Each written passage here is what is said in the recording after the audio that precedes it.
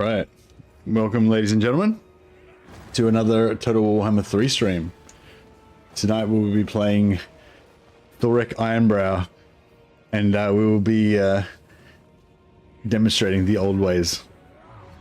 So Thorek is, yeah, sorry, I'm a little bit late today. I got caught up with a bit of a chat with Mrs. Mercy, but it's all resolved now. Yeah, so Thorek Ironbrow, he's, you can look up his wiki page as I just did to get a little refresher on Thorek Ironbrow. I have looked up his wiki page before. I haven't come across him in any of the novels that I've read, actually. I only know about him through Warhammer Total War. But yeah, he's a bit of a traditionalist dwarf who exemplifies the old ways. He's not into these newfangled runes that the young whippersnapper runesmiths are using these days. He doesn't follow the trendy runes that are going around. He sticks with the good old runes. But he's also one of the most prolific runesmiths, apparently, according to the wiki, providing a lot of the runic weapons and armor that goes to the frontier towns and everything to hold the dwarfish empire afloat. So yeah, I just wanted to do like a non-challenge campaign, just a regular campaign, just because we did last one was a bit of a challenge campaign, so I thought this one will just do a regular campaign. Don't really care about end-game scenario, but I'll just get rid of the Wild Hunt and a Grudge Too Far, because I don't really want to be, I like the evil races to be the ones that, that do the end times. I don't really like the good races to do it. But yeah, I'm not really worried about the end game. If it comes up, it comes up, but yeah, I'm not really worried about it. All right, cool. And yeah, so we're playing Thorek.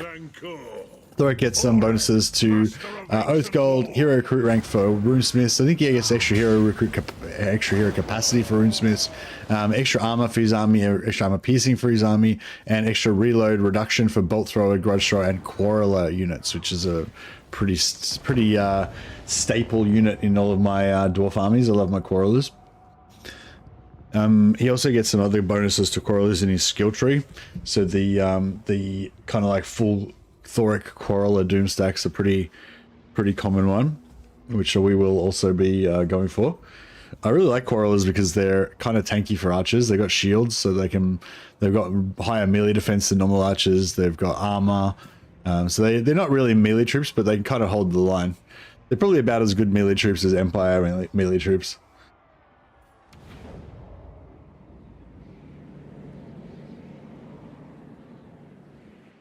In King Cazador's name, I will unearth the lost relics of our ancestors and bring glory to the Dowie once more. Thorek, the hardest and the strongest. Yeah, Thorek's probably the most powerful overall Dwarf Lord. I don't know, I feel like Belegar is quite strong. Belegar comes out strong because his hero stack at the start. Once you get and it's pretty easy to get your Iron Warden's tankards. But I think Thorek kind of, I don't know, Thorek's pretty good.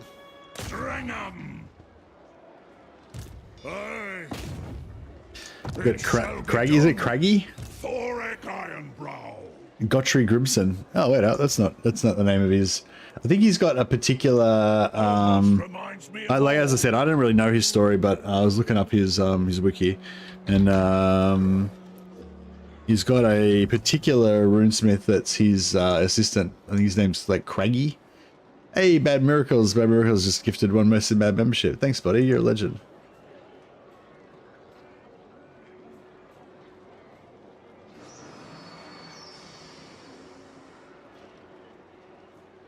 Yeah, Craggy. Oh, he's got his faithful Anvil Guards, Dalrek and Unson Grimsborn, and 3 runesmiths apprentices, Grimlock, Grudson, and Borry. That's apparently some characters from Thorek's story. His assistant's in his followers section. Oh, that's right. I thought I'd seen it somewhere. Yeah, Craggy, assistant at the forge. All right, cool. Well, I guess we don't need to rename his runesmith then. Yeah, Craggy's the name of his follower. But yeah, I think Craggy's his like apprentice in the lore. Gottry Grimson. Alright, well. Our one's gonna be called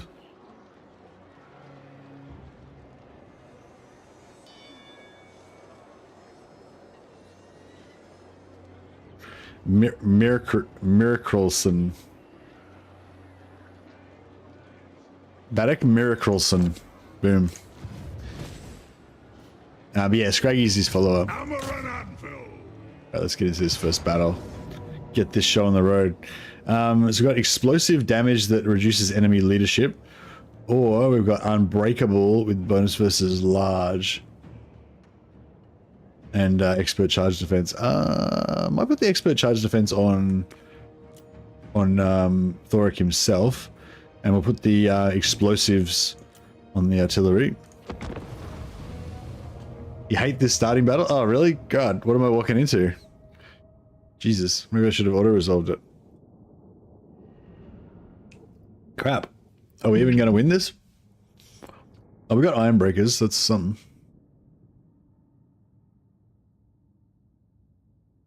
You can auto-resolve the first battle? Yeah, maybe I should have auto-resolved the first battle.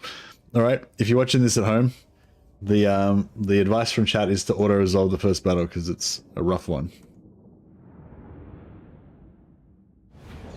Well, that yeah, that ship sailed, so we're gonna have to fight it now.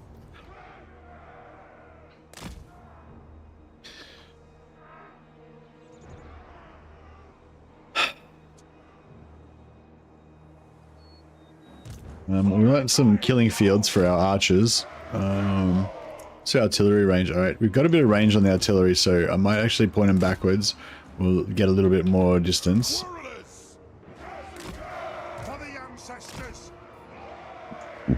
Excuse me. We'll put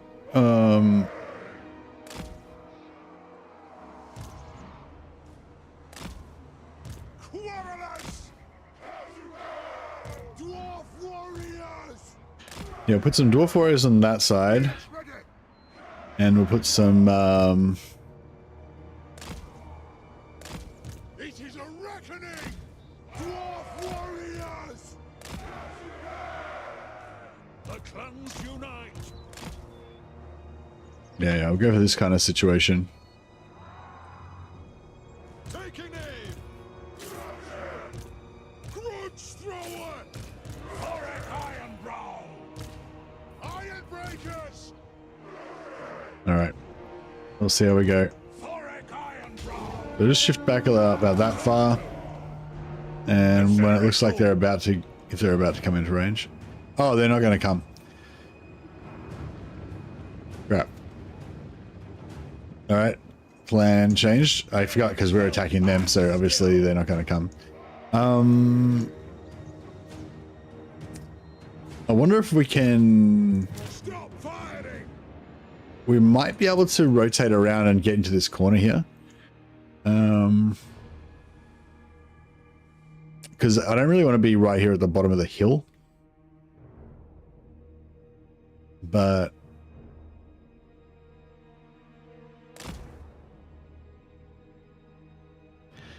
I guess we're not really at the bottom of the... I wish we had that.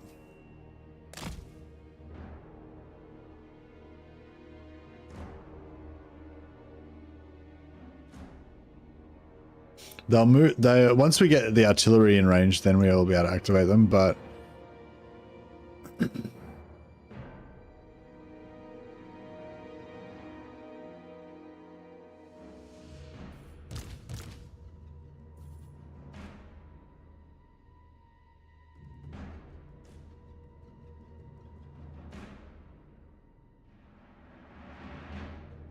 this forest on the flank here is not that awesome.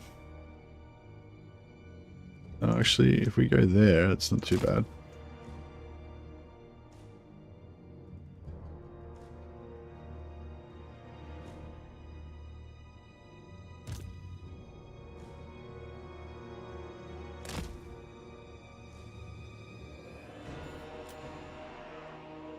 Killers! Blow through! For Grimnir! For the High King! Blow through! For the Karazantor! Come on! Quarrelers! Nothing can stop us!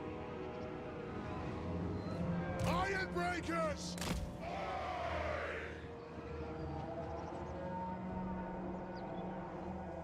Oh, they can get. Oh shit, they can get right around it. So much for that.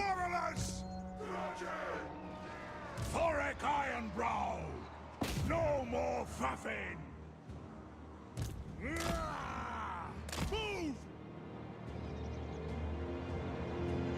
Fire on the earth! Fuck. Thanks, Supertramp. Wrong is well! Strike the runes! For the ancestors! Dwarf warriors! Attack! Go through! Fight! War of vengeance!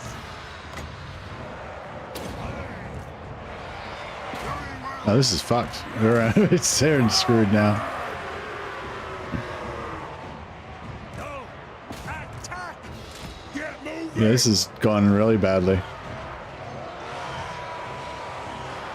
Gone wrong! Long beard! We are relentless! The runes glow! The runes are cast! Have at them! Show us the target, Lord! Warriors! Let the vengeance begin! Warriors! Go! Vengeance! Move now! Fire on the foe! Thorek Ironbrow! Hearth and home! Oh, fuck off. Understood, Lord! Right!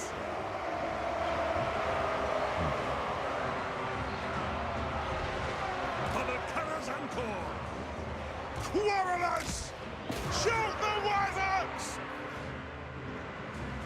For the ancestor gods! Warriors! Will of iron! This is bad. Hey! Pursuit! Ah! Pick your targets well! Go! Dwarf warriors! They have wronged us! What? Yes?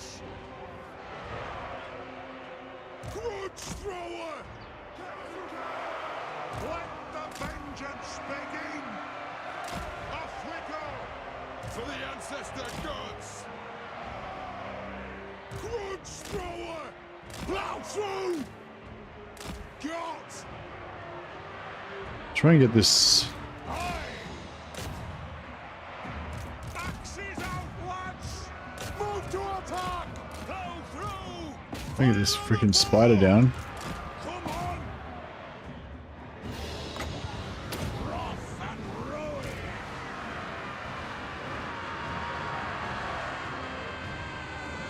We demand blood! Just don't want to lose the rest of my They have wronged us! To attack! Take him down! Strike out! Grudge thrower! Alright, it's starting to turn around a little bit. Warriors!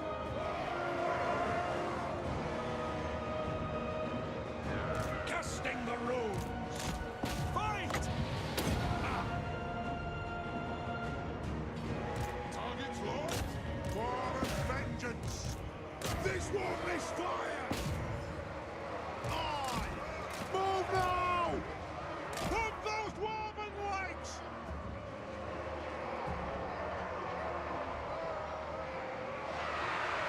Yeah, this battle's. I was going into this battle very relaxed, thinking, oh yeah, whatever, first battle, no worries. We'll just cruise into this battle. You know, I'll keep doing my intro, just keep chatting through it, and then it's like, oh my god, oh my god, it's a nightmare. But no, I think we're alright. Slay the oath breakers! Dwarf warriors! Grudge thrower! Stop! For the ancestors! Drag them! Those satchel charges are pretty good, aren't they? Pass through! Move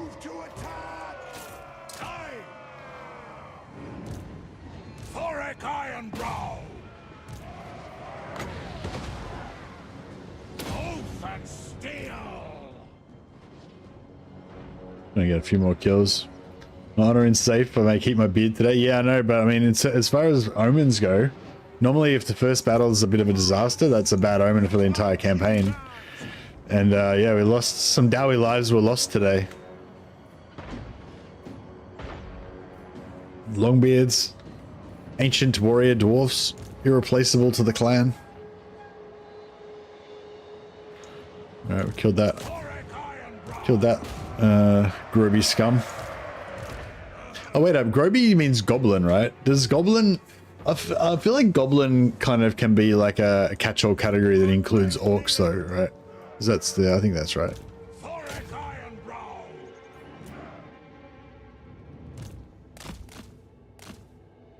Didn't lose any of our grudge throwers. Although sometimes do you... Like, I might have not lost any of my actual grudge throwers, but I lost a bunch of my dudes. I lost more than a quarter. So I wonder if, because I lost so many... Well, I potentially might have lost more than a quarter. I don't know how many there normally is, but yeah, I wonder if we'll actually only have 3 grudge throwers after the battle.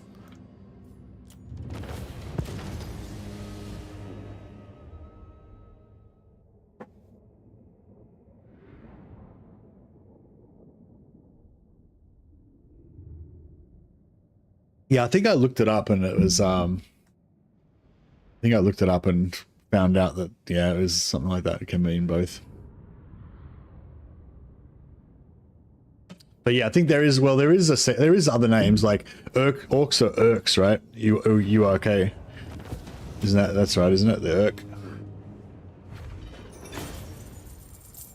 But I think, yeah, I think Urk means specifically means orc, but Groby means Dream's goblin, but it could mean all, you know, goblinoids, greenskins as well, I think. All right, so normally I take Oath Gold, but we are going to be in our home territory for 1 turn, so I could take this and we could get plus 20. Ungram always says Urk. Yeah, nice. We could take this and get growth plus 20 for 1 turn. That could be good. Or 24 Oath Gold. I'm torn.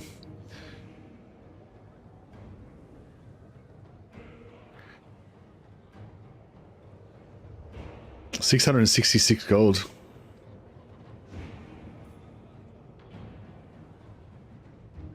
How much money we got? We got heaps of money.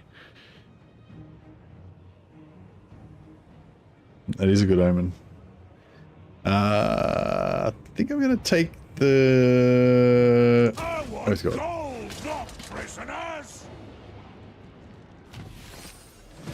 Growth is a lot better now than it used to be, I feel like, yeah. Thorek Ironbrow.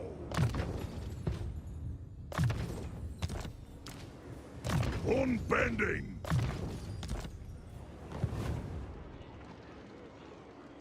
Runriki.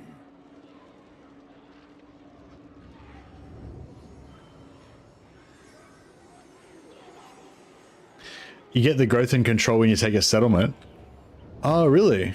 Like as it's like it's built into the occupier. So apparently we can auto resolve this as well. But I feel like we need to get our honor back after that last fight.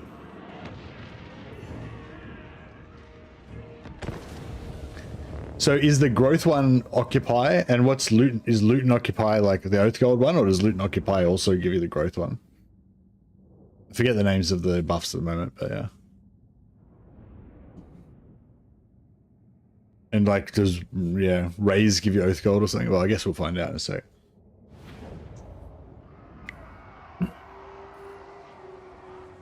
Desert. Now we've come to the edge of the forest already. Now we're in the desert. Right, I think we'll set up over here. We'll come at them from the trees like a bunch of jungle elves. They'll never know what happened. They'll never know what hit them.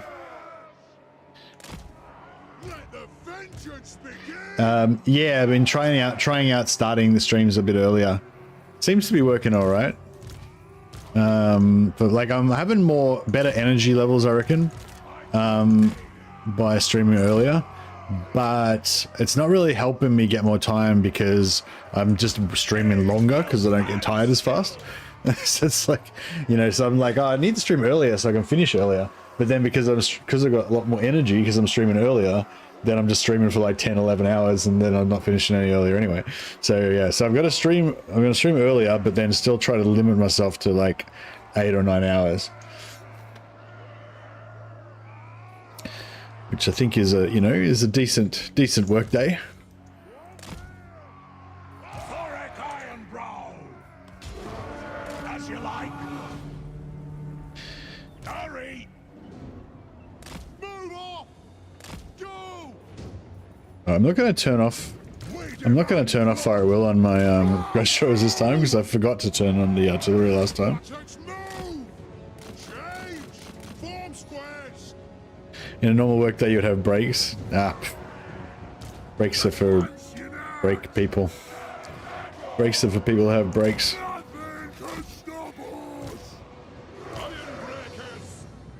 Put those dwarven legs! Move now! Thorek Ironbrow!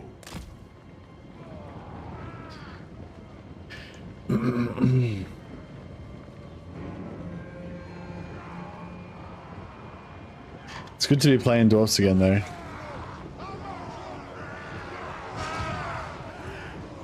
The throng has been mustered. I didn't realize they had yellow shields. It's pretty cool.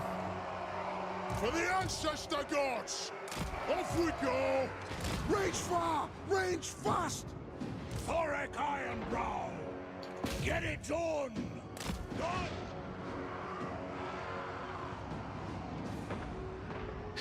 What's the quickest way to get tankards with Thorek?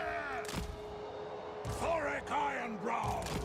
Casting the room! Actually, how long does it take to get Karag Azul? Is there a turn limit or is it like a certain number of settlements? I'll have a look and see if we've got a quest for it or not. Taking aim! Dwarf warriors! Move now! What ancestor gods? Any ancestor gods? Shoot the wizards! Rune of smiting upon them!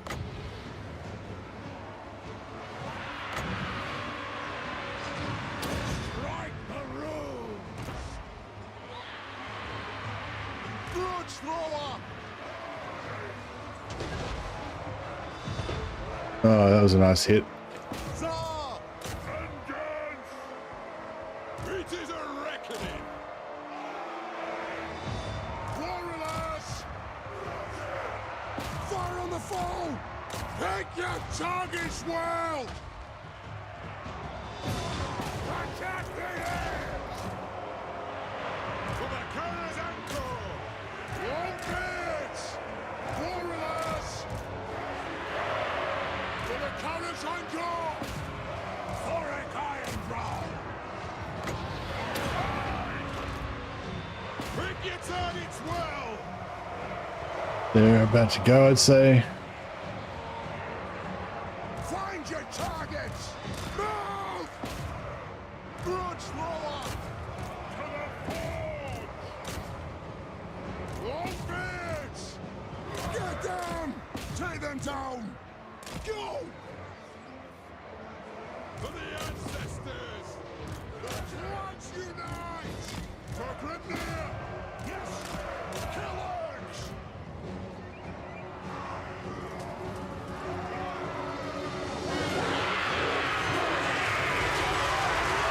I mean, look at that. Barely a backward step. Come ahead, Grubby. The next kill is ours! Nothing can stop us! Dwarf warriors! Thorek Ironbrow! Longbeards! For the High King! Take them down! There we go. Whew. For the Karazanko!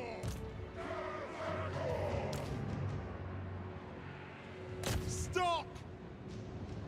Quarrelers! Pick your targets well! Grumney's well! They All right, nice. Love some dwarfs. Yeah, I like some dwarfs as well. Be nice to there's some muse today. No comment.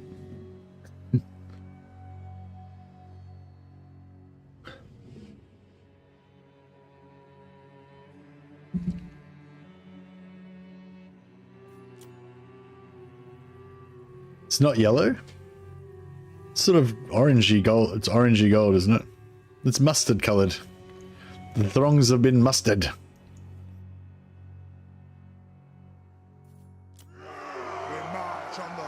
Look at these proud Dowie warriors. I see oath breakers everywhere. Nice. All right. Well, I think it worked out in the end. Yeah, it's like a golden orange kind of color.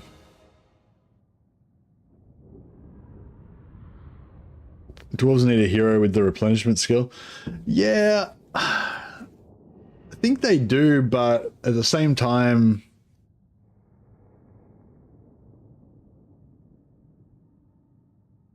I don't know. I feel like for me, I'd rather if the dwarfs didn't have a hero with the replenishment skill and instead they were able to get post-battle replenishment. But I don't, but like that's what I would enjoy more in the game. But I think in terms of theme and everything, like I don't know, like I think the dwarves and the elves, it'd be cool if they did have that like dwindling population kind of theme. They kind of do in that they have, I think the elves have smaller infantry units than Empire at least. I think the dwarfs do too.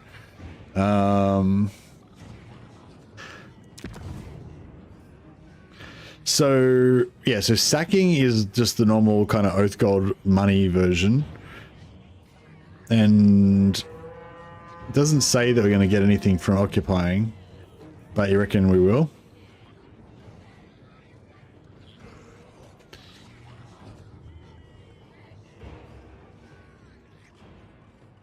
Have we got enough we've probably got enough movement to sack it and then also occupy it, hey?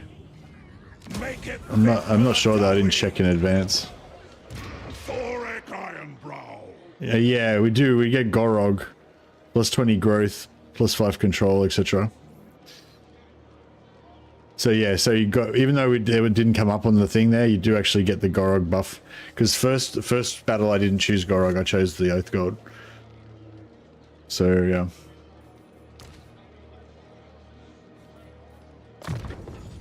Yeah, no, I've been told that before, but I'd forgotten, obviously, and yeah. I can confirm that you do, in fact, get Gorog when you occupy. I wonder if you get it when you loot and occupy as well.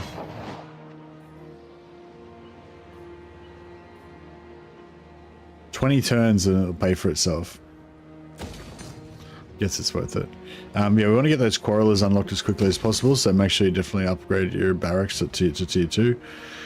And I guess we want growth. You go growth going ASAP. I do like money also.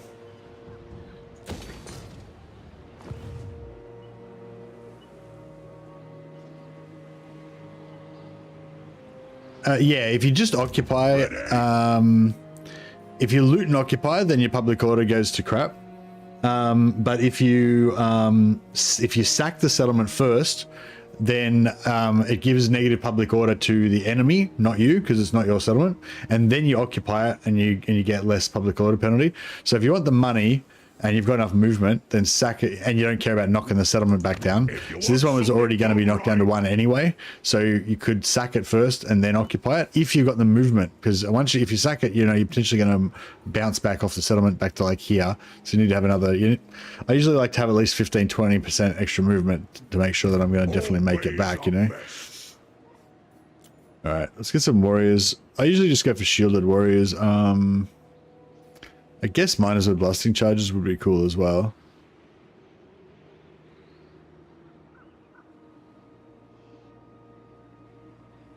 But we're not really into that newfangled technology. So shield and axe was good enough for our ancestors. It's good enough for us. See, now I've got not enough money. You can just afford a Rune Lord. Do I want a speedy Rune Lord or a poison Rune Lord? Do Rune Lords get any... Is poison good? I think it is. Although fleet-footed would be not too bad as well. I know neither one of these are my favorites, but both are right. Yeah, they don't... Runesmiths don't get any contact effects on their weapons or anything, do they? That's an AoE. That's an AoE. Yeah, no, that's fine. You always try to make a meme lord and make him as fast as possible, yeah. Rune Lord of Karag. Good call, good call. Hey, Andrew Jones. Should be able to punch siege walls. That'll be good. Okay, so there's a sort of three ways that I normally go with dwarfs. I either go for growth first, so that'll be heavy cornerstones and autonomy of the holds. Depending on what which dwarf faction you're playing and where your start position is. If you think you're going to control the whole settlement and be able to hold it reliably, then go for autonomy first because it gives you 15 extra, whereas heavy cornerstones only gives you plus 10. If you're not sure you're going to be able to hold your entirety of your whole home province the whole time, then you just go for cornerstones. So the growth way is one way. The other way I go is military, which would be I go for levy missiles, then missile damage, then volley fire. The other way is actually, I guess there's two different ways for diplomacy. The other way is a diplomacy. You can either go Confederation diplomacy, so you basically want a beeline down here until you get plus 10 relations with dwarves, plus 20 relation with dwarves. It's not as important anymore though, because you can use other stuff to get positive relations with the dwarves, but that's cool, and it also gives you the global control, which is actually really handy. Or the other way you can go is dwarven diplomats plus 10 relations, and then dwarven emissaries plus 20. Thorek is rushed to play for lizard men because Krokar is scary. Okay, can we? This night. He can't really do anything with him. Oh, we can go to war with these rat dudes. Where are they at?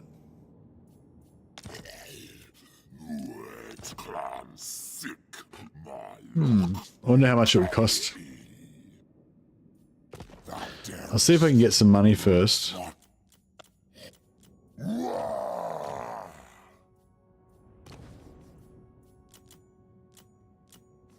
My will. I hunt. Mortals, thou hast trespassed. Thy word, so be it.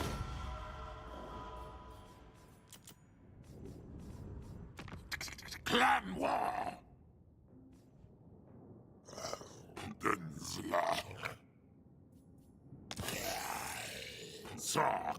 It's better to leave Krokar alone so he can become a buffer for Karos. Leave him alone as in don't kill him, or you mean don't ally with him?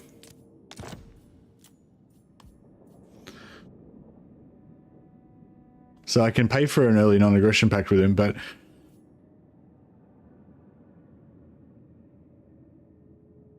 get the relic too. Yeah. Oh yeah, true. Yeah, we need to do that, don't we?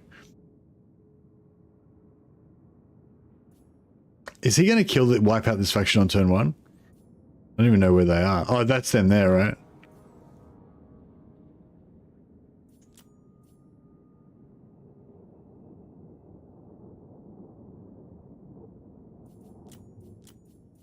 Yeah, we'll wait. Wait a little bit.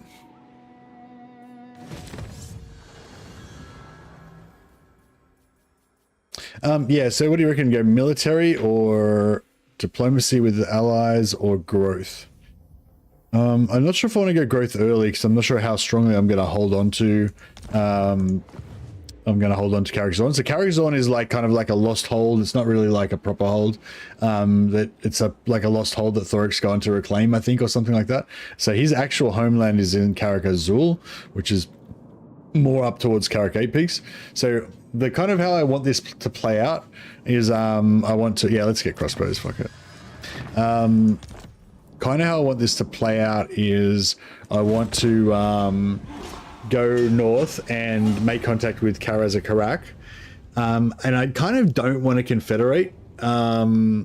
I don't know, if I'm playing as Thorgrim, then I don't mind confederating because he's the king of the dwarves, but I feel like when I'm not playing as Thorgrim, I don't really like confederating.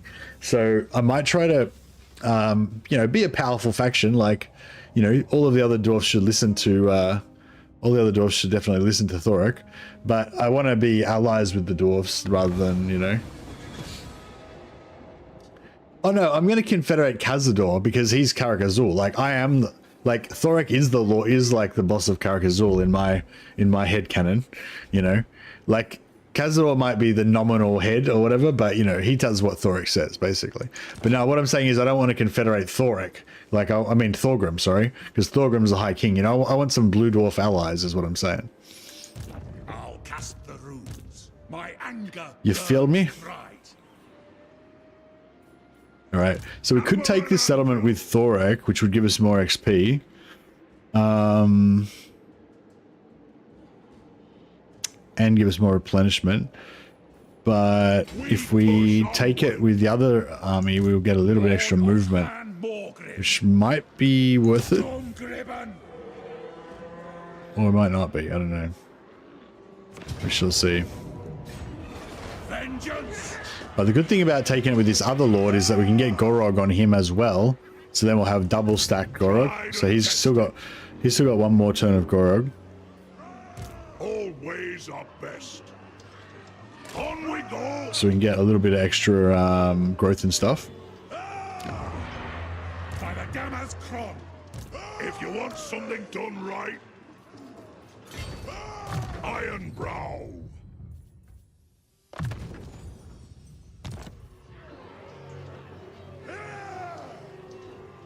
Songni!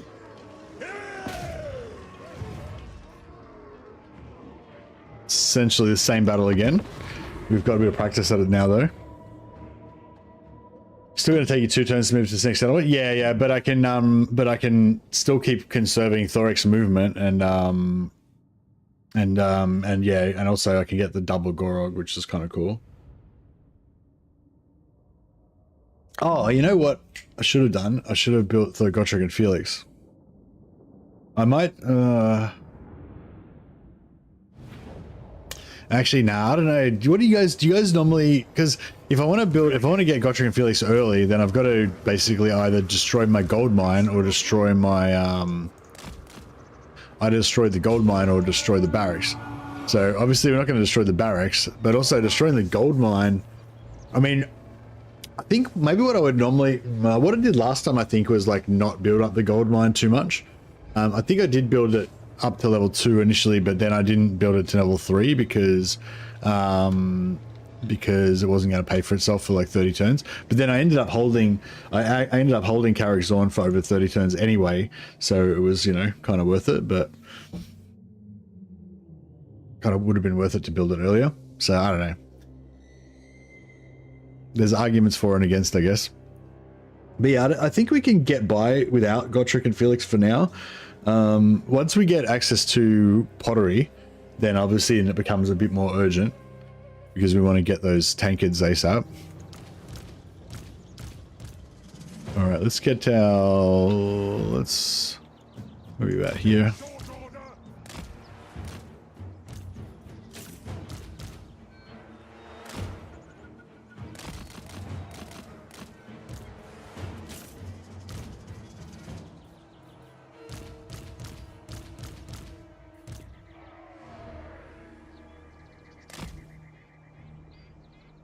What's the range on this thing?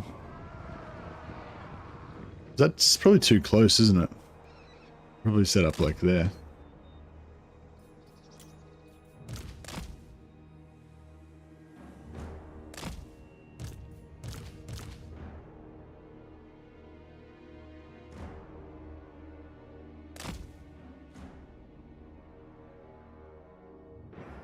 Yeah, blasting. I was thinking about blasting charges.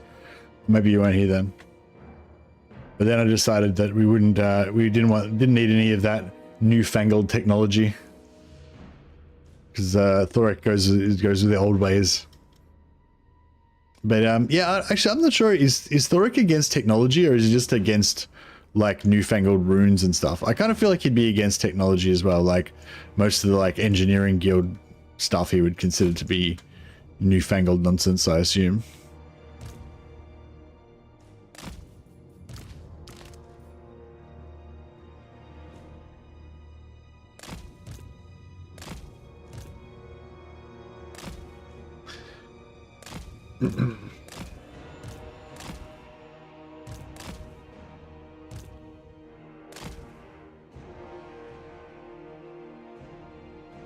You thought he was against all new tech, all the cannons and stuff, but not the blasting charges. Is blasting charges not new tech? No, he doesn't. Or no, is it because no dwarf can be against anything that's to do with mining? Thorek's a good old dwarf, so he's not against mining. Tints a bit more.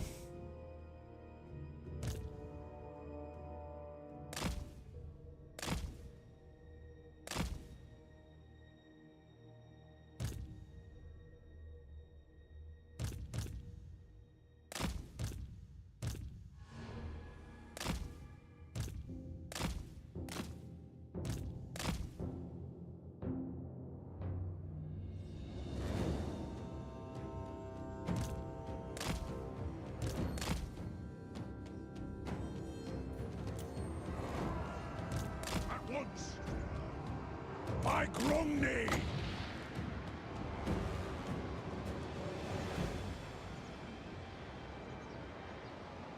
Hearth and home!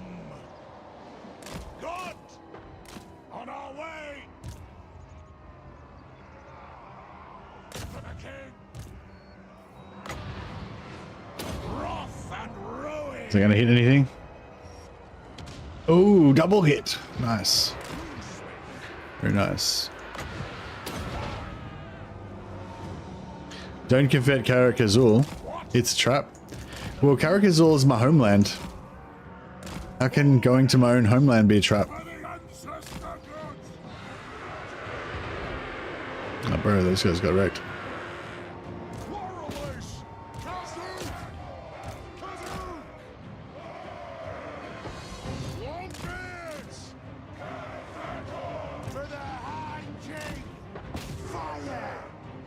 Master of runecraft! Dwarf warriors! For the ancestors! They have wronged us! Strike out! Go! Ready! To the forge! It is an order! Casting the runes! Axes out! We demand blood! Charge! Grudge thrower! Yes, yes! Take your targets well! It is a reckoning! Aye! Oath and steel!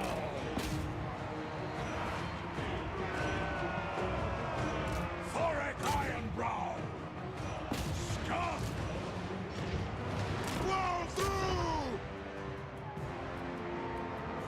Yeah, but I mean, I want to get Karag Azul though, because I want to get Cazador Dragon Slayer, Methane, get Methane happening. Yes! Accident! Iron will! Oh, dead I'll get to! Killers! Take them down! Will do!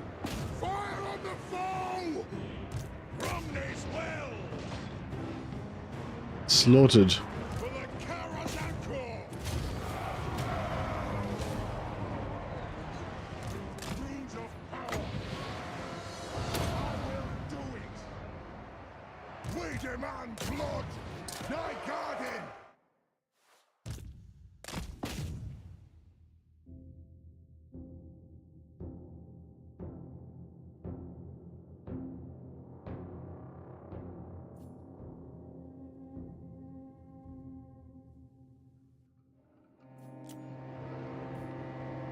Alright, I think our work here is done. Alright, we had a bit of a rough first battle, but I think we've rallied now.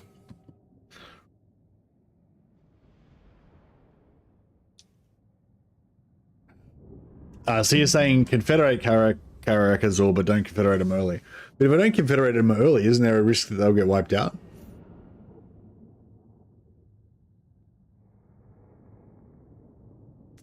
We could always confederate Karag Azul and then sell it to... Well, no, we might not be able to. We could just try to sell it to Thorgrim.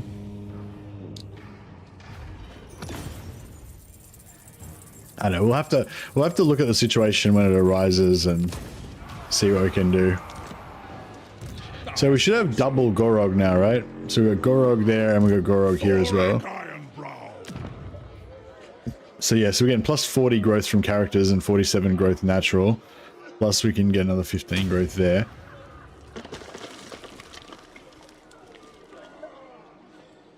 Do as you must, indeed. Indeed we shall. Yeah, so we can we push onward.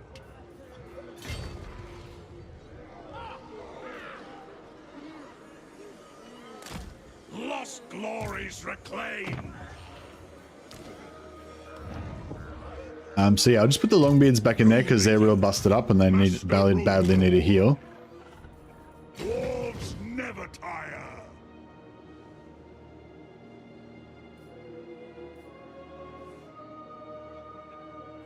One more grudge avenged. We'll get a little bit of movement. Get a little bit of extra movement up there.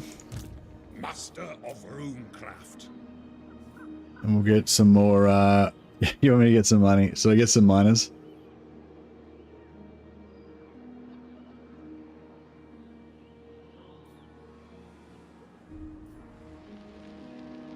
Some miners would be nice.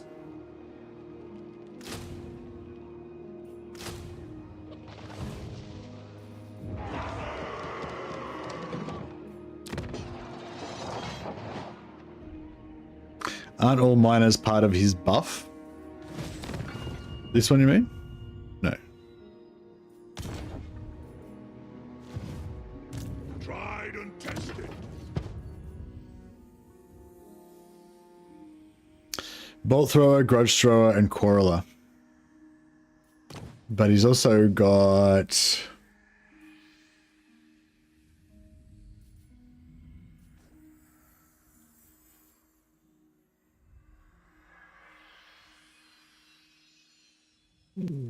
grudge thrower, quarreler, bolt thrower.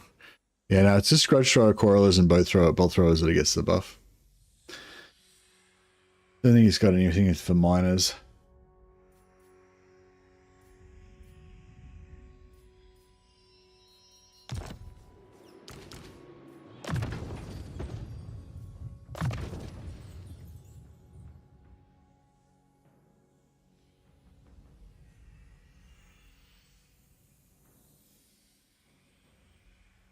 Alright, let's see.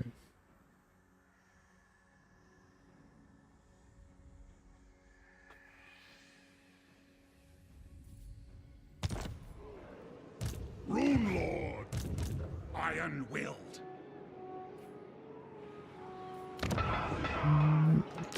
Yeah, do the Thanes give extra ammo for blasting charges like they do for iron breakers? Crow, you sick eye. 736. Ouch. Still, they've still got 2 regions left. We'll move it longer. He's still heading towards positive relations because we're beating up Arachnos as well. So Address me as your highness. Numas, we don't really need to be friends with them. They wouldn't give us much money for it anyway, but they 200. A fortuitous omen. We should take 400 gold. Yeah, I don't know. I don't think it's worth it really because it's don't want to antagonize Cetra necessarily. Fine. This now. Unnecessarily, I mean. Alright, should we go for Dwarf Lords? Victory for the old ways. What lords have we got? Rungni Lord is always good. Yeah, I do like to get my lords going, but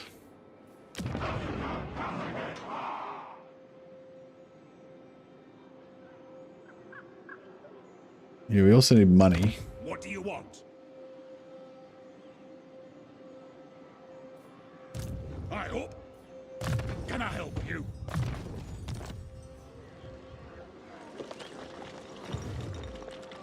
We honor the ancestors. I would like to get a dwarf thane, but a dwarf lord, but turn 2 and still in the green. I know.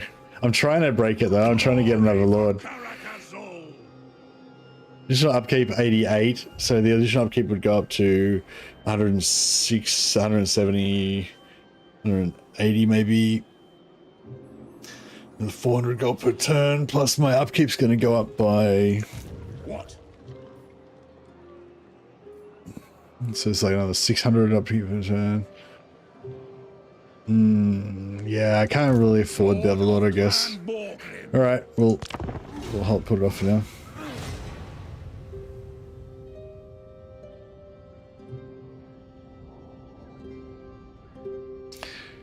Oh, you know what I should have done? I should have maybe changed to recruit stance so we could get 3 quarrelers this turn if we got the money. I'm not sure. Yeah, turn 2 should change to local recruiting capacity +1, because then we could have gotten 3 quarrelers instead of only 2. That would have been better.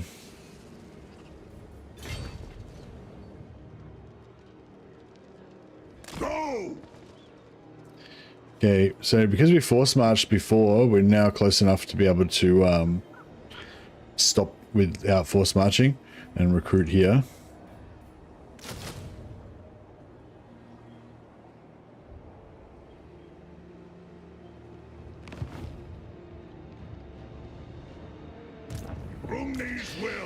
Well, we can always take Granite Massive if we can't reach Karag Orud. I'm sort of thinking we take Granite Massive first, because that way either they attack us or which is better for us because we don't have the garrison, or we then attack them but we'll have more troops, is my thinking. Nadu, casting the runes. Yes.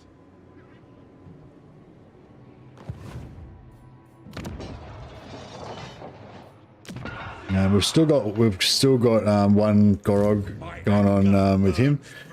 Thorek's Gorog's worn off now, but yeah, I mean we could have done Gorog the whole time, but yeah.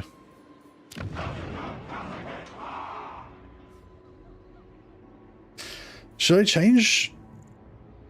I'm not sure if we'll have enough money though, that's the only thing. This Granite Massive here, is that actually a ruin? That's actually a ruin, isn't it? It's not a Skaven settlement, so I need like 2,000 gold or something to take it.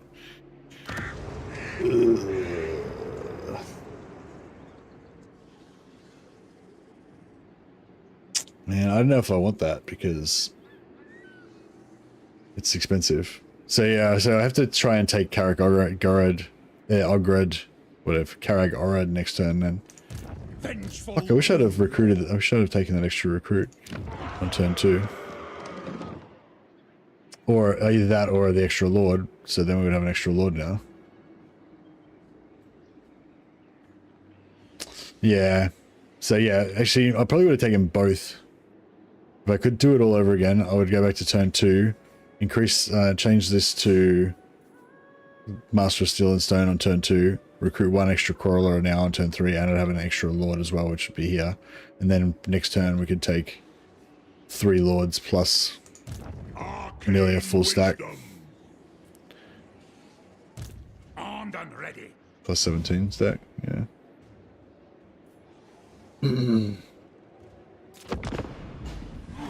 No, I'm not going to restart. I'm not like trying to say, oh, the campaign's over. We were like, I'm just trying to say, if we were going to do a perfect start to like, you know, demonstrate how to get started for other people that are new to the game or whatever. Yeah, that's what I would have done. But yeah, but I don't. I don't practice the campaigns before I play them. I just play them as it lays, you know. And if I haven't played the campaign for, you know, a few months or whatever, then I'm not going to remember every single little perfect detail, you know what I mean? But yeah, if I was going to make a perfect Thorek start guide or whatever, then that's what I would do. Turn 2, change to recruit, and recruit an extra lord. Usually bait with ambush before Karag Orud. That's gonna use us another turn though. If I like it, you know, that means I don't get the settlement this turn. Lord of Clan Morgrim, if you want something Musa reckons we can cheese it, so I'm gonna follow Musa's advice. Now Musa's saying, wait, what's going on, Musa? I was about to fucking got 30 oath gold. Oh, okay, cool, yeah. Alright, let's spend our oath gold. Good call, good call. We have any crap we can melt down? Armor of silvered steel. I might melt that down actually. I'll think about it. Get the Rune of Spite, you reckon? Yeah, I mean, I guess so. I mean, we're going to get a free one, but it's not going to be for ages. But Rune of Spite's, yeah, I mean, I can melt down this if we want to get Rune of Spite.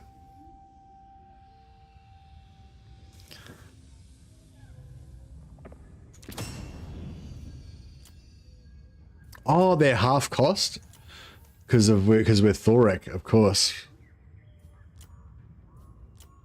Check it out, our runes are super cheap. We got 90 oath gold. Let's go shopping. So yeah, we'll grab our Rune of Spite.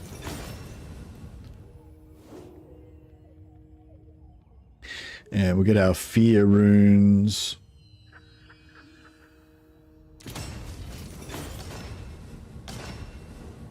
And we'll grab our banners.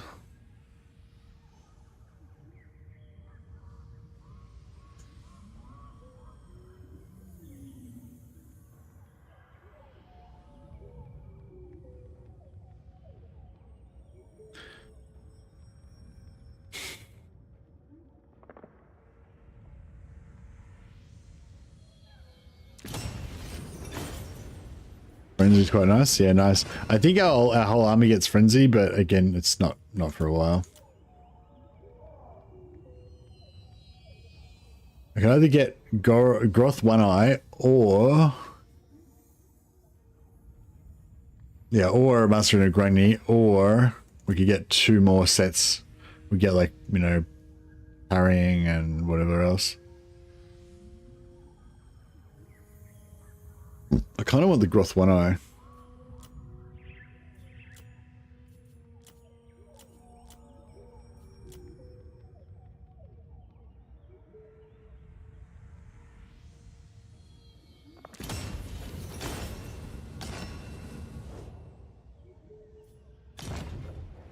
Rune Lord of Garagazol.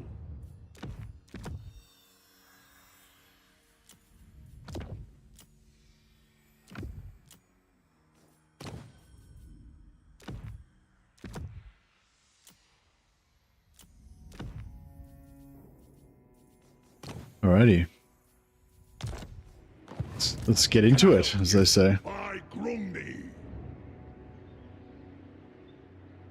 Dwarves got drip.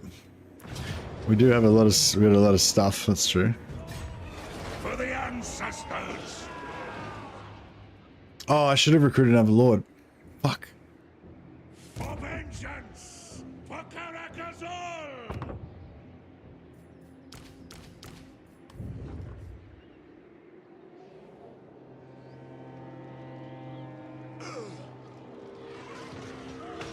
Do you reckon he'll be able to take that?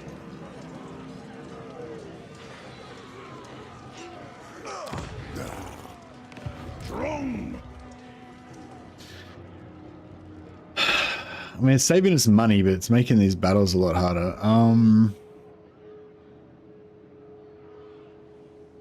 My anger burns bright.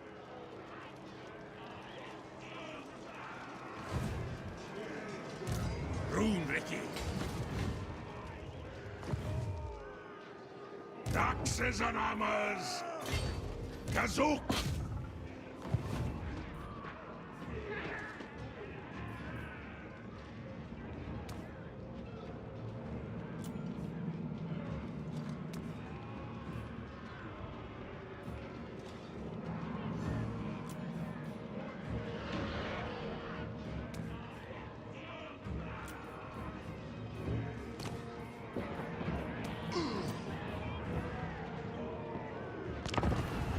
All right, let's do it. It's the cheesable settlement. Which one is it? Oh, that one. Yeah, yeah.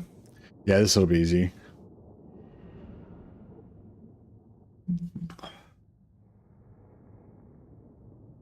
What's the cheese? I always just go left side and funnel them down the left side, and it's always an easy fight.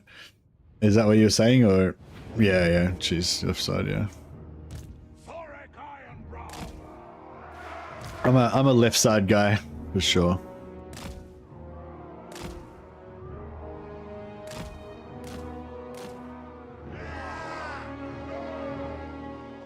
How's it rotating? So the orientation's forward, right? But then if I click it here, it orientates it sideways. How weird is that? What about if I put it like that? And it still orientates it sideways. That's so weird.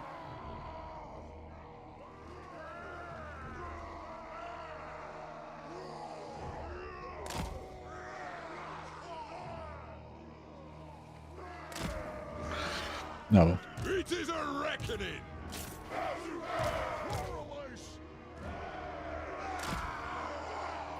This house belongs to my father's father!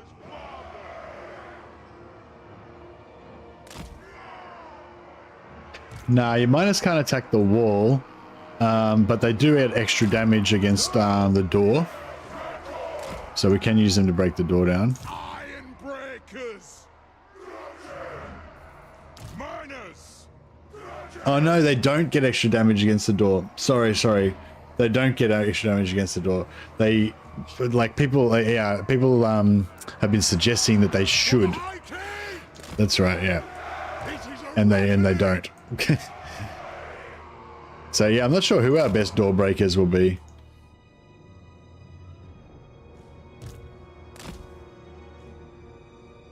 They do, it says in the tooltip, good against gates. Yeah, but if you look at the weapon strength tooltip, they don't get any bonus versus buildings. What tooltip?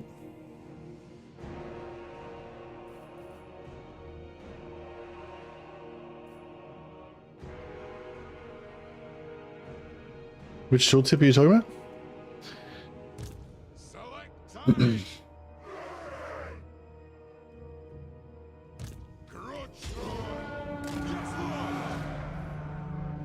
Aye! Put those dwarven legs! Take aim! Oh, alright, good against gates. Quicker at most when it comes to smashing through gates with their melee weapons. Yeah, see these green things at the top, they don't do anything. Like this is just like flavor text. It doesn't like actually do anything. But I mean, they could have a hidden bonus that is also not listed here, because this tooltip could be wrong. Like that might not actually be their damage. But this shit doesn't actually mean anything. Like that's not tied to in-game assets or anything. I think that's just written in there. Well, I'm not saying it doesn't work, but I'm saying that just because it says it there doesn't mean anything. They have wronged us.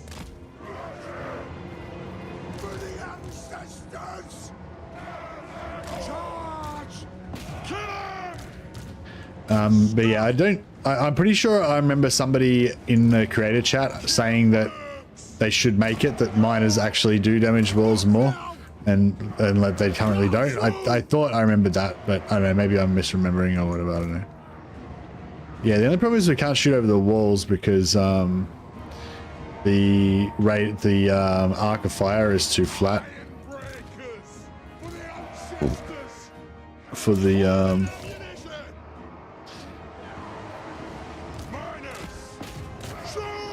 I wish we could shoot the walls, that'd be good.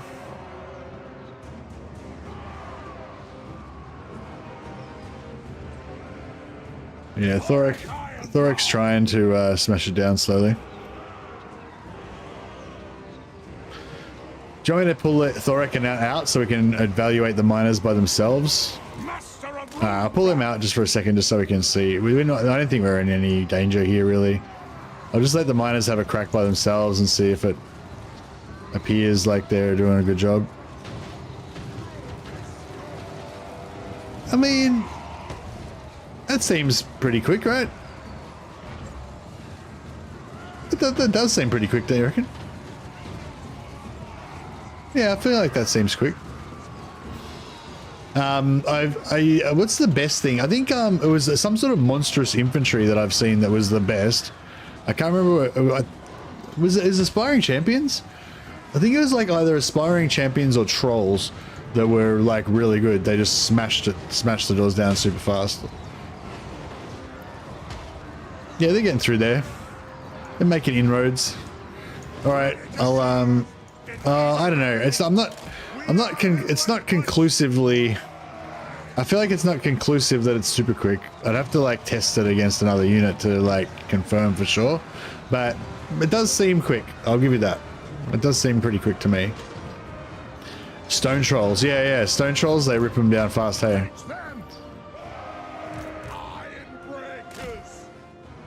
Yeah, I remember thinking there was a particular unit of monstrous infantry that just tears doors down super quick. Like they basically just charged in and like a second later the doors are down.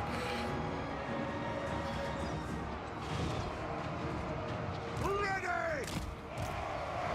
Sir! Dwarf warriors! Go!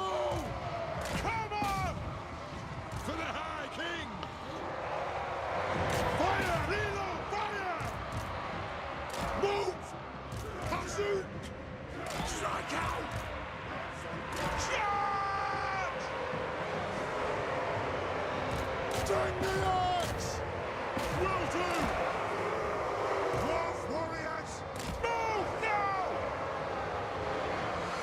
For the ancestors! Oh yeah, that was nice. They pushed out and then they wrapped around. Drain them! Can you guys do the same? Moving out! Push in. Dwarf warriors! No, we can't. Oh, that'll do. Axes out! All right, let's get the show on the road. Off and home!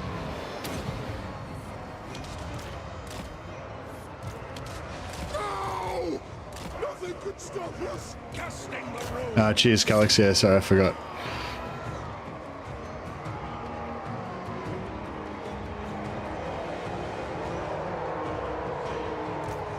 The runes are cast! Iron breakers! Charge!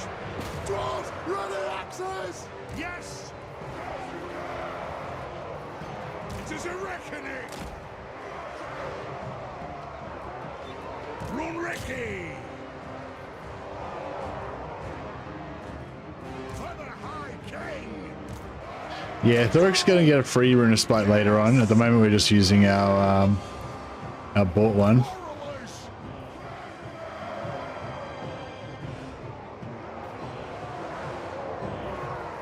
To the forge!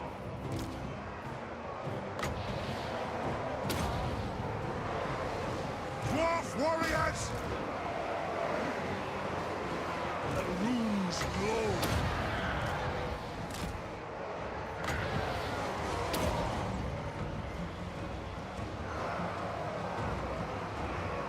It doesn't really stack, so I mean, if I've got no other, if I've got no other tanky characters, yeah, I just.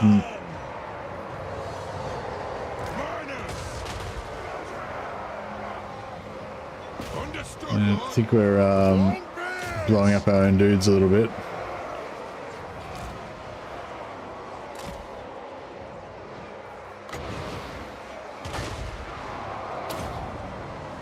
Is this thing shooting through the doorway or what?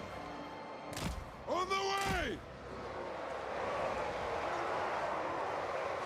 Yeah, I think our artillery fired through the doorway or something.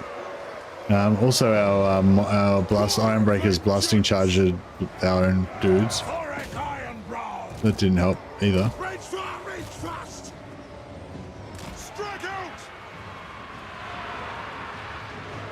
Iron breakers! Long beards! Move!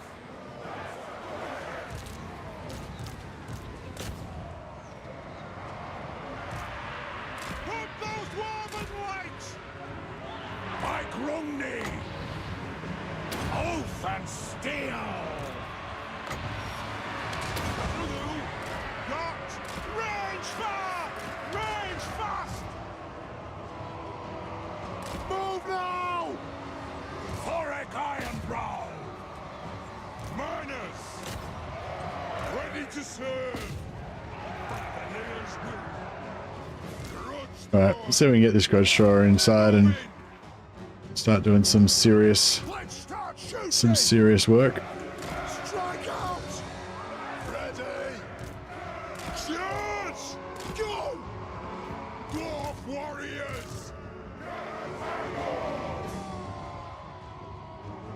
Pump those dwarven legs!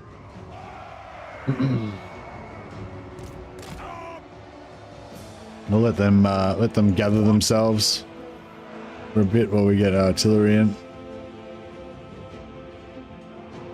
Yeah, I should have turned off the blasting charges, but I didn't. Yeah, I don't know. I thought they wouldn't fire because normally when you're obstructed, you don't fire, but I guess they weren't fully obstructed. Put those dwarven lads! Strike out! Dwarf warriors! Pump those dwarven legs! Range far! Range fast! Move! Move! Castle! Plow through! Go! What?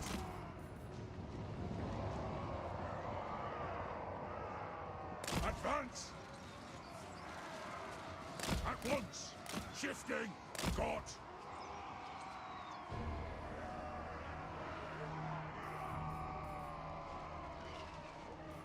Grudge thrower! Off we go! Move now!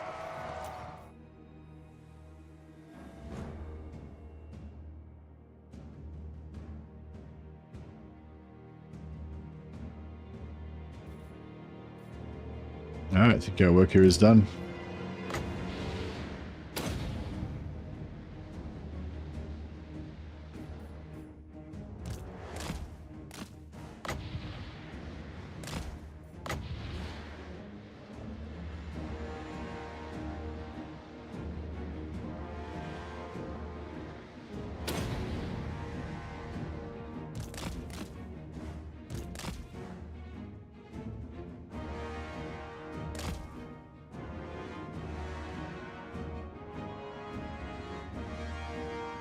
Free engineer or free Thane. That'd be good.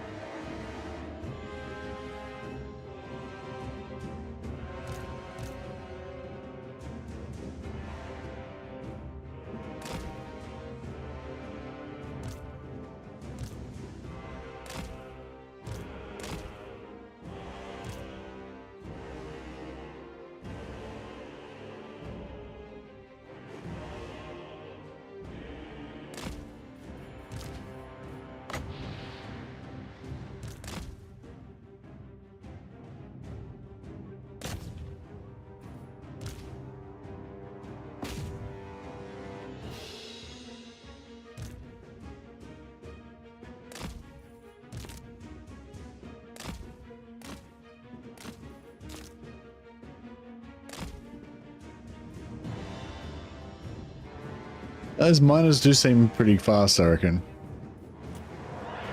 By the layer's will! Take aim! Strike the runes! The anvil's might!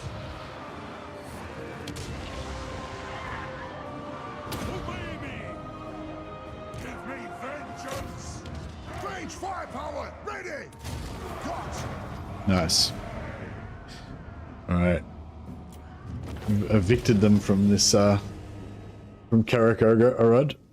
So is Karag Orud, is that an orc name or a dwarf name? We need to like rename the whole any holds that have got the incorrect names. We need to rename them back to their proper dwarfish names.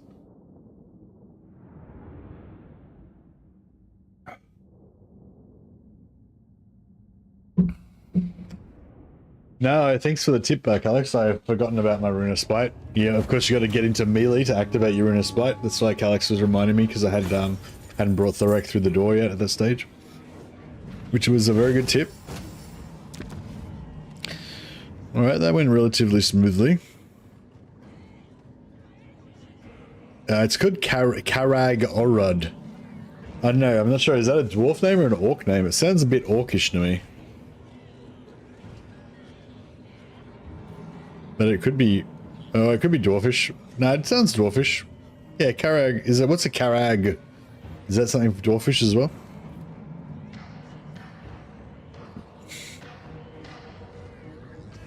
This'll do for starters.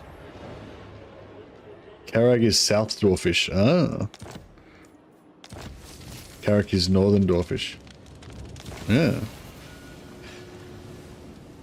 A Karag is a volcano or a barren mountain in Khazalid. Nice. Means mountain. Such a fine gem. So yeah, so you can see it was originally a dwarf hold, but it's got this like filthy greenskin iconography on it. So we'll need to put our engineers to work to clean that up. I wish that I wish they had it so that like maybe it starts off like this, but if I level it up to tier 2, then it would you know, go away and go back to being dwarfish. Or once you've after a certain number of turns or something, it would get cleaned up. That'd be really cool.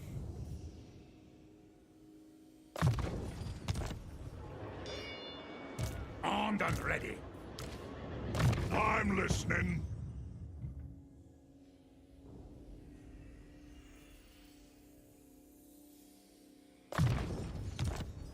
Might be mods that do that. Yeah, hopefully one day if there isn't already. Yeah, I think I'm just going to focus on our Quarrelers early game. I think that's a solid choice with Thorek, because he gets so many bonuses with his Quarrelers.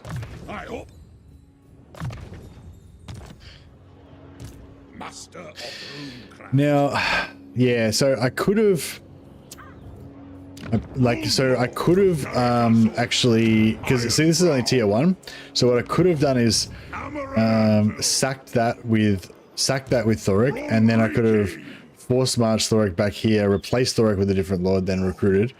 Or if this guy had been a tiny bit closer, then he would have been able to force march back here and we'd be able to do it. But as it is, we can't quite. I think the same thing happened to me last time as well. Whereas, but if we'd had that third lord, we could have left him there and recruited. But so it goes.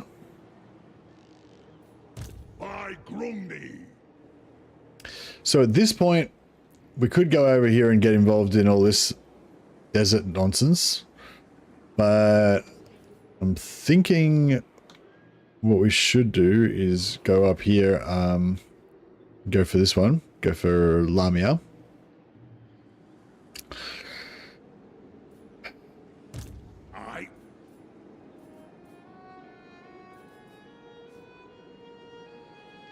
Yeah, I wish there was some way I could get across that border. We're so close, but...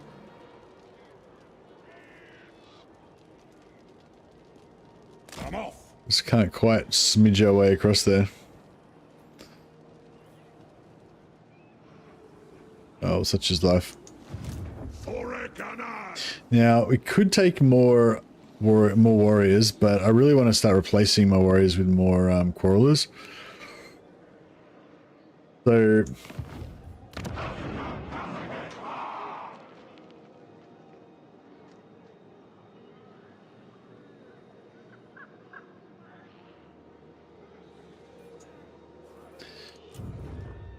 yeah, I think I'm going to recruit a lord here.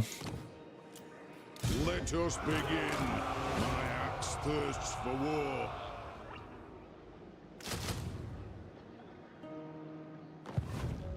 Time for a reckoning. But yeah, it's unfortunate because this unit of quarrelers is going to be like...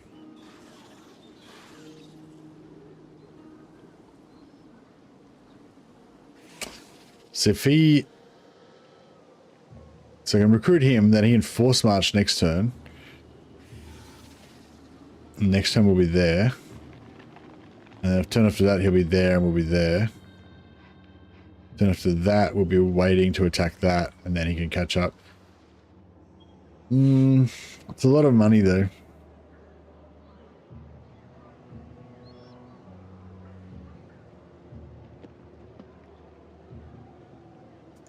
For the wisdom of Valea. Yeah, alright, we'll just leave him out for now. But I just took the I got 5% we got 5% research rate out of having him, so it all adds up. Money is power, power is truth, truth is beard, indeed.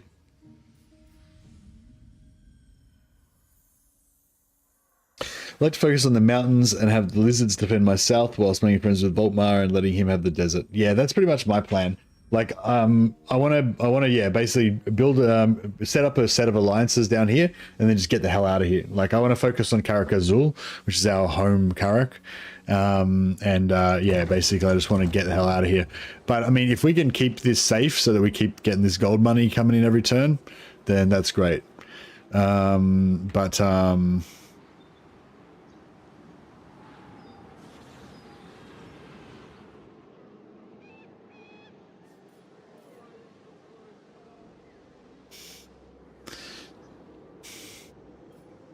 All ways are best. Dwarfs for Sigma, yeah, I don't know. Should I recruit some warriors or not?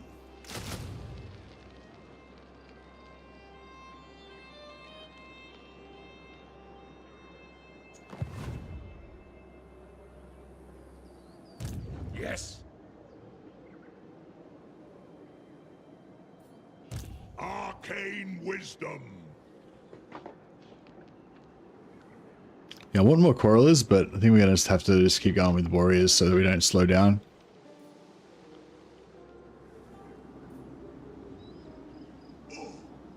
Oh yeah, how's that diplomacy going? Sarmar Gorbok, cue it.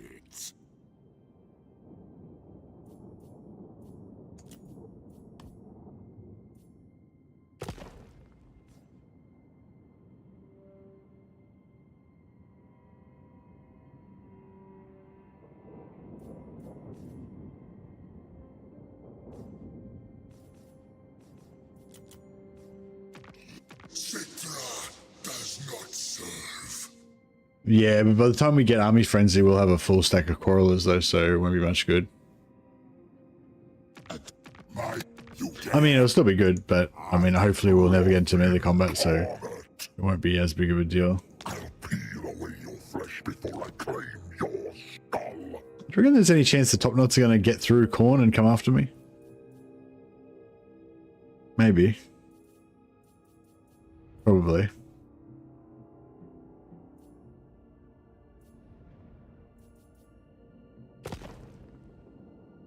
You reckon no? The Khorne does win, but I've seen the hot knots go around the side here a little bit and stuff. I don't know if they'll go. I've never seen them take this, but I've maybe seen them take this, but like take it back or come around the side here or whatever. All right, well, we're greedy, so we'll take the gold.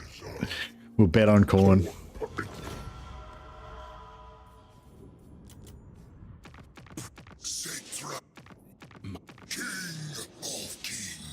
Oh, what about these dudes? Is that Necroc Brotherhood? That's these guys up here, aren't they, isn't it? Marvel at my pyramid. Know that you will never achieve such I agree.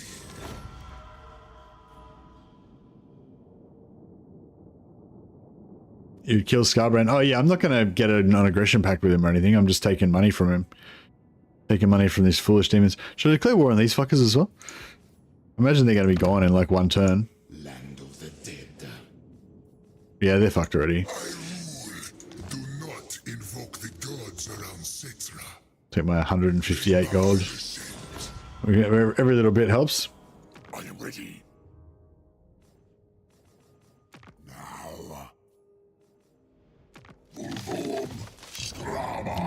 we're good.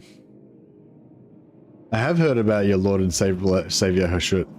He's not my Lord and Savior though. Lord of Clan Morgan. He's not our Lord and Savior.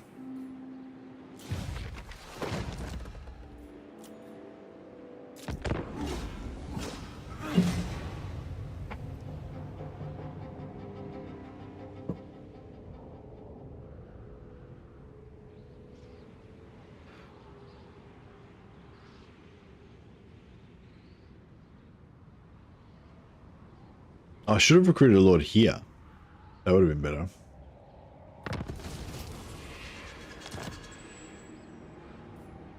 Ready?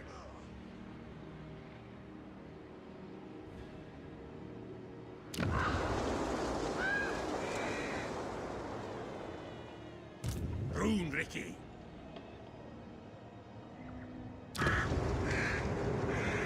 Can I help you? I suppose so.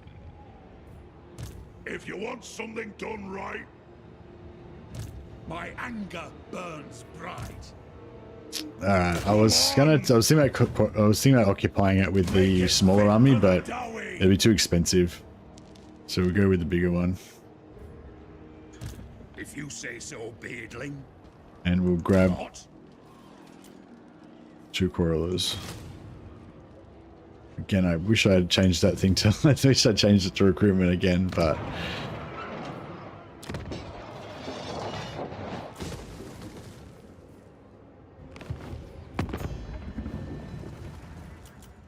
Yeah, Chaos Warriors with shields probably aren't much fun versus quarrelers.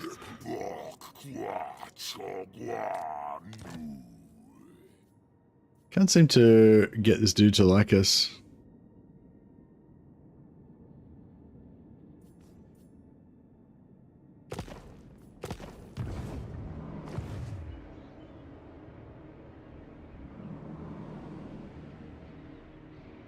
Give Scarbrand a settlement and vassalize him. Nah, this is it's the old ways.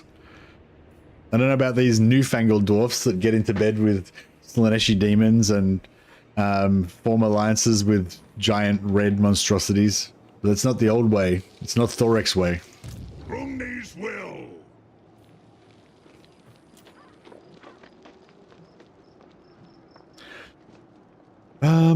I'm nervous that if I don't pay Krokgar for this non-aggression pact early, then I'll just never get it.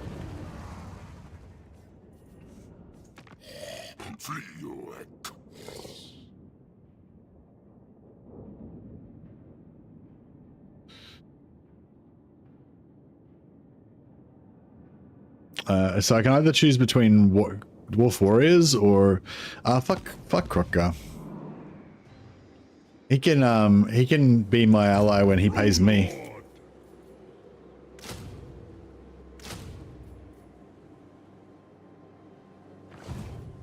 Rune Lord of Garakazol.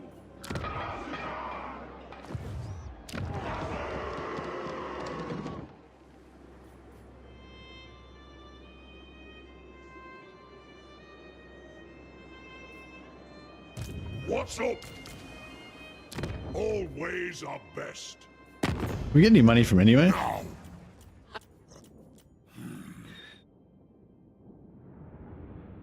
You're removing the building, won't they not complete? Oh, the warriors that I just cancelled? Yeah, good call.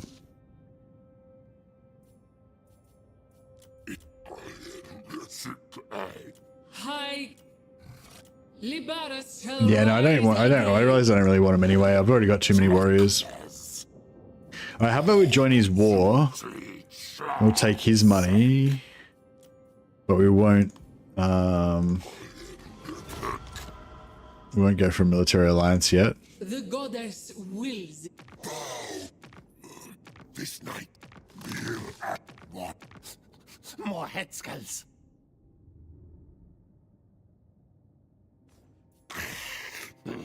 Nasty thing. I eat you unless you make pledge. I'm probably going to get into once we get the Confederation, those wars are probably going to be a pain in the butt. But if they hold off Moors, if that positive relations holds off Moors for a second or whatever, it might be good. Probably won't though. Yeah, so because I was destroying the building, those warriors wouldn't have been able to be built anyway. But that's okay. We'll take the Coralers instead and save our money.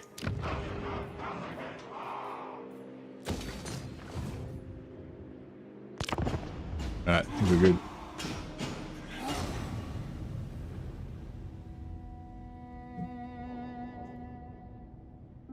I didn't know army size changed colonization cost. Yeah. Well, yeah, obviously it does.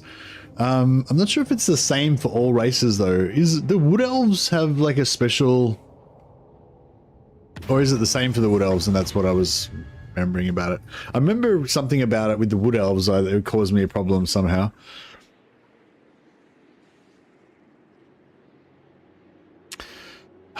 You kind of always want the growth and you always don't want the negative money, but the popular quarter is annoying. Oh yeah, that's right. The Wood Elves have a huge cost to recolonize, yeah. So you can't cheese the thunder. Indeed, the thunder of rune hammers striking anvils. The goddess She's at war with him. Alright, I'll join you in your war. What would you have of me? Against your vampiric enemies.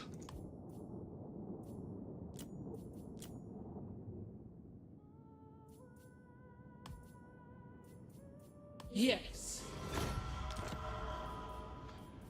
10 organ guns in your enemy? I don't know, but I'm not sure if I don't know if Thorek's into that. All this newfangled gunpowder monstrosities. Leave that to the Empire men. Vengeful Rune Lord. Drengham. Oathbound. Make them pay. Could we...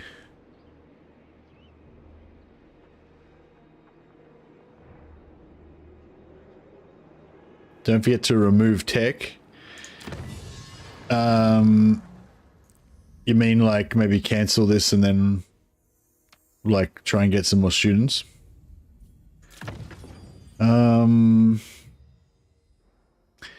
Yeah, it's like, oh yeah, it's different now. So if I just cancel the tech now, I won't get a, yeah, no, you don't, it doesn't work like that anymore, Musa. So yeah, if I, basically what it happens is you only get it if you get a level up on the turn when a technology ends. So you can still sort of cheese it, but it's not as easy. So what I could do is, I know like it's too late for this battle now, but what I could do is like cancel that technology and just start some new technology, like start this one, right? And then that one's got one turn left to go, right? So then I'll like wait till like next turn I'll probably camp here, and then the turn after I'll take Lamia. So I'll camp here at the end of the turn, and that turn then I'll reactivate the technology. So on the following turn, that tech will end. Then I take Lamia, get the level ups, you know? So you got to do it before, you got to time it for like when you're to end, when you're about to have a big fight. We could do that, although it'd be kind of nice to have the Coraler bonus for that fight, you know. I might try and do it in the future, but Master of Runecraft. oh yeah, so Malarak,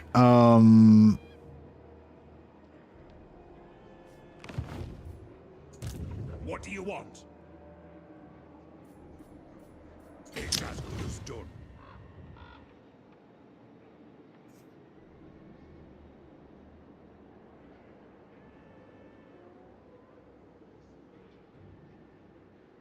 I'm leaving.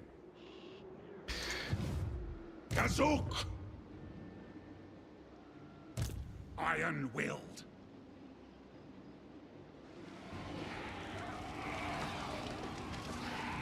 Suppose so.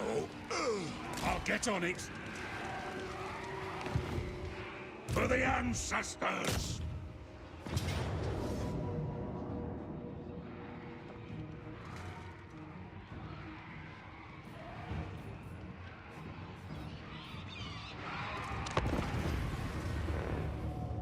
Once you get, like, later on in the campaign with the dwarfs, you used to be able to get like 500% increased, you know, technology research rate, so that everything researched in one turn, and you just like smash out all the technologies, and then, you know, all your military is a bit stronger, all your diplomacy is better, all your economy is better. You know, it all kind of adds up. But yeah, you can't do that now. But you can still, you know, try and get a little bit of extra technology. But it's really hard to remember to do it all the time, and it's really hard to like time it. Like, it's a lot of effort to go to try to calculate all the time when the best time to stop it is, and all that kind of stuff. So it's not really worth worrying about too much these days, I wouldn't think. But it's still, like, you know, something you can be aware of, I guess. We demand blood.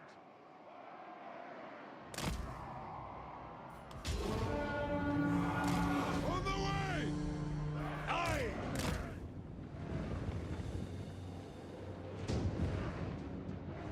Valea, bless our aid! Kazukan Katikita! Off we go!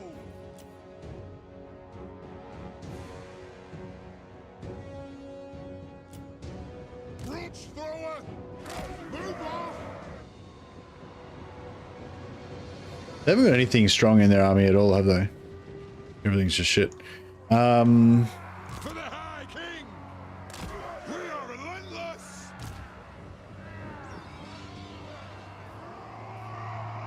Strike out! Nice! Dwarf warriors! Range far! Range fast! Pump those dwarfen legs!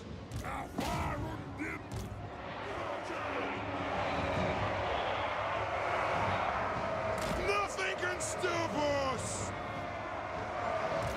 I was worried the bats were going to come over the top, but looks like we are all good with that. Oath and steel! Nice hit.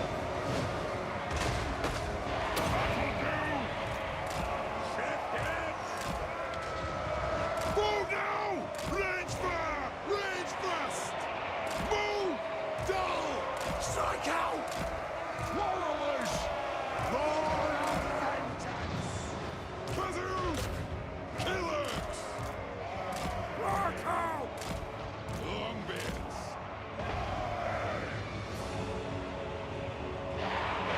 Have at them!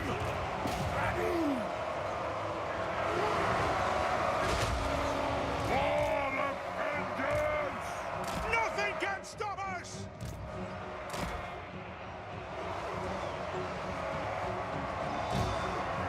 All dead I'll get him! Move! Warriors! Come on! Get moving! Yes! Kill Urds! Ready to strike!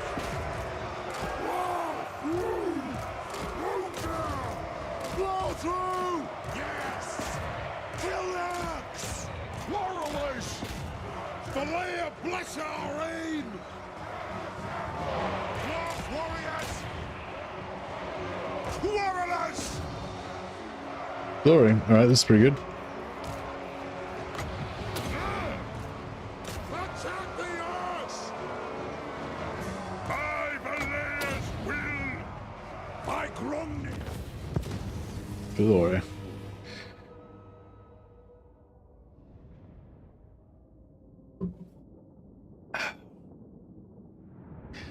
Mad Bull. Is Mad Bull because you worship Hushut?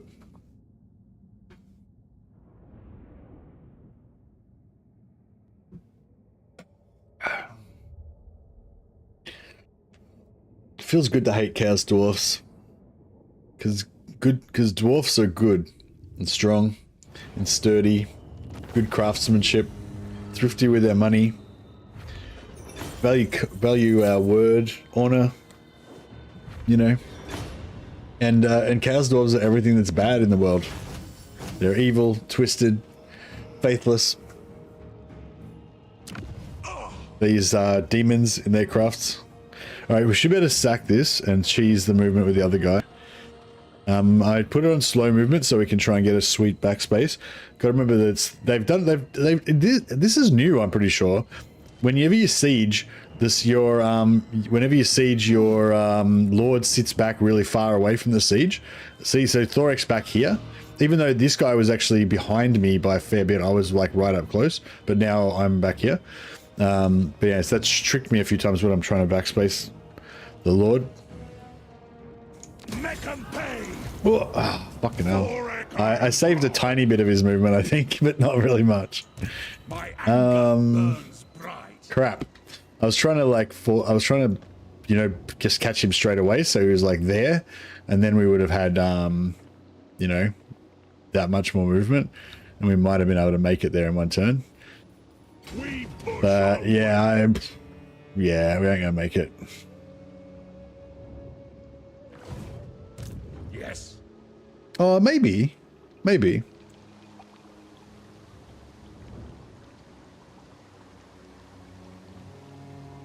Heading out.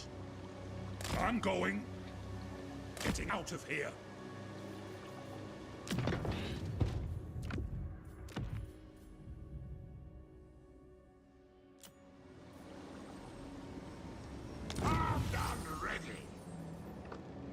I got no Grungy Lords. I do like a Valea Lord though. Minus 20% extra hero success chance, so late game, you know, the enemy heroes can't mess with you. Lord. Although I don't find I have as much problem with that nowadays as I used to. Casting the runes. And that'll actually give us the 0 movement thing, so it'll actually give us this much extra movement. So now, One more boom, we can actually make it. There is an army inside Lamia though. Lost glories reclaimed. Seeking knowledge.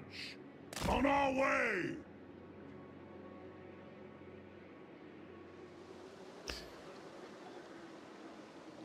Victory for the old ways. I think we might actually be in range to be able to get it. We honor the ancestors. Vengeful Rune Lord. Master of Runecraft. So Malrak we want to keep because it's part of our mountain pass area. I don't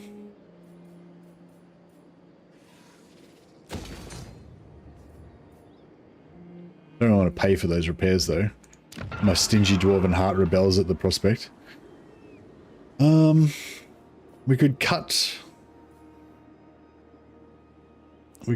income.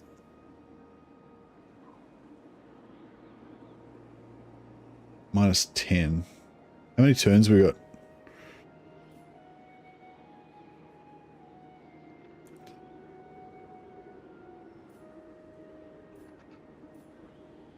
Four turns.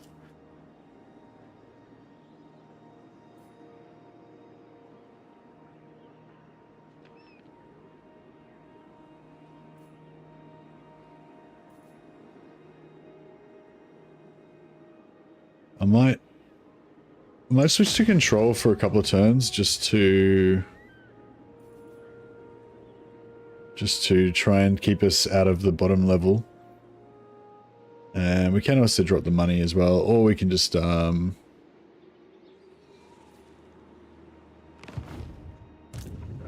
of Clan Morgrim. Armed and ready. Ready? Hammer and anvil.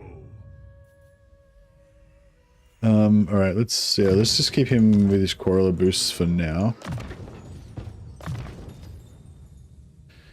Do we want more magic items or do we want more sharpened weapons?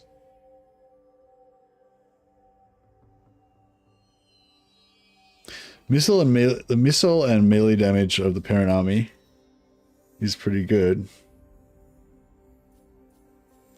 Okay, let's do it. Let's get the deeps happening. We don't need magic item drop chance, we make our own magic items with dwarfs. Alright, probably go for some more master runes actually. Master rune of melee defense is good. Mastering of Gromrul's nice.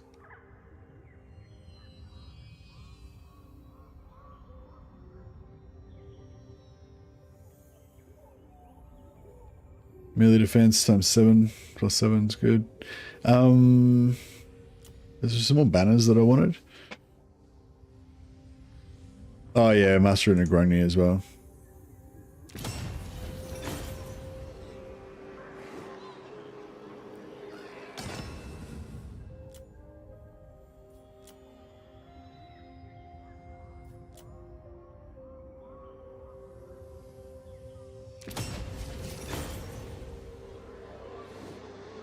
They do have sexier beards though, the Chaos Dwarfs. I mean, maybe sexier, but not as forthright and honorable and wicked and, you know, awesome. Sexy, but you know, greasy beards. Master Rune Lord.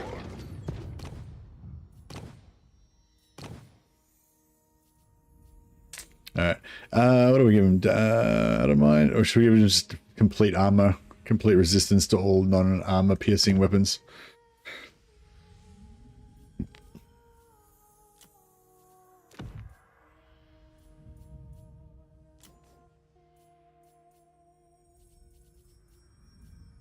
Glory for Karag.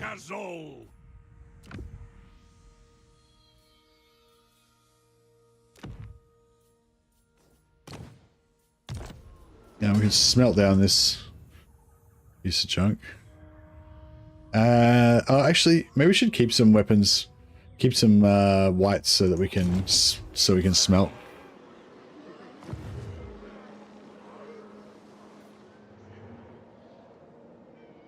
Used to be able to use lots of banners, now you can only use one. Yeah. I kind of like the change, actually, that they changed it from being able to have unlimited amount of banners to being able to use only one. Like, initially it's a nerf, but like but if you think about it, so it's sort of bad, you know, but if you think about it like this, like they were always going to have to nerf it because it was too powerful and inappropriate to have, like, you know, 20 physical resist banners and have your entire army have 15% physical resisting increase, you know? Like, I mean, maybe you can argue that's not too powerful, but according to, in CA's mind, that was too powerful and they needed to fix that.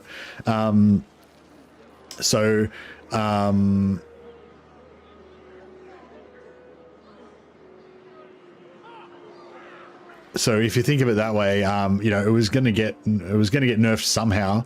And by nerfing it in terms of having only one per army, that allowed them to still have more powerful effects on the banners, but you can only have one on, you know, you can only have one in your army, so it's not that bad. You know what I mean? Whereas if they had have kept this being able to have them on every unit, then they would have had to reduce, they would have had to like weaken the actual banner effects or something like that. Yeah, exactly. They need to do the same thing to Mother of Stankia. Like, that's just fucking ridiculous, the way that she can curse the entire army. And it doesn't even make sense or like feel good or anything, you know what I mean? Like, if you're able to put down one curse on an enemy army and like curse their best unit or something, that feels kind of evil and witchy and shit. But just being able to drop like 20 curses or 40 curses or 80 curses, just every fucking unit in the entire battle, it's like pretty bullshit. But yeah, hopefully they'll eventually nerf it. But it's like, that's the thing. I was having a chat about this the other day, and I was saying how it's you know, Creative Assembly have said that it's their intention, they intentionally make new DLC units and factions extra strong and make them so that they're really kind of outlandish and exciting and crazy and stuff like that, to, you know, so that people want to play them, you know. You know, if you want to take the mercenary or cynical view, you can say, yeah, so you can sell more money DLC and make more money with a less good product. But I think I think also, like, you can just take them at their word and say, yeah, we also just want people to try it. You know, we want people to, you know, you don't want to bring out a new faction and the new faction's just like meh and no one even bothers to use it. Like, if you're playing dwarfs and you're used to using frontline warriors, backline quarrelers, couple units of artillery, and it works, and a new thing comes out for dwarfs that's like you know, not really any better. It's just a side grade, you know, it's not just different, but not really necessarily better or worse. You might just be like, oh, I'll just keep using my quarrelers because I like quarrelers and I'm just going to not change, you know? So they have to like break through that inertia of saying like, oh, here's a new thing that's like super cool and super powerful and whatever. So I kind of dig that. I understand that. And I agree. Like, I don't know if I agree with it, but I like, yeah, like I think that's a reasonable mentality to have, you know what I mean? Like I'm not against it. But I'm not sure if it works. Like the theory, I understand it and I think, yeah, that's fair enough, but I'm not sure it actually works. Well, I know that it doesn't work on me. That's the thing. So I'm not sure. I wonder how many other people it works on, because for me, it's the opposite. Like I played Mother of Stankia once or twice. Her shit was just ridiculously overpowered. And it put me off totally. Like I just didn't even want to ever play her again. You know, so like, but the thing is, if I would have already bought the DLC at that stage, and I did already try her faction out. So the job was to get me to try it, and I did try it. So in that way, it's sort of good, you know. But it's like, I won't play, probably won't play a Stankia again, or I won't be interested in playing a Stankia again until they nerf, it. I'm actually going to put this on one of my archers because. Like, my archers are the ones that tend to get shot. Well, not really, actually. Like, I love dwarfs. I love how tough they are. Like, you know, if you think about other factions, they just get wrecked. But yeah. But yeah, so it does work, I guess. Yeah, I guess it does work, yeah. But it doesn't, like... It does work for me, yeah, I guess. Because I got to... No, actually, no, not really. Like, because even when I hear about it, like Kataryn's Sled. Like Kataryn's Sled came out and everyone's like, oh, Kataryn's Sled's crazy overpowered. You can just drive back and forth over everybody and fucking super powerful, wipe out whole armies, whatever, you know? And I'm like, okay, I don't even want to play because I don't want to play Kataryn anymore, you know? Like, oh no, not I don't want to play Kataryn. I played Kataryn in the early access, I think, or yeah, I think I played it in early. Yeah, I think I played Kataryn in the early access and I didn't bother to get her sled. Like, do you know what I mean? I didn't even showcase it at all. I wasn't even interested in it. You know, I think somebody told me about it and I said, oh yeah, I'll try to get it later on or whatever. And then I ended up just losing interest in the campaign before I even got it. So actually, maybe it doesn't work on me, actually. Because with Mother of Stankia, I kind of had to play it because I had early access and I had to show it off. But if I was just like a regular citizen, then and I didn't have early access, then I probably would have heard about how bullshit it was, and it would have put me off playing it at all. So I don't know. Maybe it does work. Maybe it doesn't work. I'm not sure. The jury's still out.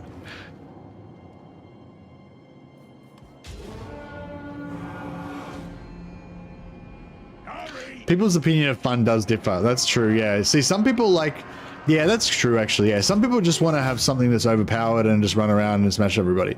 I'm like, I want to be overpowered and be able to smash everybody, but I don't know. I guess I'm just picky about it, about exactly how it's done, and I want to have to. I don't want it to be too easy, I guess. Like, I want to have to do some sort of setup to get my stuff to be overpowered. I don't want it just to be handed to me straight off. I guess that's one thing.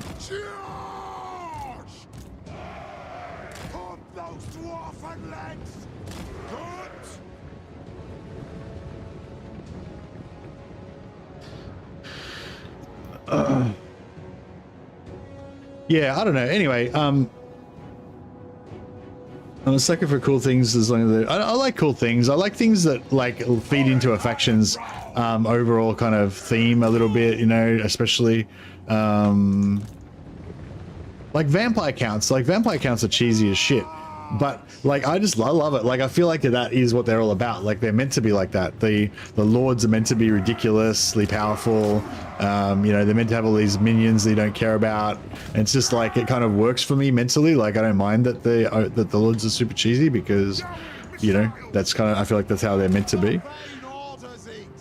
But yeah, I think with Mother of Stankia, like Do you know what I mean? Like, do you know, like, just the story? Like, imagine if it's a story and there's a witch in the story, and she uses a curse to make, like, there's a powerful warrior king and he's unstoppable, but then an evil witch does a curse on him that makes his, you know, leg go lame when he's in battle, and then he gets struck down by the enemy champion, and it's all like, ugh, evil witch.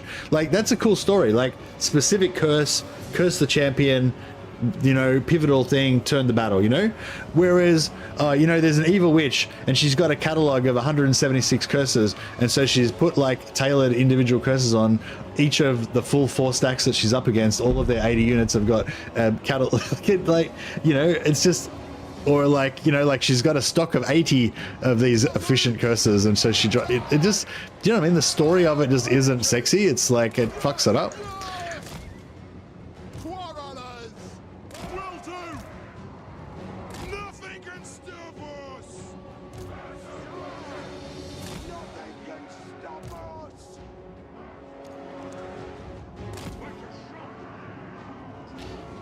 All right, I'm loving these miners now. They're like, all right, I think the miners do open the doors faster, Musa. I was wrong. You're right. I'm pretty sure they do. They seem pretty good to me anyway. Maybe we should send some dwarf warriors in next time and see if they do good. Maybe all dwarves are just naturally good at deconstructing wooden artifices.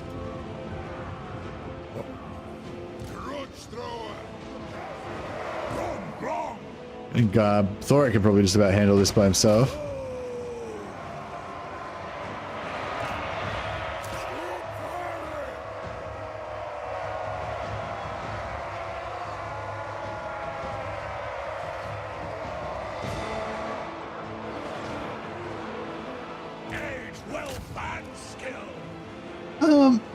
Yeah, well, I mean, I guess it's, yeah, I guess it's like somebody was saying, like, it's subjective. Like, like for me, like the way that her curses are set up, they seem a little bit just, I don't know, wrong. Yeah, maybe overpowered isn't the right word. It's just, it's like just, I don't know, just shit. Like, it doesn't feel good to me. Like, it doesn't feel good to me to store up 100 curses and then drop them. Like it sort of does on, like it does on one level, like it does on that, ooh, I'm gonna wreck the enemy, I'm so powerful. Like it feels good on that way, but it doesn't feel that good in terms of like the like role play, I guess is what I mean.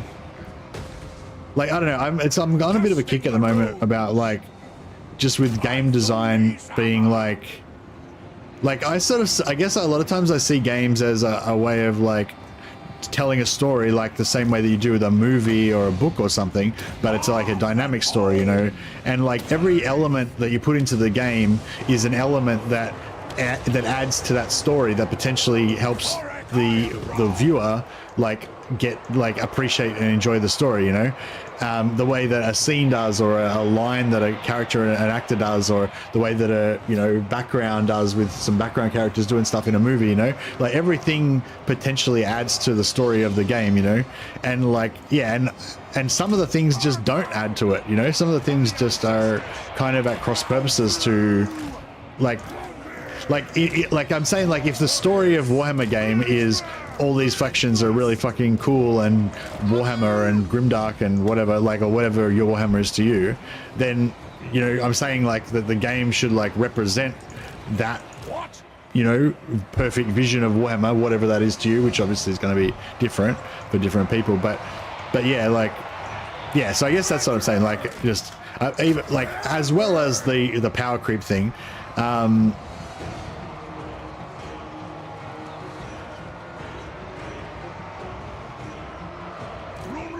Yeah, as well as the power creep thing, but also like that thing of, yeah, just sort of taking the opportunities in the game to make the gameplay kind of like represent how it's supposed to be in the world. You know what I mean? I think there definitely needs to be a compromise, but yeah, I feel like sometimes it's like they lean too far towards trying to make the gameplay like fun and overpowered, and they don't lean enough into, does this gameplay actually represent this faction like correctly or in the way that we want to.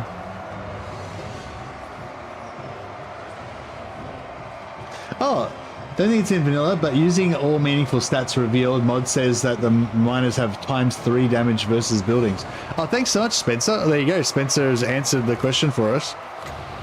When you say it's not in vanilla, you mean you can't see the stats in vanilla, but the mod that you've got allows you to see the vanilla stats. Like those are the vanilla stats that you're looking at, right? You're just using a mod to see them.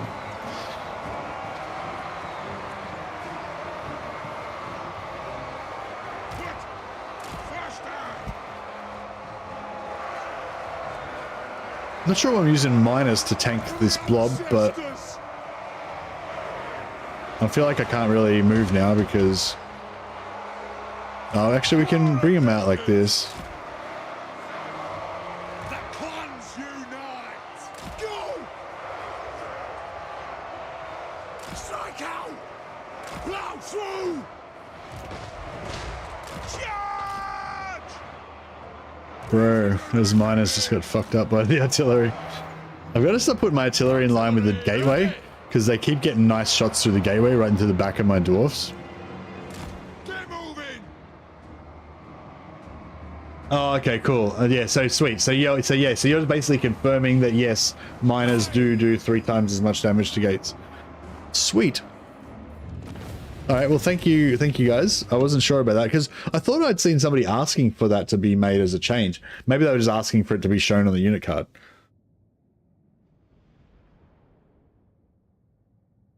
Yeah, there's a lot of stuff like that. Like, I'm still not sure what's going on with that wood elf thing. Like that, you know, like the bonuses that you get in woods, but they don't show up on the unit card, but you apparently do get them. And I think like the rangers, high elf rangers get it as well. They get like a special stat bonus in the woods, but it doesn't tell. Like it tells you that they've got that one that lets them walk through trees, but it doesn't tell you that they've got one that gives them stat bonuses.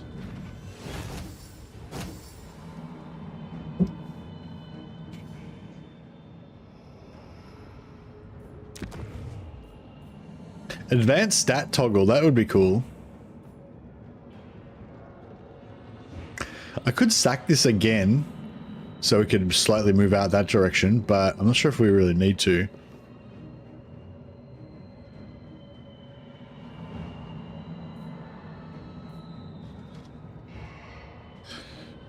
We may as well. Make 'em pay! Yeah, oh, fucking.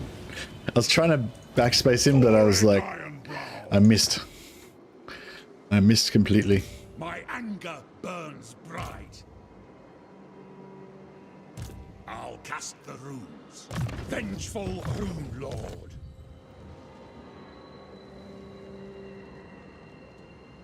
Gazol's favored keepsake will soon be returned to us. I'm off. I'll get on it. We ain't got any archivists. No.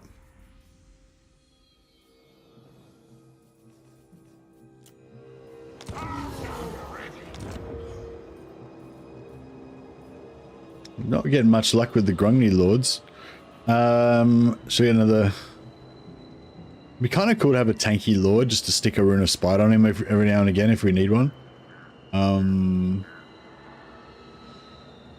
I never really get to use the normal Lords.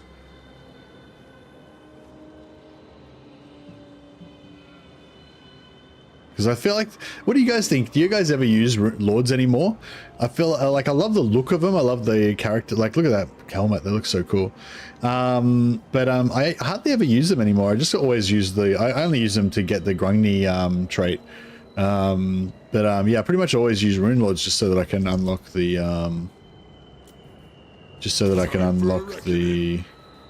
the magic, you know, Rune of Wrath and Ruin or whatever. Time for a reckoning. Rune Lords are OP. Yeah, I feel like the Rune Lords are OP. Like, I feel like they need to buff the. They need to buff the generic Lords a little bit. Like, just give them, not buff them, but just give them some more army ability or something, so that it's more clear that the Rune Lords are the magic dudes and the normal Lords are the leadership, like army buff Lords, or something like that.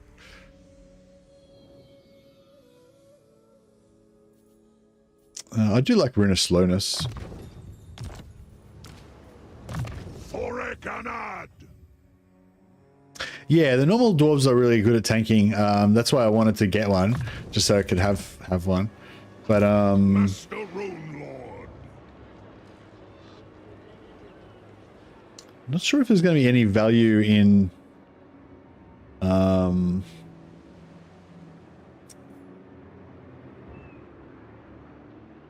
not sure there's going to be any value in force marching out here to get that extra tiny little bit of movement. I suppose the faster we get, the more force marches we get, the more Come on our way.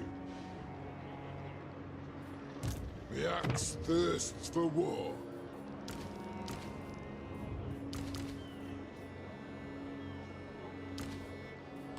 One more grudge avenged.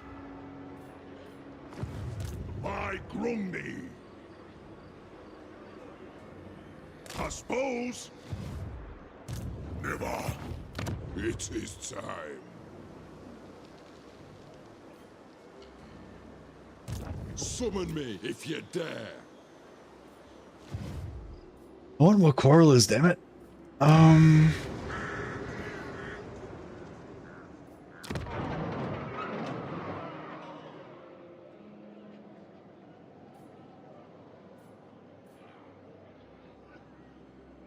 don't really want to lose my income. I think I'll wait till we get like right down to to minus 75.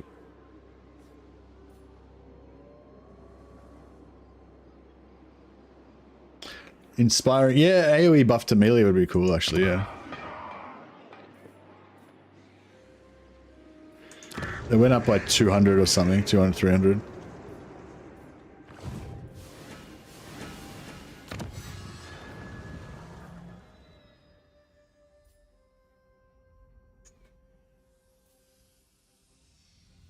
All right, I'm gonna make it. I'm gonna give. How do I do this? New post. Can we give a little something to dwarf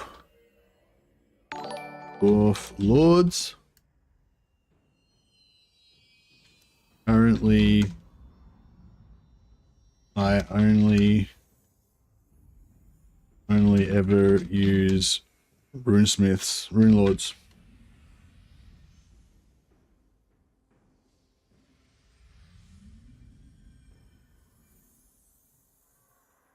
Could we maybe give normal dwarf lords a small AoE melee buff, like inspired?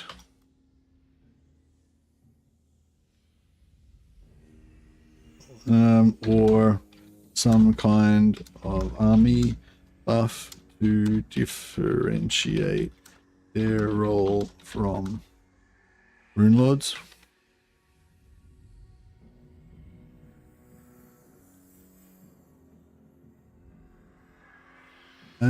Normal lords make great tanks.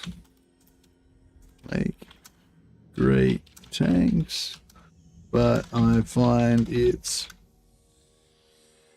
not enough. Normal lords make great tanks, but I find it's not enough to stop me. It's not enough to make me forego the free rune caster or secondary armies. Alright, sound good? Like hold the line, Actually, that's cool because they could maybe just stick that in, you know, like without them making anything. Maybe hold the lines. Yeah, I don't know. So I said, can we give a little something to dwarf lords? Currently, I only ever use rune lords. Could we maybe give normal dwarf lords a small AoE melee buff or some kind of army buff, like hold the line, to differentiate their roles from rune lords? Normal lords make great tanks, but I find it's not enough to make me forego the free rune caster for secondary armies. Well, sounds good. A tag is required.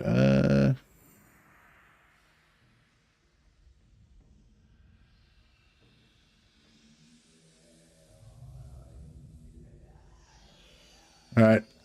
Suggestion made. There you go. I'm the voice of the people. I'm passing on suggestions.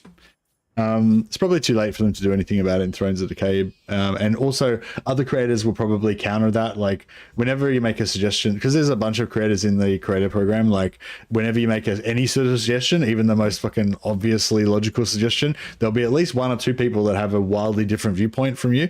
And yeah, sometimes it's actually good to know that other people have different viewpoints. Sometimes it's a bit annoying when you feel like you're in the right, you know, but yeah, so you know, I've made the suggestion, but that doesn't mean that anyone's going to listen to me. Somebody else might pipe up and say, I use normal lords all the time. Normal lords are overpowered. We should buff the other lords or something, you know. But yeah, I don't know. That's just something that's been bugging me for a while. That I only ever use the rune lords pretty much. Same thing with high elves. I'm trying to start using the other lords more now, but I sort of still feel like I hardly ever use any other lords apart from the archmages. Oh, Scaven Dan's been a member for 4 months. Welcome to the patrons. Well, welcome back. I mean, thank you for continuing. Thank you for your continued support, Scaven Dan. Appreciate it, buddy. Totally not necessary, but I appreciate it. I'm trying to make a living out of this nowadays, and it is hard to make a living as a YouTuber, I've found. So every little bit helps, so I really appreciate it, man. I will name Grunny Iron Pick shall henceforth be known as Danny Skaven Breaker.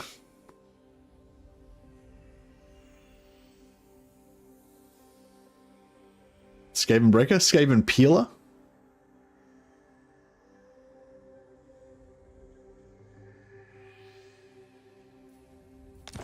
Really nice. But as I said, I rarely use normal lords, so you probably will Skaven Flayer. Yeah, nice.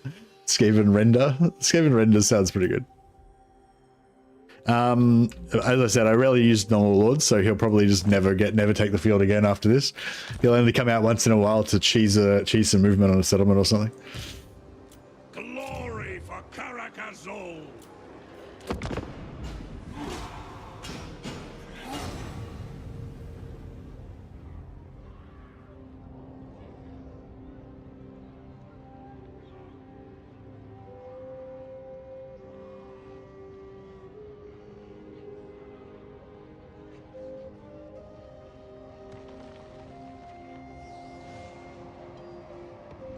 Haha. Sucks to be me. They'll teach me for taking attrition. That was his last settlement, wasn't it? Fuck, God, I'm a dumbass. Well, it doesn't really matter. I guess it essentially doesn't really matter. I just lost some movement. Unfortunately, it means I lost some movement with those guys, but yeah, it's a bit annoying, but what can you do? So yeah, so I didn't get to get any replenishment.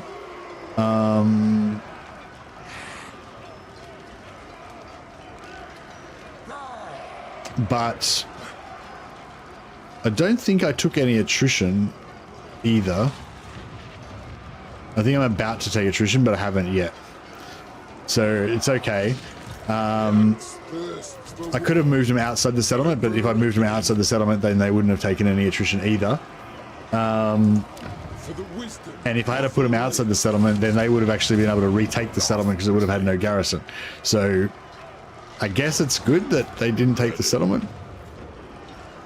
Should I let Danny Scaven Render fight in a battle, or should I like not waste the experience on a generic lord when I could give it to somebody else? All right, we'll give it to, if we can get him to level 2, then he could get a lot of work as a respec switchy lord. So let's give him a chance. Let's give old Danny Scaven Render a day in court, eh? See how he goes against undead. You're actually going to get to fight in a battle, Scaven Dan. At least you're hitting 100 viewers pretty often these days. I remember when it was 20. Yeah, I mean, no, we come a long way, but I think I thought when I quit my job, I thought that I'd be like able to like, you know, maybe almost make a living. But yeah, not quite. Yeah, sorry, Will Spoil. I'll shut up about it.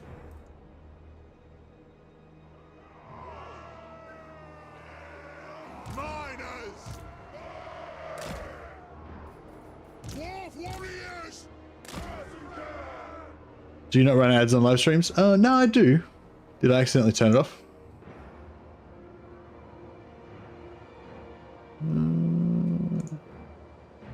Yeah, no, they are on, but they're not. I haven't got like aggressive ads turned on or whatever, so you probably only get one every now and again.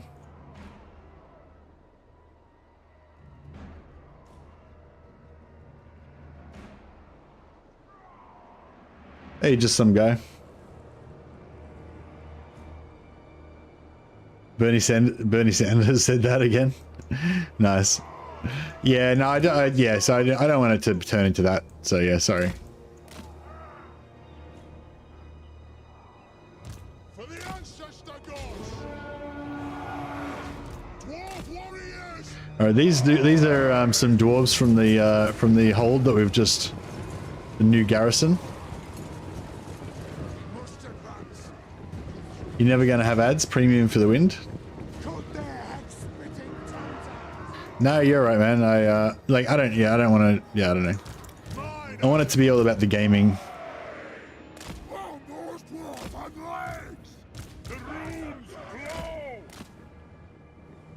Yeah, I was actually telling my wife, I was having a chat with my wife about this today. I've noticed there's a phenomenon that actually she's more susceptible to than I am, but I'm also susceptible to it as well. It's like when you're like worried about something, if you're quite an open person that talks a lot with people and stuff like that, when you're kind of worried about something, because, you know, maybe you think you've done the wrong thing, or maybe you think there's a problem or something like that, you know, when like, then you're likely to like talk to the next person, like the next person you see, you're likely to talk to them about it and be like, oh, I'm worried about this thing. I'm worried I might have done the wrong thing, or I'm worried about this thing might happen to me or whatever. But actually, when you're worried about something, that's probably one of the main times when you should think carefully about whether you should talk to anybody about it, you know?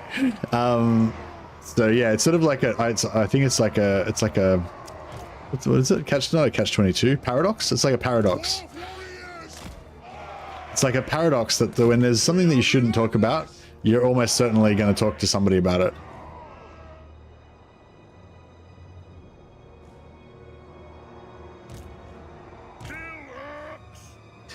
Yeah, I certainly find that's the case with me. I guess because I'm talking kind of, sometimes I'm talking like non-stop for like 10 or 11 hours. So I tend to just say a heap of random shit. But I have noticed that myself, and it, like almost always when there's something I'm like, oh, I shouldn't talk about that, I'll always end up talking about it. I'll just try to like I'll try and not say it so it sounds bad.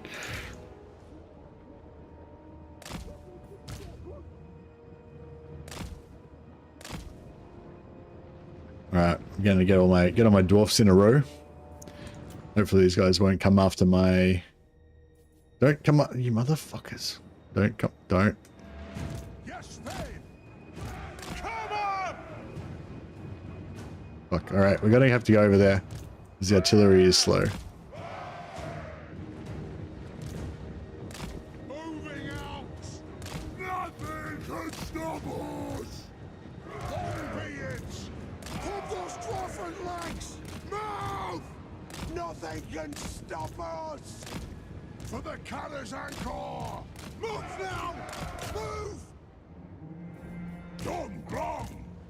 Plow through! Get moving!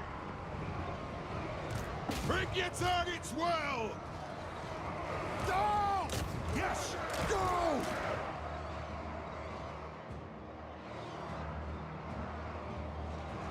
Warriors!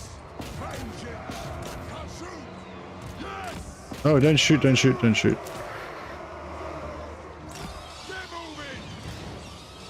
Charge! Where are those fucking these guys as well? Turn them off as well. Firing! The clans unite! Strike out! Hearth and home! Iron breakers! Go! Go! Plow through! Hold the line. Your reckoning! Missiles ready! On the way! Dwarf warriors! Charge! The dwarven warriors of Lamia sell their lives dearly to hold our left flank, to give the throng time to get organized. Can stop us! For the ancestor gods! Range far, range fast! Hold those dwarven lads! Runes of spellbreaking! No! Kazukan Kazakit up! Move to attack! Pump those dwarfen legs!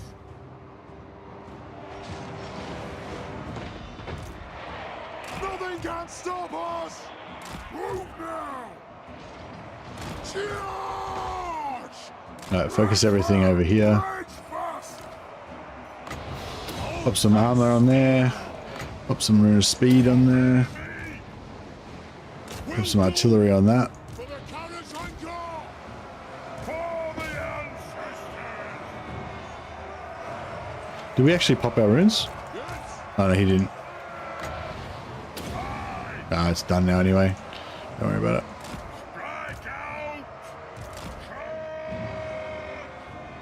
We demand blood! Understood, Lord! Warriors! No! Change! Shield bearers, home!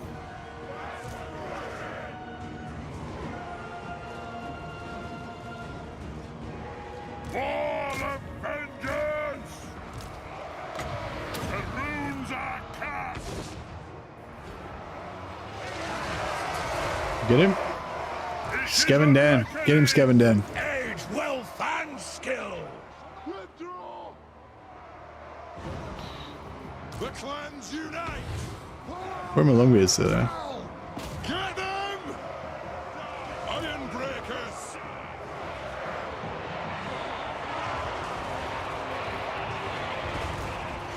Will of iron. Strike the runes. Our fire undimmed! Anu! Yes! Yeah, they're always going on about their fire being undimmed. That's kind of weird, isn't it? Strike out! Does that seem like a dwarfish thing to say? Our fire undimmed? Sounds a bit poetic and elfish to me. No! Bro, I need to get some mods on Twitch so that I can get people to delete that shit. The forge fires, yeah, that's if they said that forge fires were undimmed. Oh, I suppose. I guess it sounds alright. Yeah, I guess so. It's still a little bit poetic, though, you know, in my opinion. Ready to serve! Like if one of the leaders of the dwarves said it, you know, like Thorgrim or someone like that, I'd be like, oh yeah, he's an inspiring speaker. But just like for the, you know, the average dwarf warrior to just call it out, it's like, geez, go write me some sonnets about leaves, you bloody elf lover. Ready to strike! Just chuck one of them on him for fun. That'll do! Ah! Handled.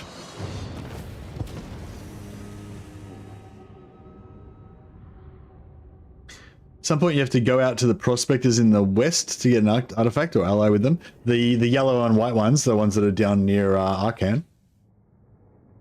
Hey, Chico just subscribed with Prime. Thanks a lot, Chico. I appreciate the support, man. It's really helps a lot. You are a legend. Shall put you on the roll of glory. Oh,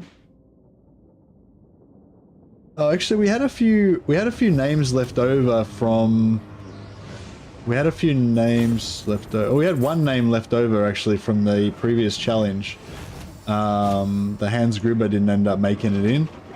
So maybe we should Hans Gruber up some people over in here.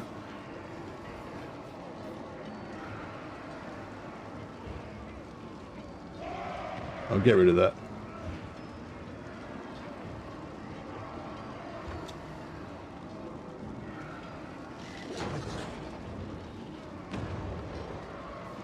Sonnets need to be out about steel and stone. Yeah, that's it. But, yeah, I'm not going to worry about Gorog because we've got, we're going to sell this anyway, like, somebody suggested. So we'll take that sweet, sweet Oath Gold, though.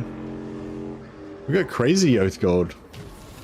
It's raining Oath Gold. Thorek Ironbrow. Always our best.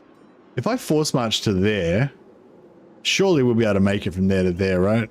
I'm just worried we might not be able to. Victory for the old ways. I might initiate with this guy.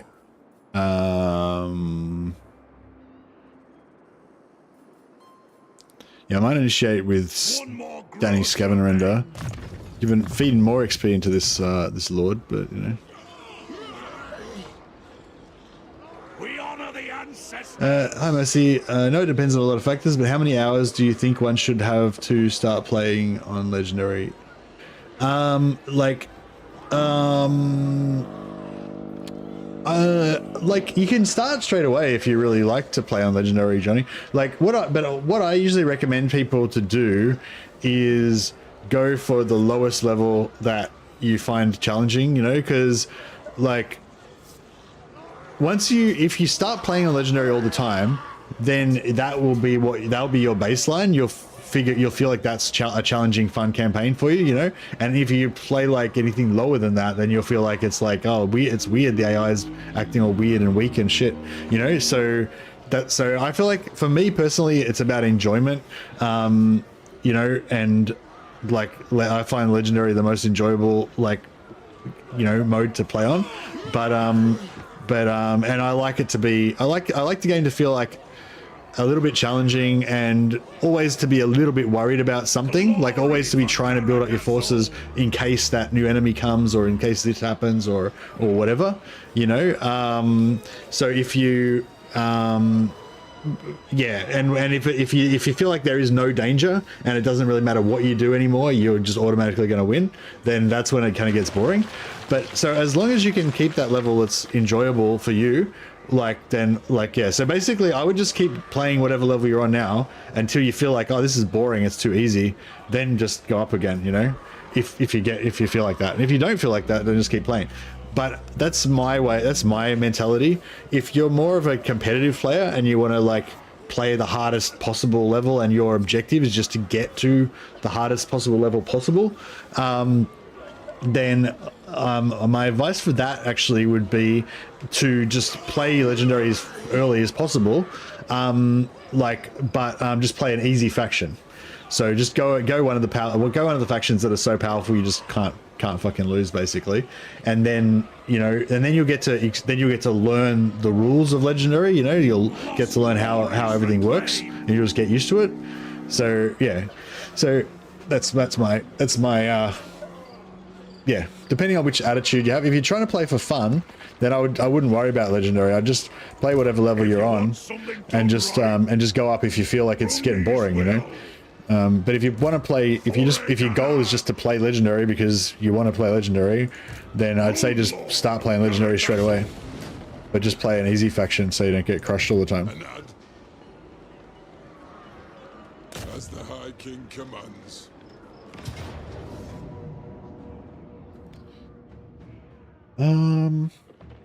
Surely if I auto-resolve this, I won't get punished.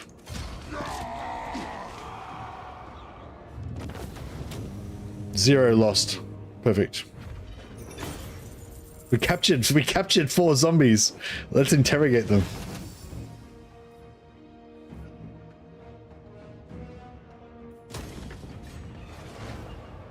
Alright. Tried and tested.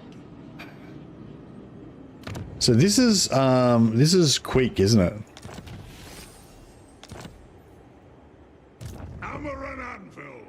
Oh yeah, so we've got have we got an oh no, so we've got the hero's pendant and we've got the spark gem. We haven't got enough to actually make anything though. We need the chain. I shall punish Which the is thieves who took it. Up there, or we can get that through. We might be able to get that through Confederation with Karag or Angram eventually, or sorry, ally. The ally conquer? No, I haven't allied conqueror yet. I mean, I will try and get an alliance with him if he gives it, but you know, I've got my dwarven pride. I'm not going to pay him all of my, like I'm not going to pay him thousands of gold just to suck up to some lizard. You know, if he comes to me like a man, you know, as equals, and we shake hands like Rocky, you know, with the biceps, then yeah, for sure. I'm not going to like crawl on my hands and knees and beg him though. Or this one. Be reunited with the Dowie soon.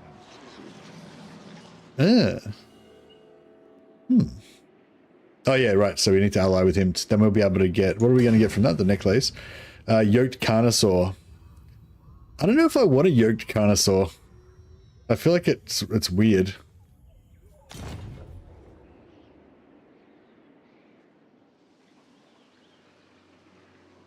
Give him Kalita land.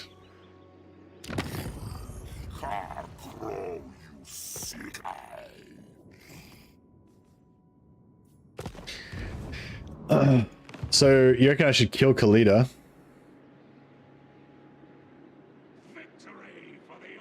Does Kalita not like...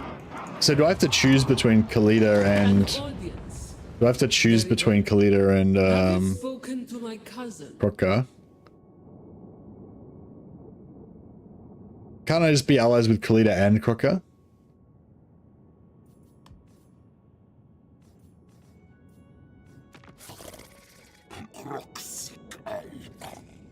They don't really mind each other. They'll end up fighting each other.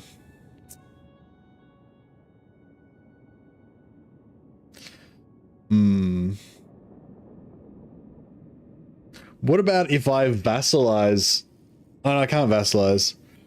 Dwarfs can't vassalize, eh?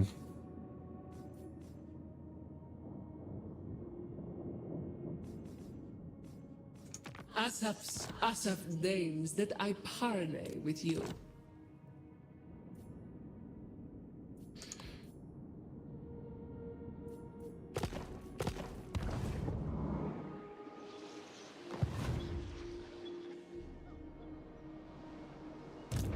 One more grudge avenged.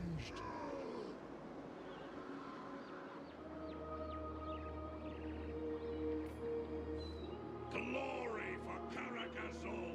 Where's her army? Her army's there. Consider it done. Alright, but if this backfires, I'm blaming you guys. Rune Lord.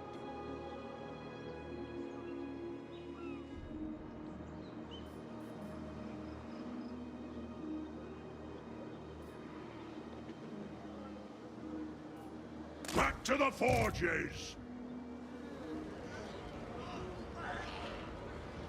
Moving out. Ready. Move.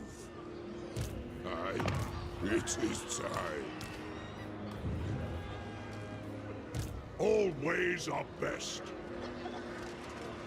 Yeah, normally I just go straight from here. I just go straight up, and I just try to like manage these relationships as best as I can. And last time I think I ended up allying with Krokka. I can't remember if I allied with Kalita as well, but I guess maybe they went to war with each other, but I just kind of stayed out of it or something, you know. Summon me if you dare. Yeah, so we'll sell Make your offer, but beware my I'll sell Lamia to Kalita no antidote. for 3,740 gold pieces. My will. But wait a second. That's only 3,739 gold pieces. There's a gold piece missing. That's a grudging. It's war. We take back Lamia because they never paid the full price. They tried to stiff us. There was only 3,739 gold pieces. All right, we will take.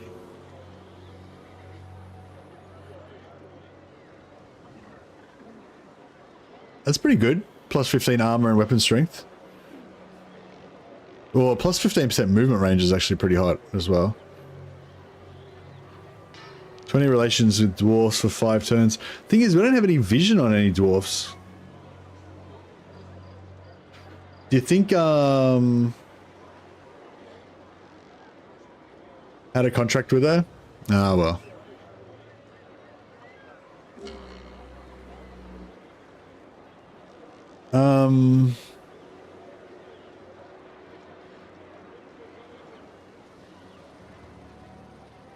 Yeah, no, I'm not going to take that one. I'm going to confederate, but I'm just trying to think whether respective cost of clans, like we probably are going to get vision with Karag as a correct, but we might be lucky, but we might not have we might not have the I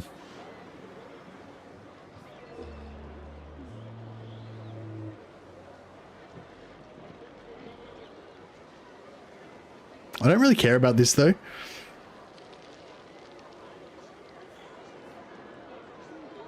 I don't really care about the Oath Cult either. I'll take the 20 relations. We might not actually get vision on them, but yeah. Yeah, so I screwed up because I had a non-aggression pact that I made a non-aggression pact with her earlier in the game for like 300 gold or something, and so yeah, and then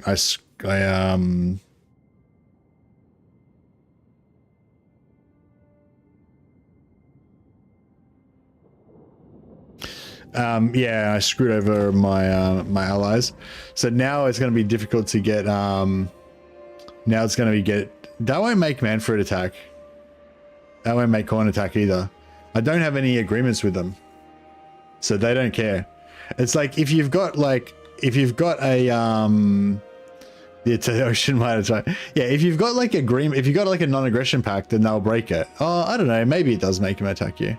You reckon it does make him attack you? I mean, I feel like logically it shouldn't. You want something done right? Now every turn you've got a 20% chance of turning into a Chaos Dwarf. On we go.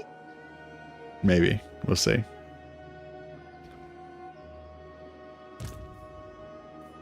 Victory for the old ways.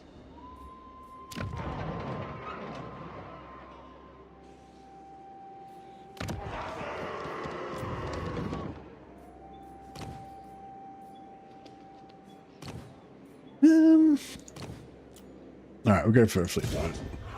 Vengeful Rune Lord.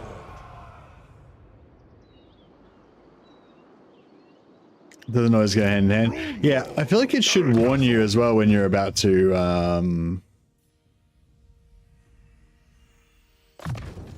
Actually, it probably did warn me, but I just wasn't paying attention because I was too concerned about the 1 gold piece they tried to stiff me. What? Wish I could sell this to Krokgar somehow, but I don't think I can. As you like. I wonder if I should get some more dwarfs here.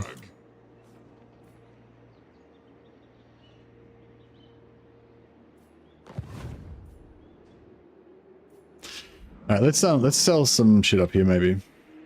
If you say so. Wait, what? How do we get? Oh, we did actually get vision on them.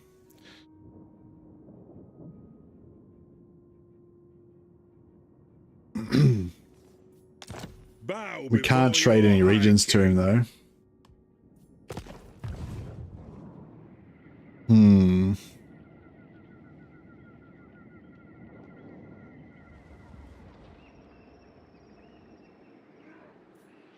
For the wisdom of Valea. The throng agrees. I might hold on to this.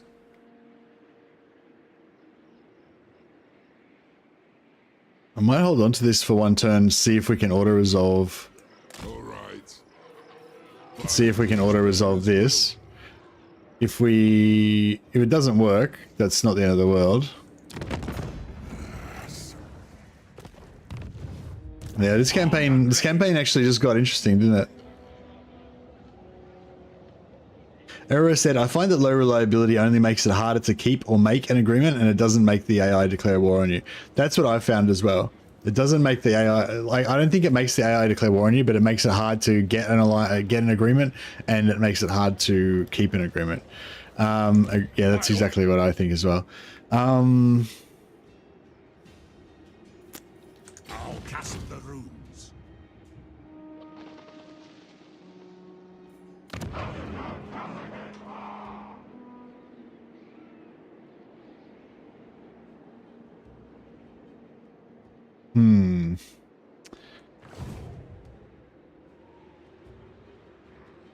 So we're gonna lose all of Karag Azul unless I sell it all to Imrik, which I'm not keen on. It's because I sold Lamia and then attacked, but I forgot that I'd already made a non-aggression pact with them beforehand, and the non-aggression pact was only worth like 300 gold or whatever.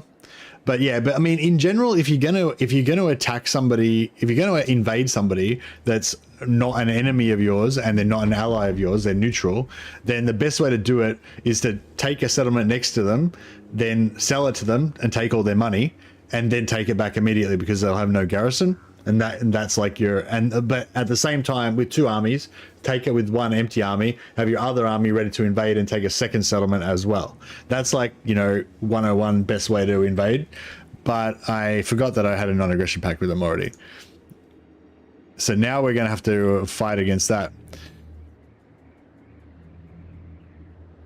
But the thing that these people that have got, like, everyone's got all like, oh, Thorek's untrustworthy and shit. But the thing that they don't understand is that there was only 3,739 gold pieces in the bag when they paid for the settlement. So I'm in the right. Everyone else is in the wrong. That's all I'm saying. Lost glories reclaimed. All right. See, I've got to ditch these armies pretty quick before we run out of money. Like, I would sell, they need to be re-educated, yeah. I would sell these regions to Thorgrim, but we need to be able to get a connection with him,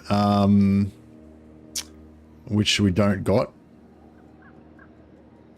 But if we take this, then we can just quickly sell everything to Thorgrim, and then at least, it'll still be in the hands of dwarfs.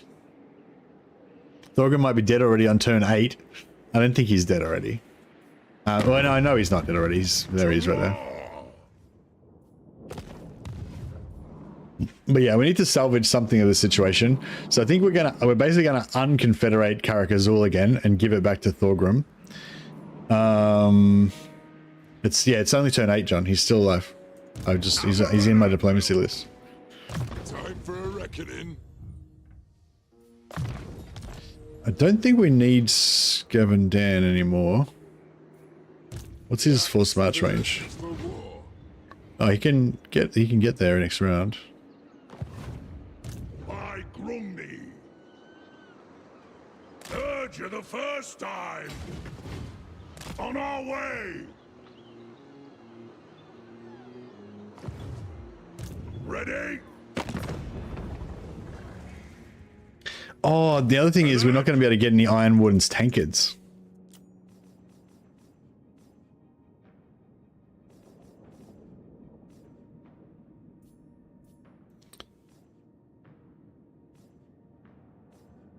Because the whole Iron Warden tankard, the whole way of getting Iron Warden's tankards was basically by, allying with those guys, allying with Karag, so we could get vision on the Empire or, or whoever, and then getting tankards from them. But now we aren't going to be able to get them. Send a hero to Gelt everyone. Yeah, but we've got really bad reliability, so he won't give us a trade agreement. So we're gonna have to like conquer Gelt to take our tankards by force. All right, this campaign is going to be interesting. It's all because of a misunderstanding, because like it was their fault because they didn't fucking give us the full amount of gold. All right, I'm trying to like This is gonna get taken this turn, right? 100%. Drinker Kraz. There's nothing we can really do about that though. Spy Peak's probably gonna get taken as well. May as well deny the enemy some buildings.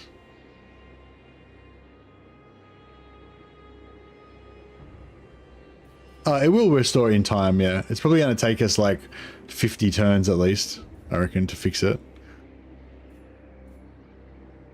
Yeah, hopefully we can, if we can steal this settlement next turn.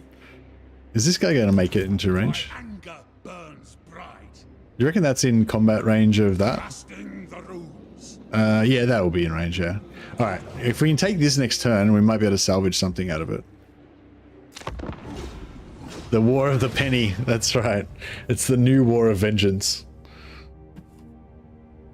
Oh yeah, and the whole point of declaring war on her was so that we can get an alliance with Krogar, which now we probably won't be able to get.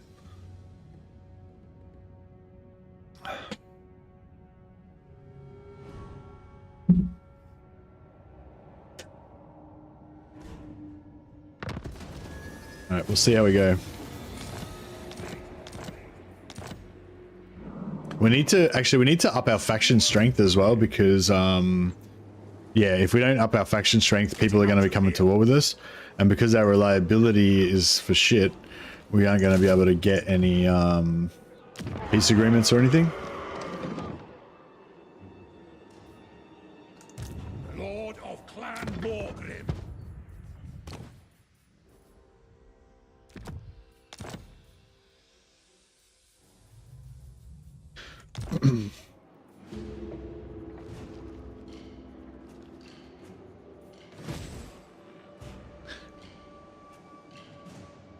You may want to start a new Dwarf campaign, but you also want to wait for the DLC. Yeah, well, me too. But is it out yet?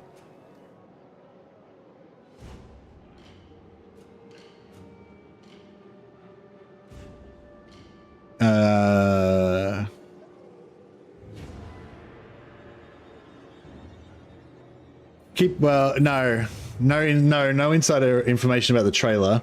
But if you keep your eyes peeled in the next 1 minute, you might see something. Rune Lord.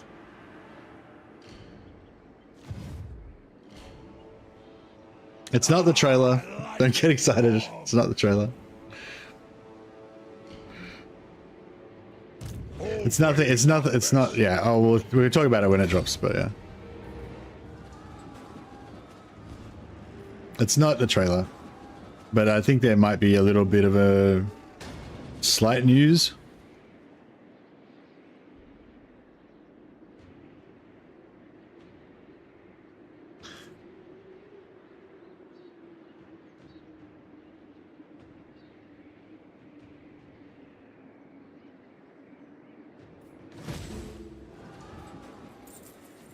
All right, so For glories past.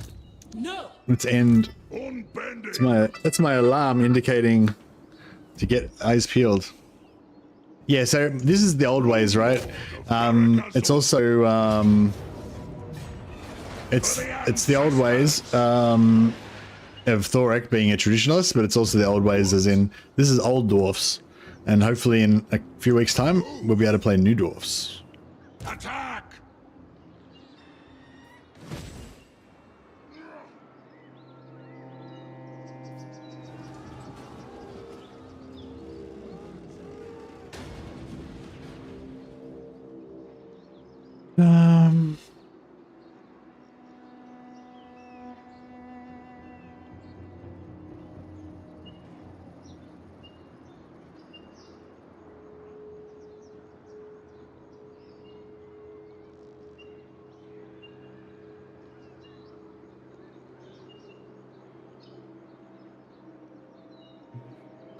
Sir, anything yet? Sometimes they're late. Sometimes they're late with their things. Probably announcing a future announcement. Yeah, there's a new announcement for a future announcement. Avenge the ancestors! Anything?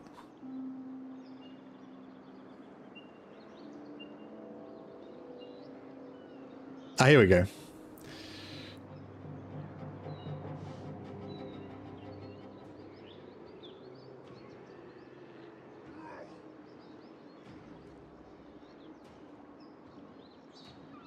Okay, I think it's up now. This is on Total War. This is on the Total War announcements forum thing. Yep, it's up now. Cool. Is it? Yeah, there we go. All right, it's nothing too exciting, so don't get too excited. But I'll read out the statement, and we can all share in the, you know, whatever.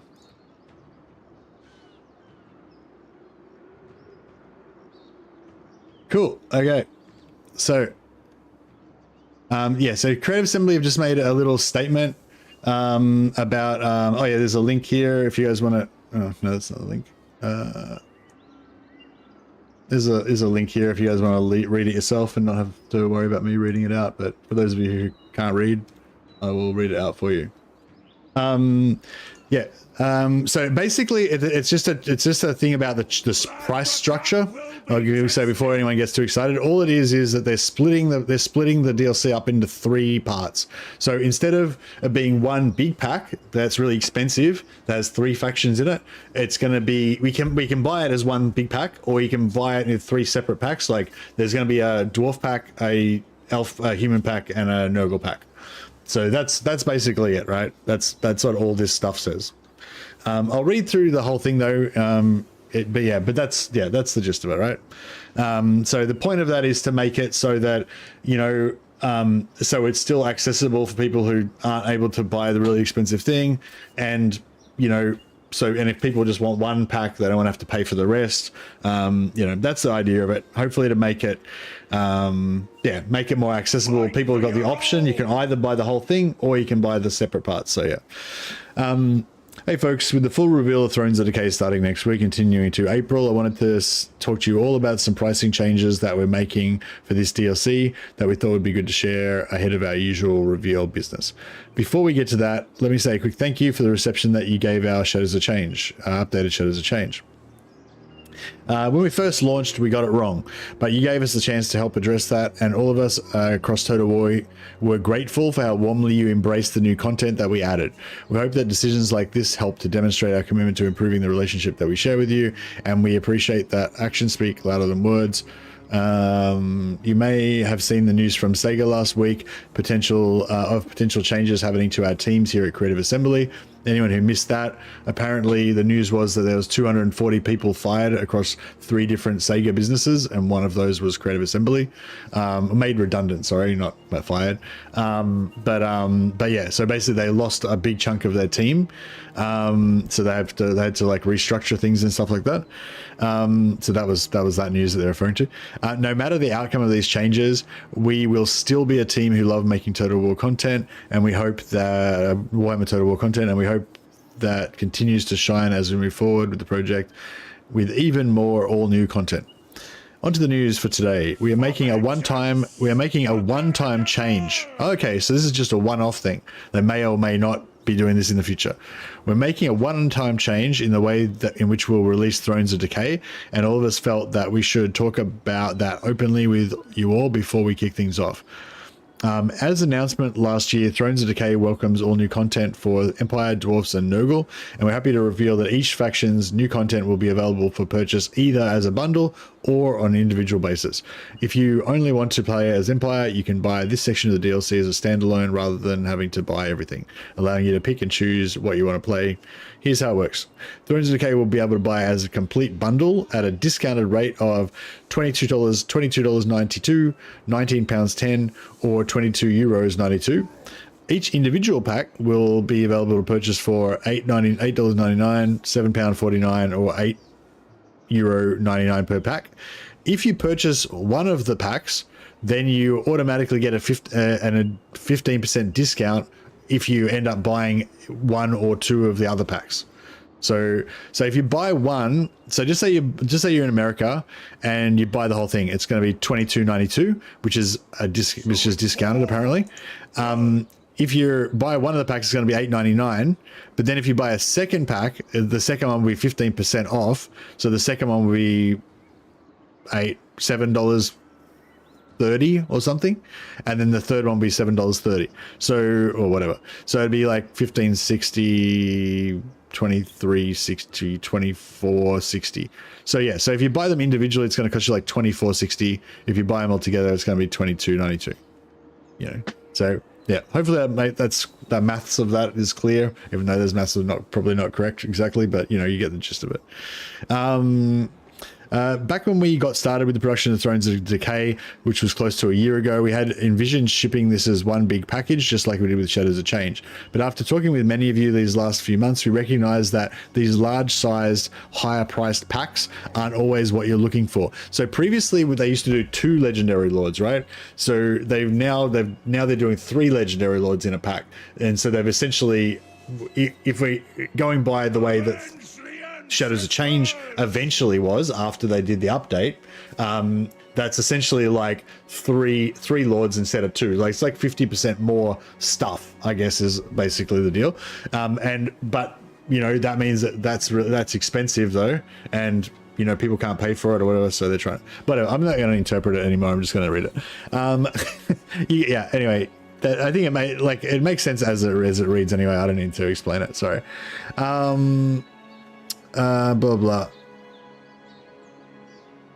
Giving you more choices in the way you can access. We're keen to listen to you when you have feedback. We're also deep into pre-production on our future DLCs after Thrones of Decay, and the current intent is to avoid creating something that's quite so big in scope, so that we can keep both the value and the price right for you. Speaking of the future, we've also been hard at work these last few months realigning our vision of what's yet to come for Warhammer 3. As promised back in December, we'll be back to chat more with you all about that in the next little while after Thrones of Decay. In the meanwhile, we look forward to revealing this DLC for you next week. Okay, so we're not going to get anything before Monday. Early next week, does that mean Tuesday? Yep, I guess so. Keen to listen to you, what you have to say about today's news. Thanks for reading. Adam Freeman, head of community. Cool. All right. So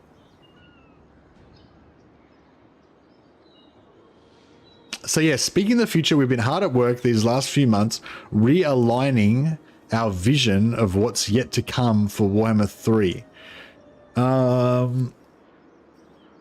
Yeah, realigning our vision doesn't sound that good, does it?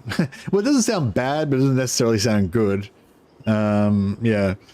So I guess they mean, since, well, actually, maybe it is good because, so basically, for anyone who missed all of the news for the last year, you know, they had this other game called Hyenas and a bunch of other projects going on. And Hyenas ended up getting cancelled. Apparently it cost like $100 million that they basically just threw away because they got cancelled. And then all the people that worked on Hyenas plus a bunch of other people got sacked. And then a few months later, now they had more redundancies and potentially, we don't really know exactly what happened, but potentially more other like teams, like other side teams got rid of as well. So yeah, so one theory, which may or may not be true, is apparently there was a statement by Sega basically saying that Sega, who owns Creative Assembly, had instructed Creative Assembly to just focus on what they're good at, their core products, which is Total War. So yeah, so possibly this is sort of good. It might mean, like, one possible interpretation is basically they've sacked everybody that's in every other team except for the Total War teams, and now all that's left is just Total War, and they've got nothing else to focus on. So, you know, I mean, that's bad. That's bad for all the people who got fired, obviously, and bad for those other projects. But if you only care about Total War Warhammer, which is kind of me, then you know, maybe that's actually good. And yeah, like John said, if maybe their previous plan was to just not really worry too much about Warhammer, focus on their other projects, and now they're realigning, as in they're like, oh shit, we should divide everything into Warhammer. So that's like the best possible version of what that means. But yeah, we don't really know what it means. But basically they're saying they don't know what it means either. They're figuring it out, and they're going to come back and let us know. We don't know what's inside. The next week they're going to talk about it.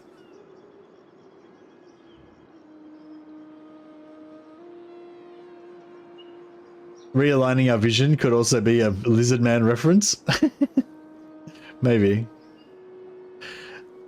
I always read that the Sega statement was just focused on Warhammer 3 and fuck every other franchise. Well, yeah, I mean, if that's true, then I wouldn't mind that. I'd love to see another Total War, another historical Total War, or 40k Total War. But I just feel like with all the shit that's been going on at the moment, like, I don't even know if they're ready to, like, you know, take on a new project. You know, maybe they should just chill, just pump out another 100 DLCs for Warhammer, and then, you know, then like come out, really go hard on the development for the next game over a long period of time, and then just, you know, come out with like something just super amazing for the next big project. But take their time. I'm happy, like, me personally, I'm biased towards Warhammer, but I'd be happy if they take their time, as much time as they need, just keep pumping out more Warhammer DLC. You know, that's me, but I know it's not everyone I feel agrees with that, but yeah. But anyway, yeah, so that's the news. There's not really much news. It's just basically saying that there's going to be a new pricing thing. They wanted to let everybody know about it, and they want feedback about it. So I guess they said they want. In the meantime, we're keen to listen in on what you have today to say about today's news. So yeah, there you go.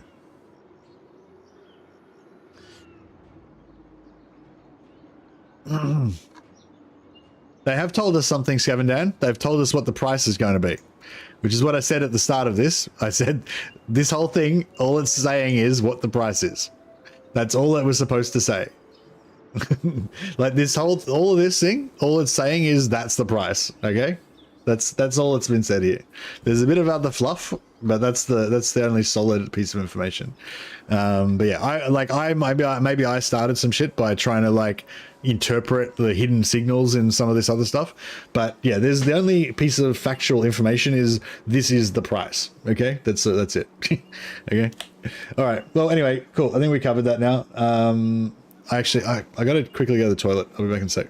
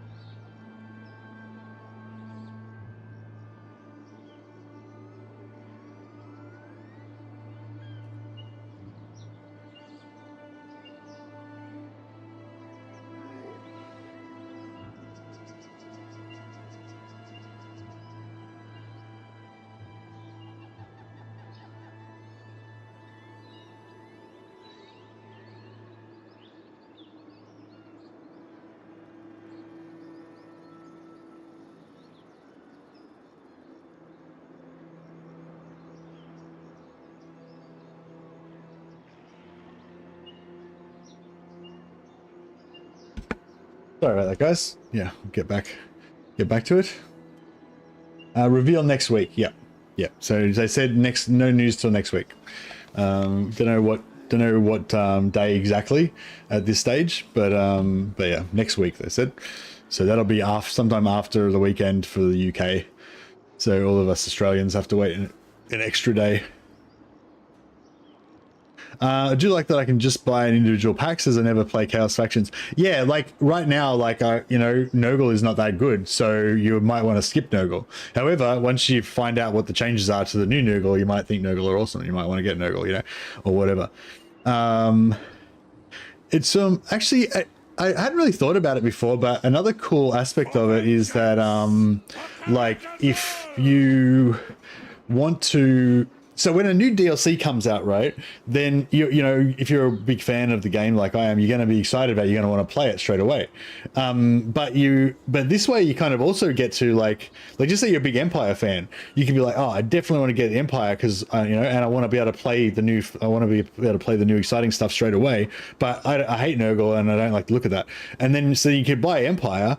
And then you can wait, like, so that you don't have to, like, wait any longer. You can buy Empire first, and then you can get, like, a couple of weeks of feedback from everybody else saying, oh, yeah, you know, Dwarves are really good, but Nurgle sucks or whatever, or Nurgle are really good, but Dwarves suck or whatever. And then you could later on buy the other packs and stuff. So, I don't know, it gives you a little bit of flexibility or whatever. Not really bothered about Nurgle. Empire and Dwarves are what we've been waiting for. Yeah, that's it. I feel like Empire and Dwarves are wildly popular. Nurgle is not unpopular, but not on the same level as Empire and Dwarfs, I'd say. And even from even though I do like Nurgle, I really love the Dwarfs and the Empire, you know. Fuck Rune Golems. Rune Golems aren't even a thing. They shouldn't be in the game, I reckon, in my opinion. But anyway, it might be controversial. It's a hot take. Dwarf is best. If you disagree, you go in the book. That's right. All right, let's get back to it. Was there anything else important that somebody said in the comments that I should?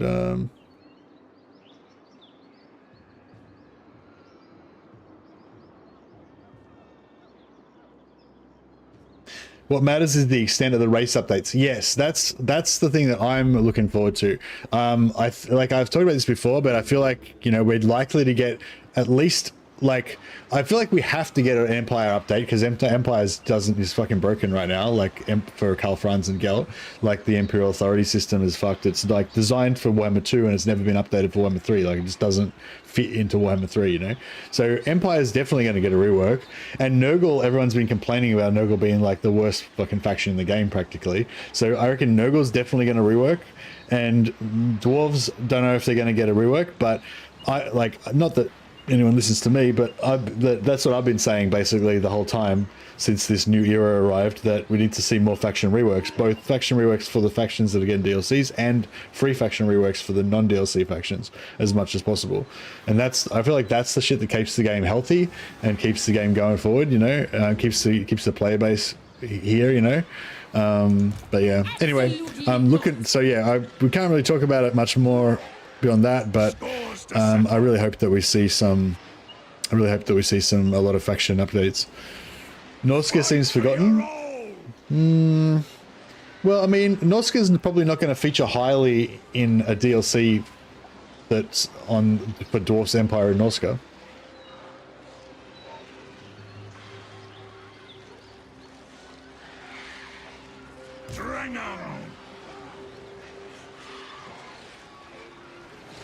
How has my opinion been received? Oh no, I mean, I've been talking to you guys about it. I haven't been like in there, you know, trying to like pressure CA into doing what I want or anything like that. I don't think they like, I think that like Creative Assembly only cares what I think in as much as I represent what everybody else, what you guys think, you know what I mean?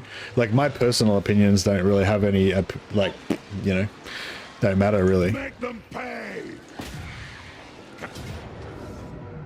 I have made a few suggestions that have been picked up by CA over the years, but it's just been more like I'm just pointing out something that is sort of obvious, you know.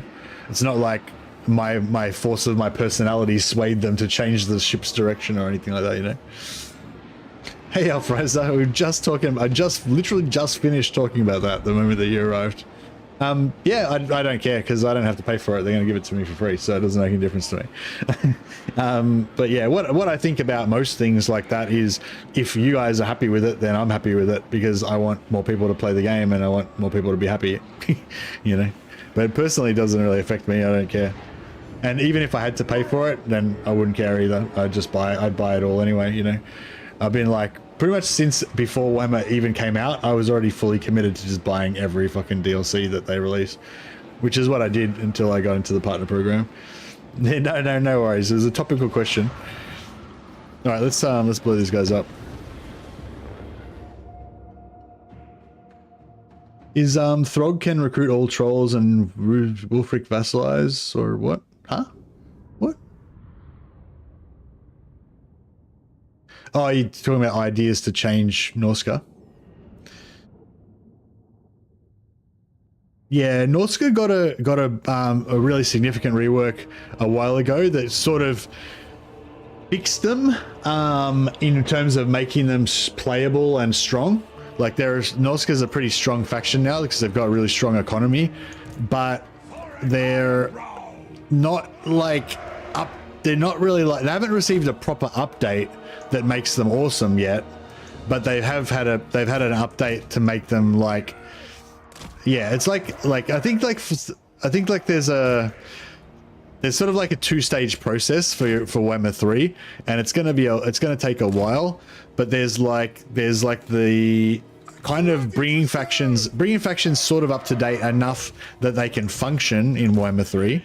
And then there's like actually giving them a rework to bringing them up to that Warhammer 3 level. You know, like if you look at the Warhammer 3 factions, they're a lot like shinier and more awesome than the Warhammer 2 factions, you know, and the Warhammer 1 factions especially. So yeah, so there's like a sort of like a two-stage thing going on. I think it's like, on the one hand, they're trying to, yeah, just fix all the factions wherever they can, just to make them kind of work, and then but they're also wanting to like shiny up the older factions as well. What's that look like? I like this. I like this thing here. If we can get around behind there, it'd be cool. But yeah, maybe I'll try to do that. We'll head to there and we'll see what they're going to do. Yeah, they're waiting. All right, so this way we can use like the water, slows them down, this thing. And if they come across here, we can guard this with like a couple of units of warriors. So we've got like a sweet little fortress. It's all, when you're playing dwarfs, it's all about building your little fortresses. And then once you set up, you just don't move for the rest of the battle. What do you think would be a good rework for Nurgle? I don't know, man. And like, also, like, they're going to tell us about it like next week. So, do you know what I mean? It's not really like, if I did have some like manifesto for like, you know, how I would rework Nurgle, you know, I don't think this would be a good time to bring it up since it's already been done. You know, we just don't know what it is, you know? So it's like, we may as well just wait a few days and then they'll just tell us what's in it. But in terms of like, I guess the problems with Nurgle, yeah, in terms of the problems with Nurgle, I think the economy is one of the problems. Like the buildings don't feel good. Like the buildings are all really expensive. It's like you're building tier 5 buildings in a lot of cases, you know, and they're like straight off the bat.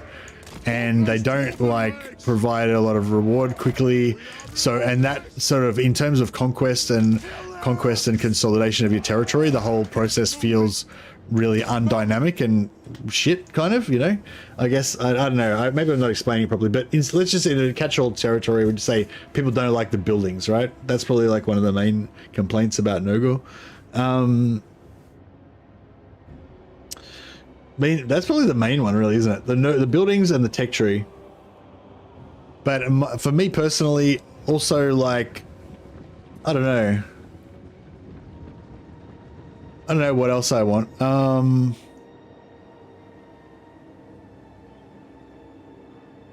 I guess I'd like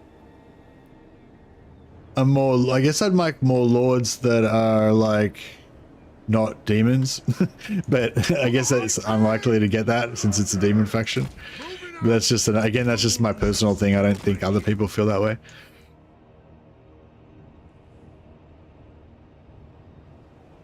Oh yeah, sorry, yeah. So the tech tree's fucked, the buildings are fucked, the plagues are fucked. That's probably the main, actually, yeah, that's probably my main thing. Like, when you're doing plagues, you kind of have like, you get into this little making plagues, my plagues are going to spread and all that kind of stuff, and like you really want to like feel like, oh, I do anyway. When I first played around with the plagues, I wanted to feel like, oh yeah, I'm going to increase my plague chance, and then this is going to happen, and then like my plagues are going to spread out, and I'm eventually going to get my plagues so good that they're going to just continuously propagate, and I'll see my plagues spreading out over the entire world. And you know what I mean? Like that's like, you want to be like this mad scientist of plagues and like making plagues go everywhere and stuff. And like, yeah, the plagues are not useless. Like the plagues are good, but they're not like that good. Like they don't feel like exciting and really cool and stuff. I don't know. That's it's not as cool as they could feel anyway. And like last time I played Festus, it was kind of pointed out that Festus's plagues are almost like easier to access, easier to use, and kind of better than Gugas ones, you know. And like that doesn't sound like how it should be. Yes, yes! Move! The Fane orders it! But anyway, For the Karag's enough about that. Because as I said, we're going to find out what they're going to do. Don't need to speculate, because we're going to find out what they're going to do in a couple of days, or a few days. The runes are cast. But thank you, Furious Destroyer, for sending me off on a rant.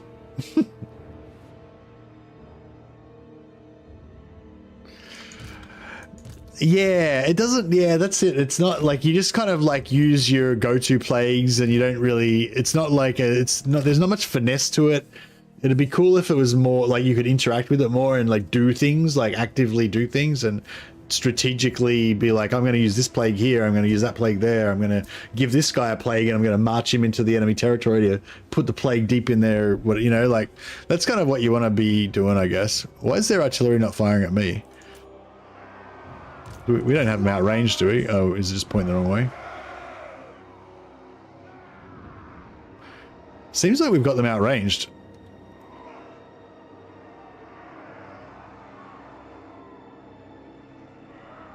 I'm liking that they're not using that desert plague bullshit on me. Thorek Ironbrow.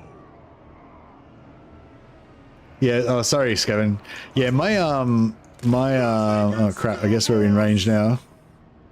Yeah, my streams get like demonetized all the time. Well, not totally demonetized, but they get like limited. You know, your stream has been limited to because it's not appropriate for all advertisers or whatever. If I want to make any money, I should probably try to learn to stop swearing all the time.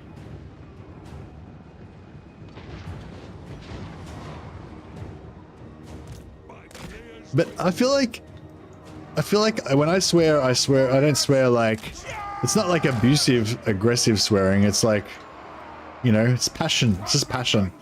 I'm swearing out of love. It's love swearing.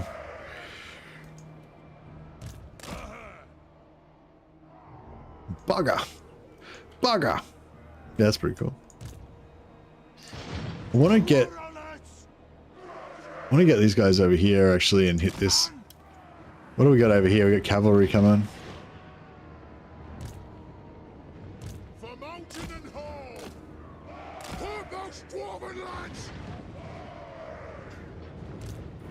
All right. Oh, that's glorious if we could jump one of these in there. Oh, give it to me. Give it to me. Oh, yeah. There it is. That was a good one. Oh, shit. Oh, they've got the good artillery. That shit's nasty. Oh, fuck. Oh, that wasn't too bad. Was that a direct hit? That wasn't too bad.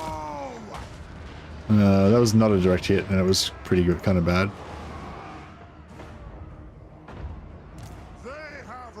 How about you guys have some blasting charges in the face, you pricks?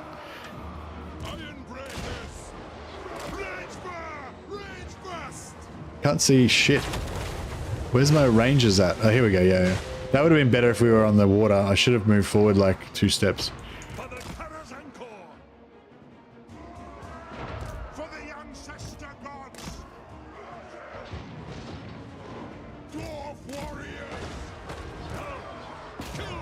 We got some arrows coming in now? Not really. For the ancestor gods! For the High King! Charge! Yes!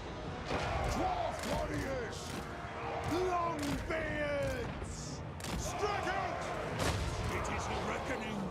Can we kill Kalita? Is that gonna work? Maybe not. Look, this is rough, isn't it? Not really feeling this.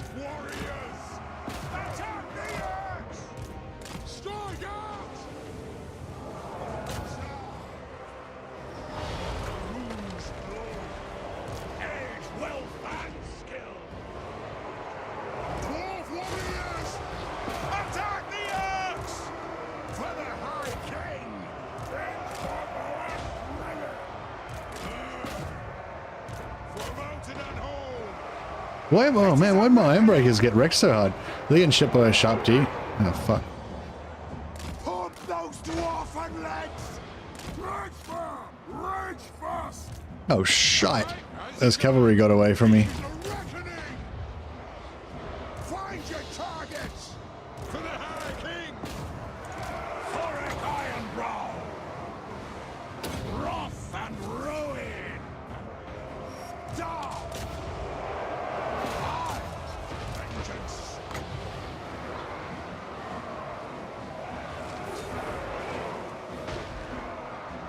It is an order! We will have vengeance! Warriors! Oh, those dwarven legs! Move now! Fight! Yes! Nothing can stop us! Charge! The runes glow! This won't misfire! Artillery could attack theirs. Yeah, I probably should be using my artillery on their artillery, but Fire on the foe! Quarterlets!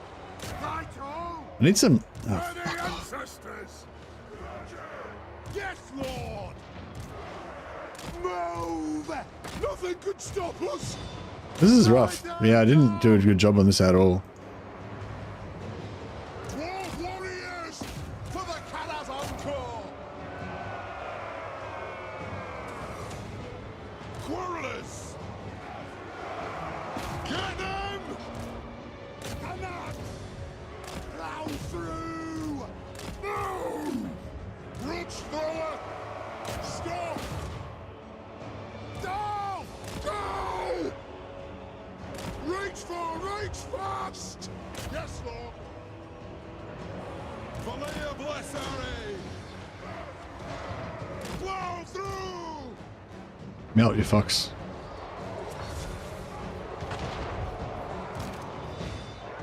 Fire on the foe! Yes! By Grungni! Oak and steel!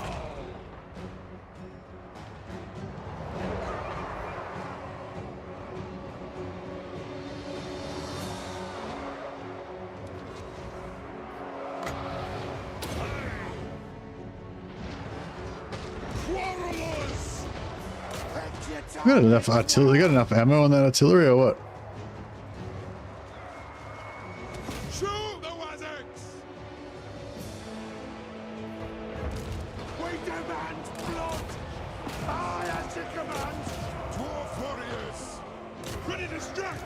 Right? Cheers. Attack!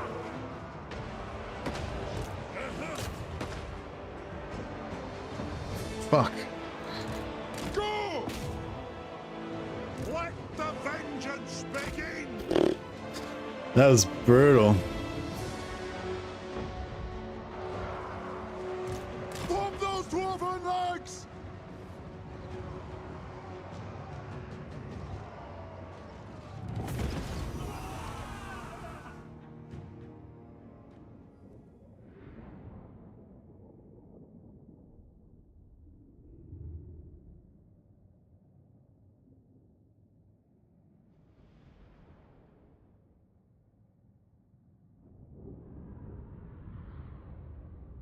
Making me play dwarves. I reckon this is still a good time to play dwarves, because even if like the news comes out like next week, then it's going to be at least like what, like 3 weeks before the game comes. Well, it depends how much you get to play Total War, I guess. But it could be kind of fun to play dwarves and then play dwarves again immediately after the DLC comes out. I feel like there's nothing wrong with that. Yeah, the catapults and the sharp D was what wrecked us. Should have sent my dwarf fast cavalry around to flank the to flank them.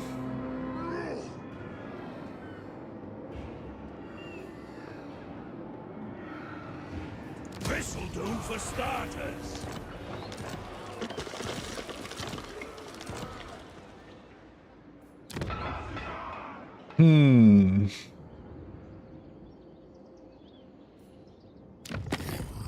Crow, you sick.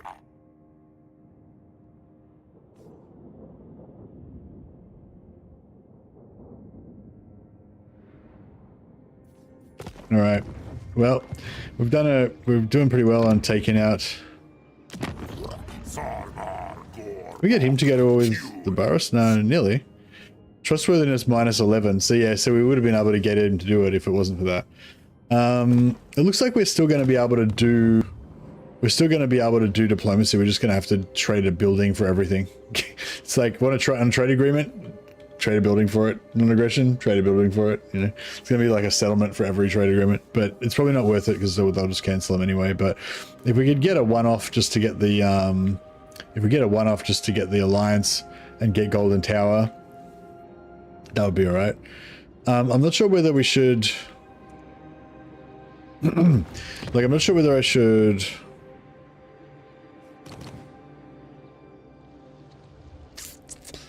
I'm not sure if I should sell the desert to. Yeah, I feel like I should sell the desert to Krokar, but I don't know. It might be hard to keep him sweet.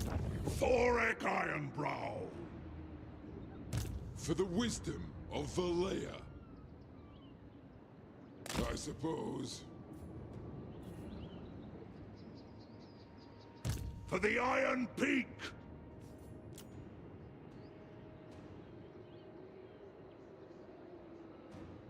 I don't know if I should get more warriors on it. Let's come back to that. Let's just sort this north up first. Summon me if you dare. Forwards. Okay, I got Clan Verms. Clan Verms are at war with Karag. So we'll. Do not sully my presence. We can sell the war. Than you must. Oh, we've got Black on Lion.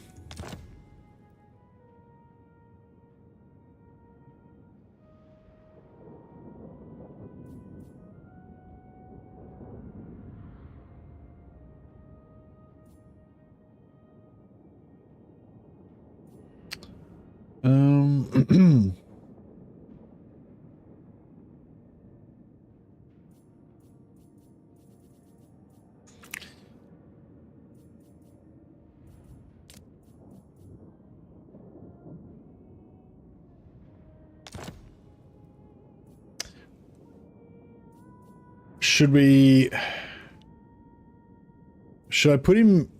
He's got 4 settlements, so he's not super strong, but he's got like he hasn't lost any of his starting territories. Him and Skarsnik are basically poised to have it out now. But because Skarsnik's at war with me and not with him, I think there's a pretty good likelihood that. Oh no, that's not the Crooked Moon, that's Mutant Skits. Yeah, no, I don't want, that's no good, no. No, I don't want him to go to war with them so he can help me. I want him to go to war with more of our friendly factions so that he'll like me more.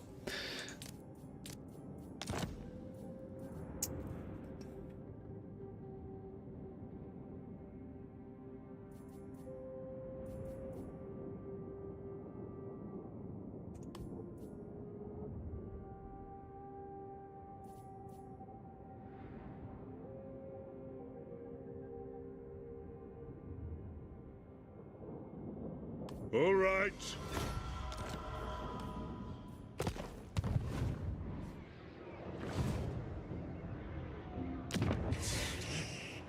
Malfunction! On my way.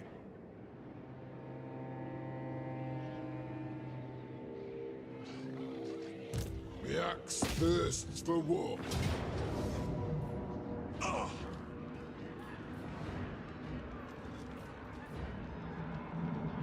Reckon we can win this battle? Wish he started a bit further north. Well, you can basically like you can just sort of disband him out of the south and just teleport him up to the north if you really want to.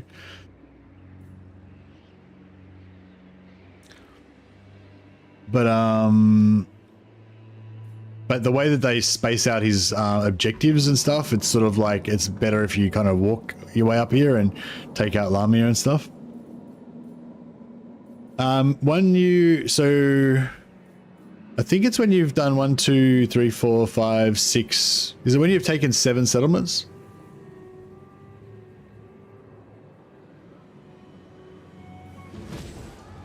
When you confederate, yeah, you get a quest to confederate. Oh,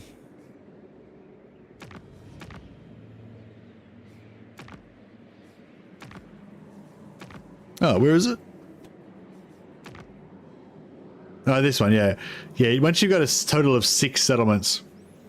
So, yeah. So it's basically about the time when you get to Lamia or the next one after Lamia. Yeah. And you can double do it as well. So I think I did sack. I think I did sack and then I did loot and occupy or something.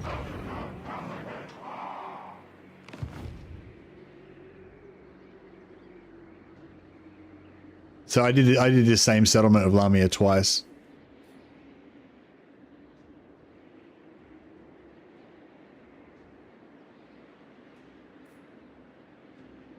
Trying to get Belagar's heroes to go with your one. I feel like I could confederate Belagar because he's not, you know, he's not a proper lord. He doesn't even have a hold. He's just a vagabond. He just hangs out in anyone's hold that'll have him.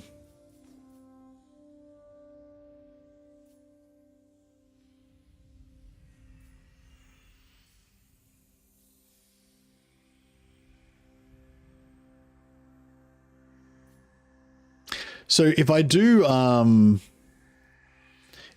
shared cooldowns, then that means I can use 2 different runes and alternate between them more easily, right? A murder hobo, yeah, exactly. With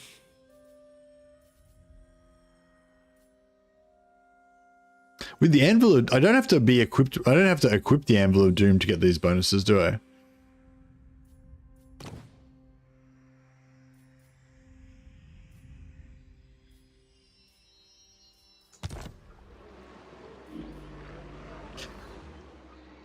Anyways, right, let's fight the settlement. So yeah, My anger burns bright. Vengeful Rune Lord.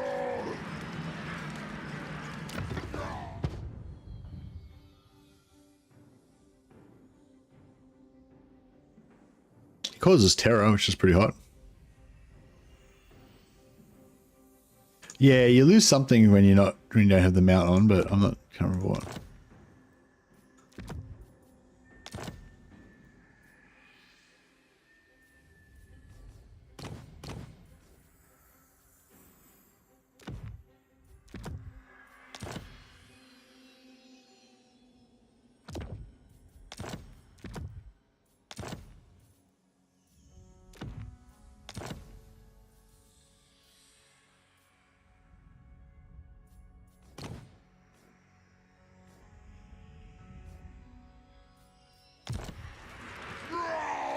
Armed and ready.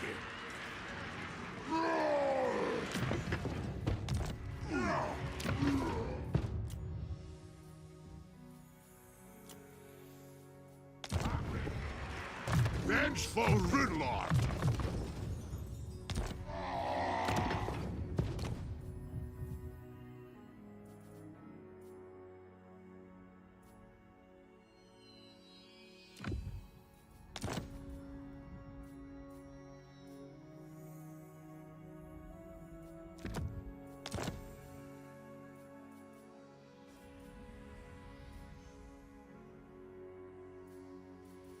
Oh yeah, we can get 367 Oath God, so we could build magic items and stuff if we really wanted to.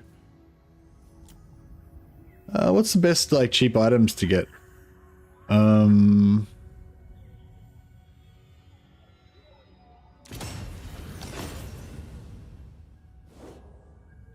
I suppose you can just buy them. I can buy them one of each, and then we can smelt them all down, and that'll basically give us the infinite. It'll basically give us infinite the infinite oath gold thing. You've got no armor at the moment, do we?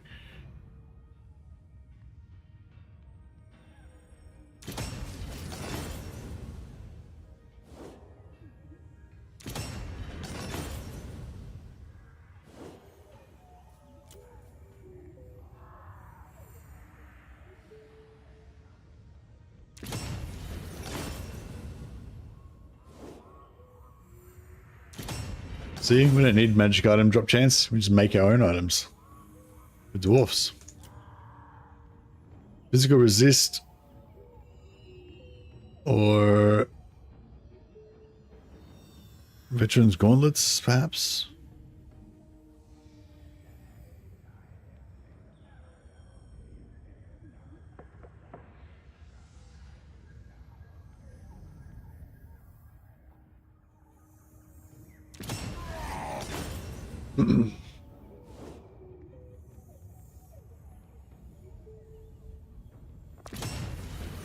Yeah, that's right. So sack it first and then occupy the next turn and it counts as 2. Yeah, exactly.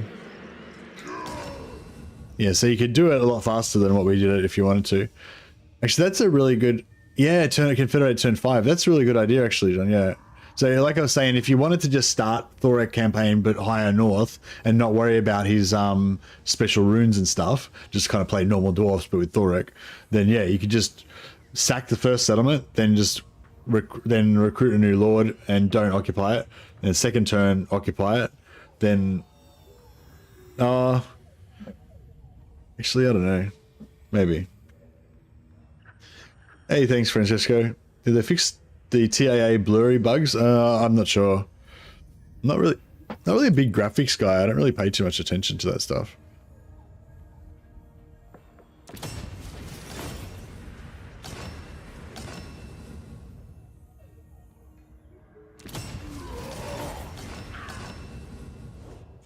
Is there any other banners we should bother getting? Probably. This is probably a bit overkill. We don't really need all this crap, but I was thinking you're gonna eventually unlock everything anyway, so may as well just get it all now, I guess. Or get some of it now if it's going to give us any assistance. Attribute of vigor, perfect vigor is actually not bad on a missile unit. Hey, keeps their rate of fire up.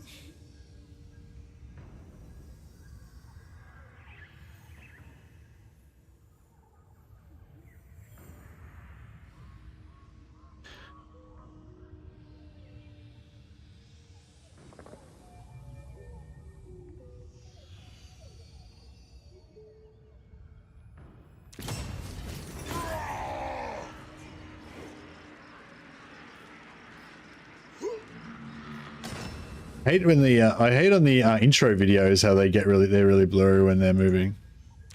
All right, we've got a heap of runes. Yeah, the fear runes could be good. Yeah. All right, well we got a heap of crap now. That's enough crap. Iron will. Time to slay the Oathbreakers. So we'll give him veterans armor, veterans hammer, veterans flask, veterans gauntlets. You should get a set bonus for that. And and we can give him a rune of parrying or a rune of iron. I'll give him a rune of iron. And we'll give him a rune of dismay, so this can cause some fear, get some extra artillery damage. I think he's pretty much maxed out. And this guy can get Rune of Dismay, Rune of Sanctuary.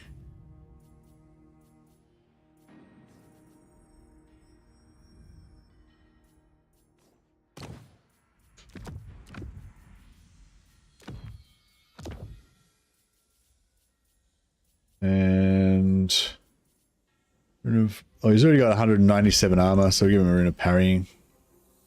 There we go. We're fully stacked.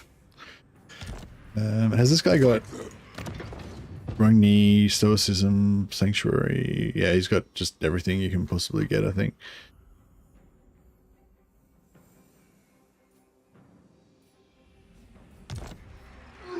Alright, let's do this.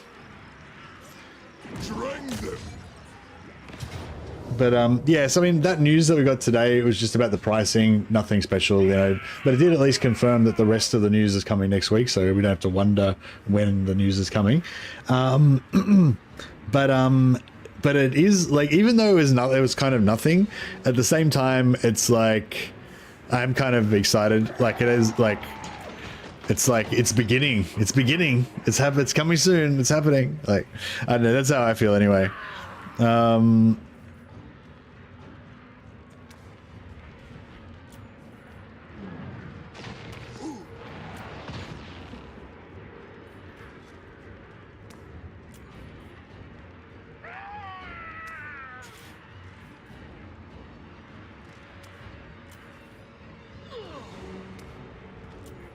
All right, put all our buffs on.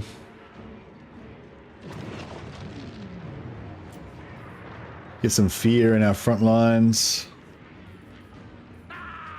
Pyrrhic victory. Oh, we can auto-resolve it now. Should I just auto-resolve it? Because I don't really need my army after this. I'm just going to disband them anyway.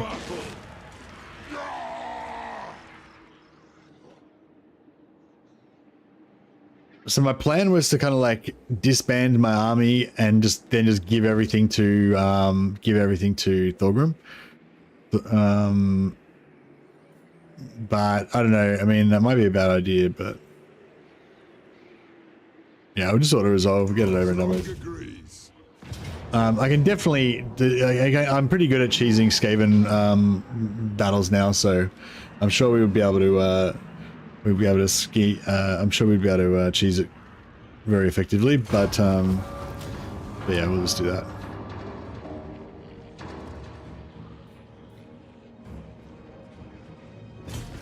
Take it. Take Valea's Sorrow for the artifact.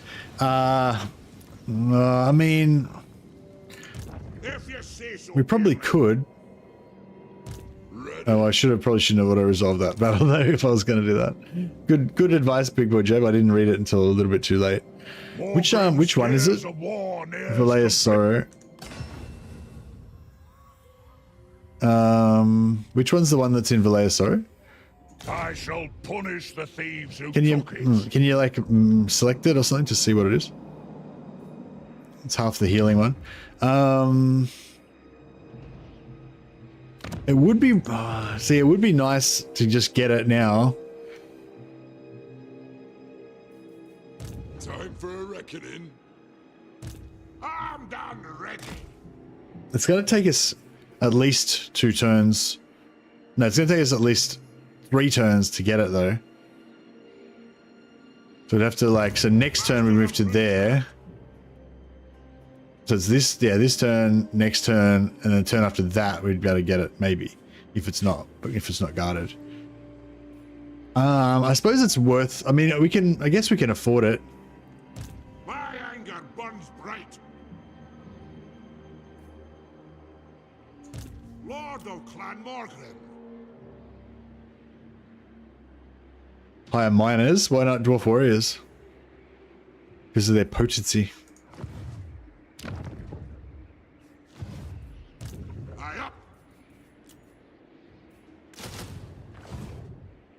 For the wisdom of Valea. Cheaper.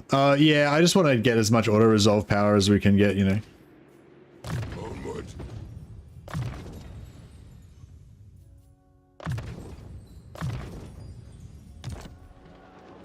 Yes. Let us begin.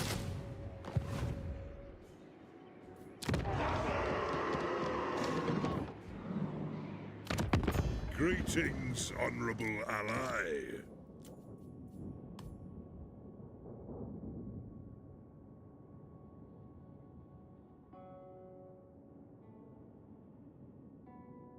Yeah, it's like, I don't know, we don't need it if it's undefended, but then again,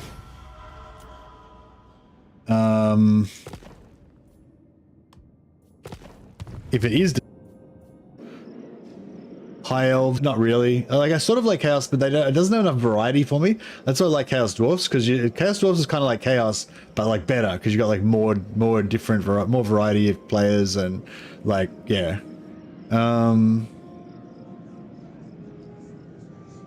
But yeah, I love my humans though as well.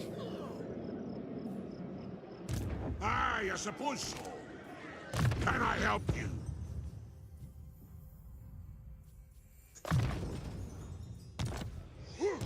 What? The axe thirsts for war. Get a couple of 3 units of regiments renowned if we need it as well. Yeah, I don't know. I'm a bit. So yeah, the problem is now that because I got rid of all these other settlements, all my enemies are going to probably beeline towards me. So it might be a race to see whether we can get Valet of Sorrow or not. But yeah, I kind of wish I had an auto resolve that now. But yeah, I don't know. It's just it's going to be a bit of luck. Like if it's undefended, then we can just take it. If it's not undefended, then you know we can't. But we'll see how we go.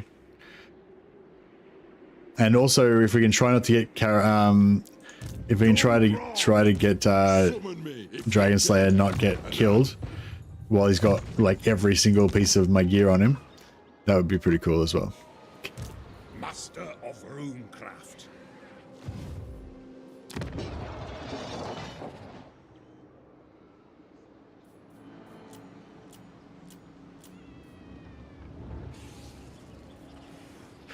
Maybe I should just...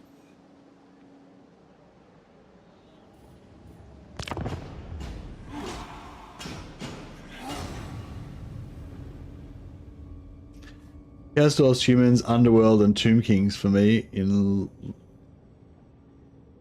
Blood Bowl. Nice. Oh, well, there we go. We've got a fair bit of crossover there. Underworld is one that's the one with goblins and Skaven. Yeah, that is one that interests me, but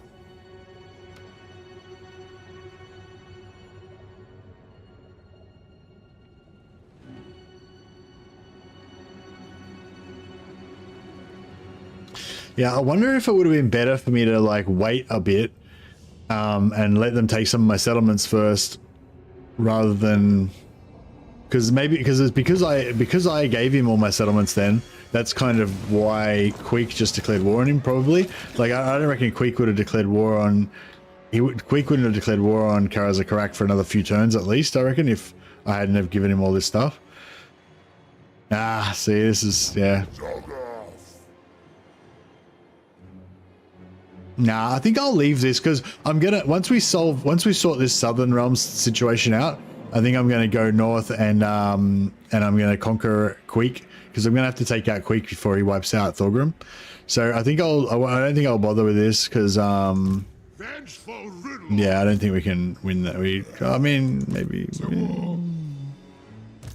Master of Runecraft. I'm off. We could maybe. Can we win this, you reckon?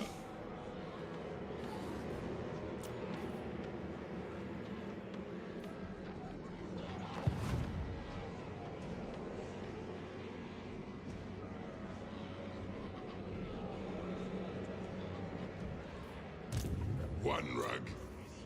But can I win it with auto resolve without having to fight it? That's the question. What? That's the true question.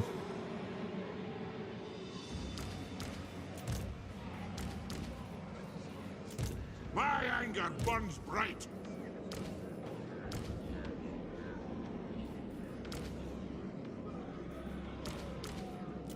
Time for a reckoning. It is time. Ha ha!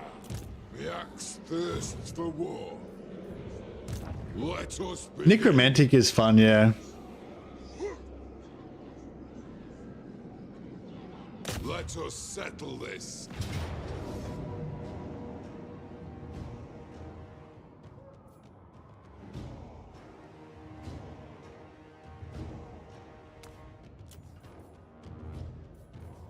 Oh, we lost all our artillery. But yeah, our artillery.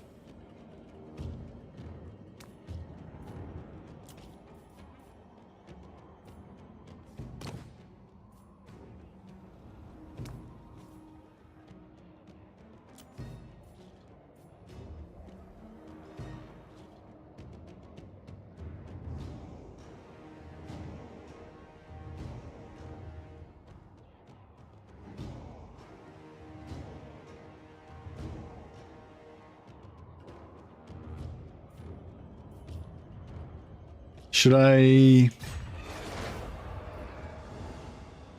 One hell of a fight, though. It could be a good fight. Could be a good fight.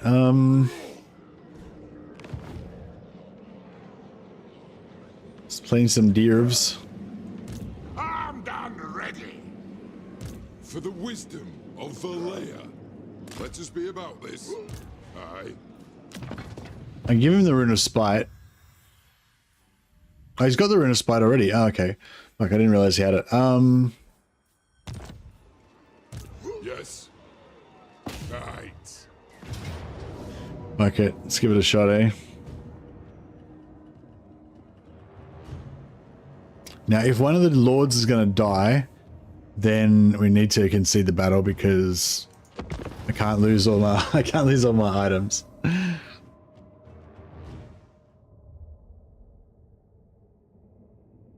I want to like dwarves. They were my first team, but there's not much variety there. Oh yeah, I do like dwarves actually, but there's like I like them from a roleplay perspective, and I love building tough little blockers, and I love like tough little slayers and stuff. But I don't. But yeah, there's no like excitement or anything with dwarves. It's just all calculating guard and shit, you know. Actually, that's one thing that I don't like about late game. Like about the one thing I don't like about high TV Blood Bowl is calculating block order when there's like heaps of guard. It can be really like, do you know what I mean? Like you need a pen and paper almost just to calculate the like which order to do your blocks in. I don't mind like that you have to think about stuff, but like yeah, it can just literally be like a real number, like a yeah. You know what I mean? It can be bad. All right, I think we need to get... Oh man, look at this corner camp here. We've got a corner camp, plus we've got like a block in the middle as well. So there's only 2 ways in. Is this the sexiest corner camp in the history of corner camps? Maybe. Oh man, where we go? Oh bro, look at this shit. We can do like some crazy bloody. Oh man, I don't know what should we do. So we can either do the most beautiful corner camp in the history of the world, or we can do the cheesiest fucking grind in the world. Options.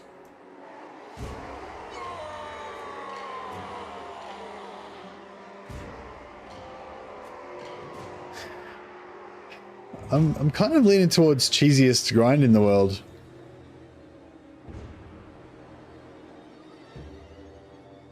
Sexy corner camp. Sexy corner camp is a little bit less gross. They do not have magic, yeah. Oh, wait a second.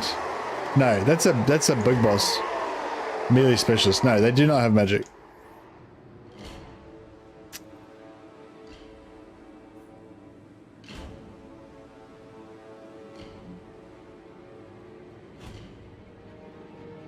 We can't get the... Oh, no, we can.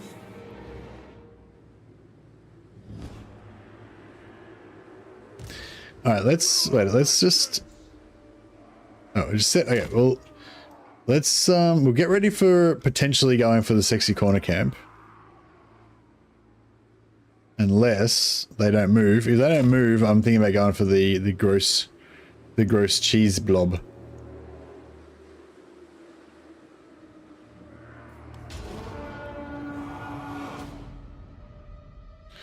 They're not moving. I think it's time for the gross cheese blob. This may backfire if I haven't calculated this correctly, but I think it will be all right. Are you about to get wrecked? Yeah, I very possibly am about to get wrecked. The good thing about it though is that we can't, like, the only thing, if we can't win this battle and we can't take Valea's sorrow, that's okay. I kind of like the idea of us having to work our way up to it later on in the story, kind of thing, you know. If we do get to take it out now, then that would be pretty glorious. But the good thing about it is that even if we lose this battle, then our lords will just rout off the side of the battlefield. So it's not like we're gonna, you know, get totally murdered.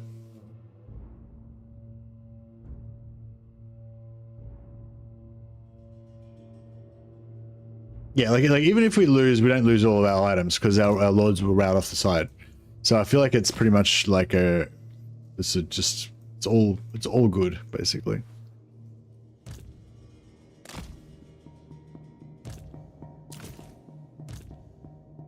If I could get my artillery to sit in here, no, it's not as cheesy as I thought it was. No, it's not as cheesy as I thought it was. I don't know. I don't know now. If that's as deep as we can get, it's not really that. I don't know, we can go deeper.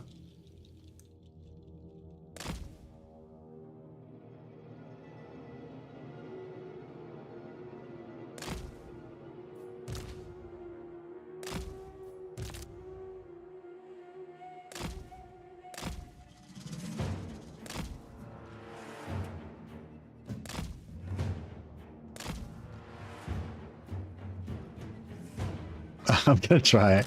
It's gonna be gross, but I'm gonna try.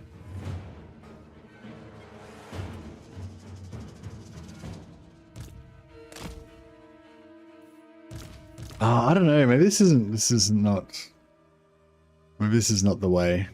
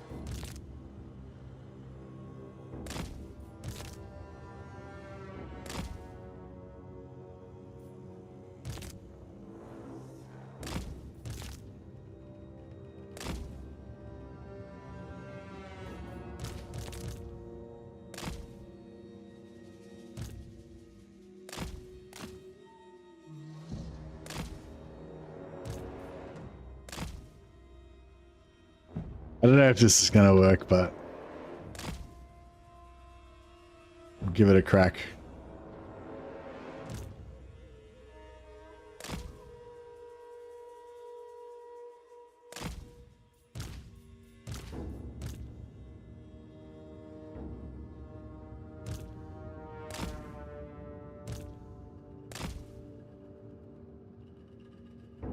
This is pretty gross. It's pretty gross.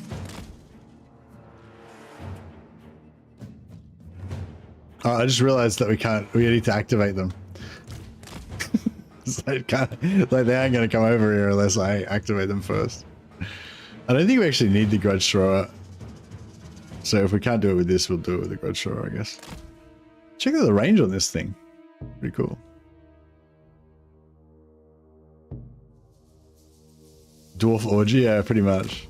It's going to be pretty gross.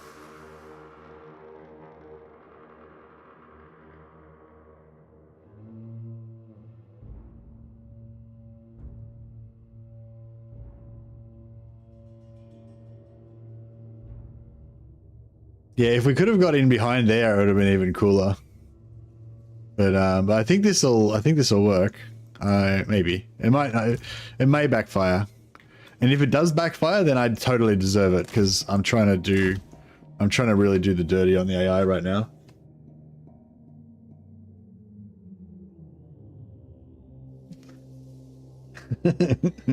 No one knows why they're doing it. All will become clear, hopefully. Yeah, all they've got is 2 units of goblin archers, and I'm pretty sure they're not going to do much to us. I mean, I hope they're not going to do much to us, but we shall see. Psycho charging from the Orc Boy Biggins might suck a bit, but I don't know, we'll see how we go, I guess.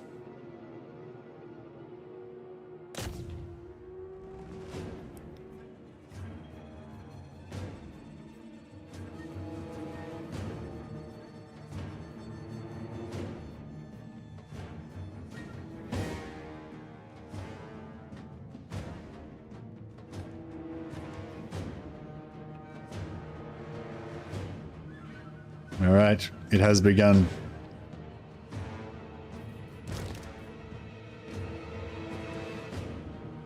It'd work with vampire. Yeah, this is very much a vampire counts sort of a thing, isn't it?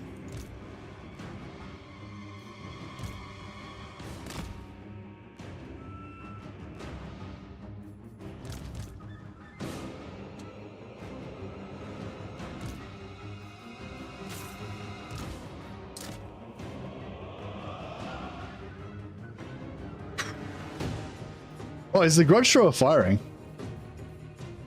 Where's the grudge thrower? Do we have a grudge thrower? Yeah, there is. The grudge thrower is actually firing. Suck it. That's cool. Oh yeah, miners. Shit. Yeah, turn off miners fire at will. Turn off your fire at will.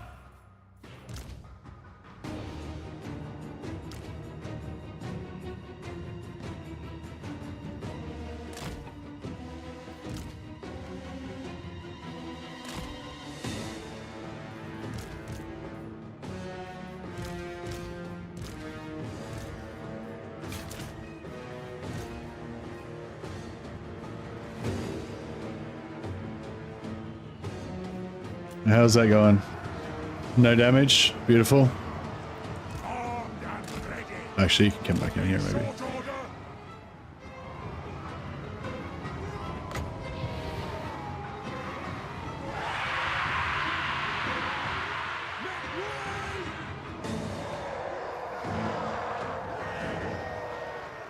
Steady, man. I mean, steady, Dowie.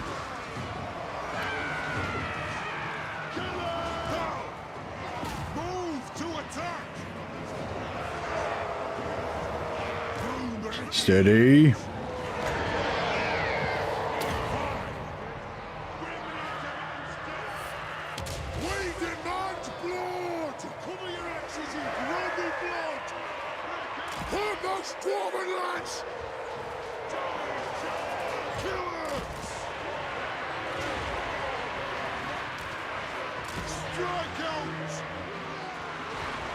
Crap, our lord got pulled out somehow.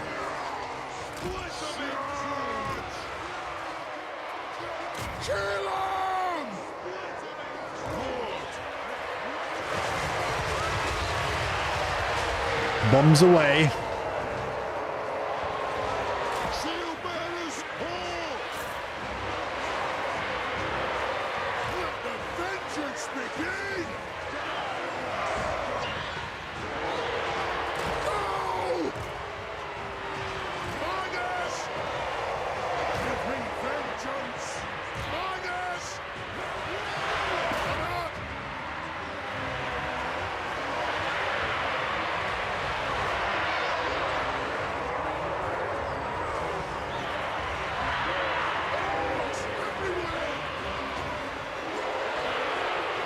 Yeah, we've got Rune of Spite activated, so it's good.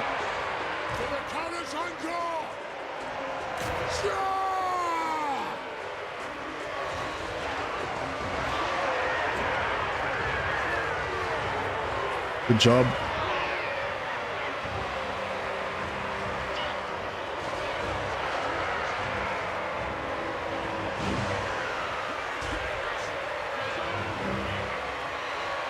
Oh shit, I hope they don't have fanatics. I don't think so. I don't remember seeing any, but I didn't look.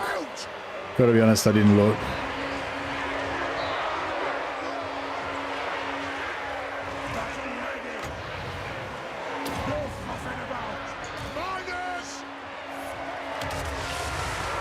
Glory! That was a good one. That was a good hit. Yeah, I think we got this.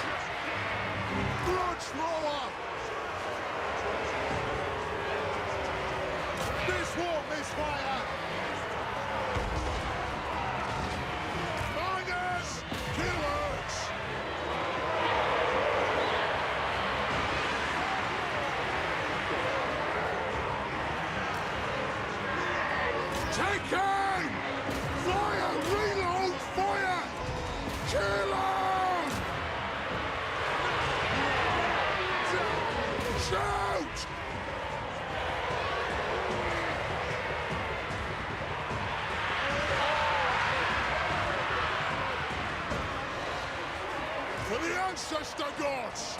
On the way! Miners! Yeah, I don't think they did. Take aim! Charges. There we go. Oh shit! Hold your fire! We halt! That was terrible. You fucking useless pricks. Charge! They threw way too early. By the Layer's will, castle! Yeah, that's better. Yeah, we got this. We got this. I am strong.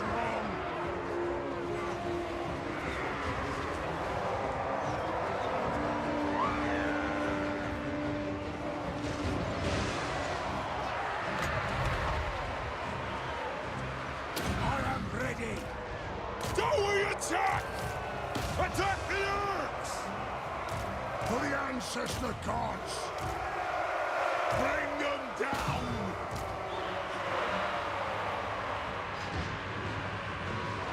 Vengeance! Miners! Fire! Reload! Fire! Tsar! Orud! Fire on the foe! Nothing can stop us!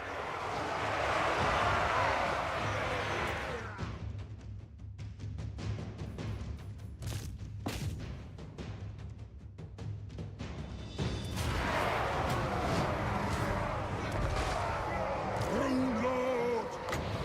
It'll get done!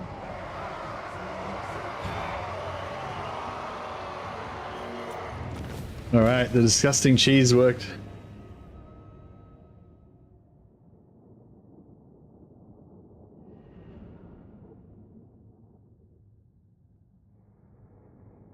They have to remain steady because there's not enough room for a part.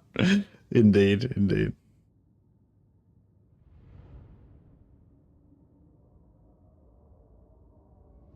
For some reason, Dwarf artillery can fire no matter what. Saw a Human Boy video where flame cannons were parked inside enemy infantry and still firing. Oh, that's cool.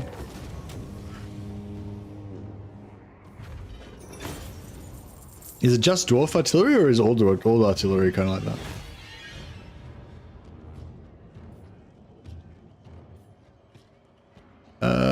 Yeah, I guess we'll just go for the money.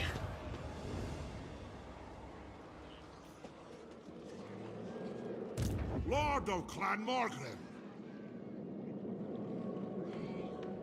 For the wisdom of Valea.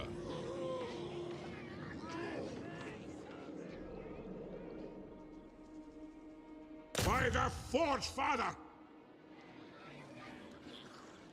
Let us begin.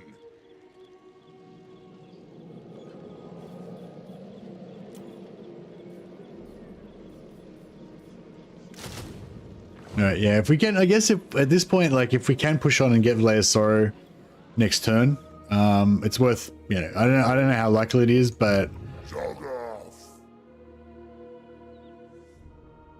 no, I don't think we're gonna beat them again. Vengeful Rudlord! Aye!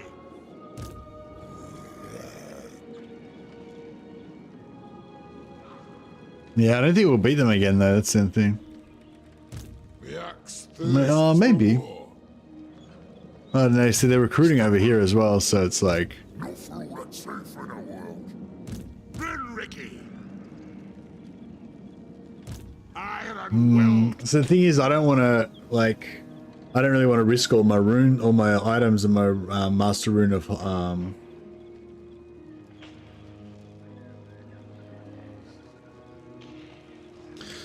yeah, I think I'm gonna, I'm not trying to hold it. I'm not trying to hold it. I was just gonna sack it so I could get the rune. But I think I'm just gonna abandon, this and, I'm done that way we can work towards getting that later on, you know, like that can be, because after I've dealt with this area down here, my next order of business is to come up here, declare war on Queek, although he's already declared war on me, so I don't have to, but yeah, come up here, clear out Queek, reunite with Thorgrim, sort out all Thorgrim's problems, and etc. You know? So like, that's where I'm going next anyway, so it's like, it would have been kind of cool to get it a bit early, but at the end of the day, I don't think we need to worry about it.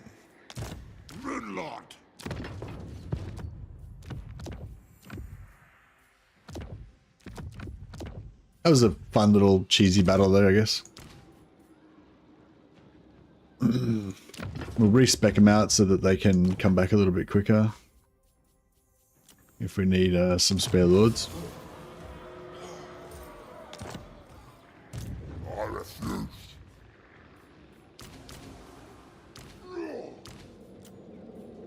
Summon me if you dare. Cazador Dragon Slayer.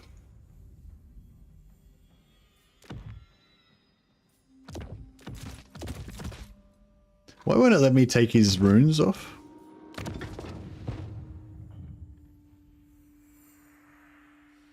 Has he got a special... Why won't it let me equip his runes? I've had this problem before, but I can't remember what causes it.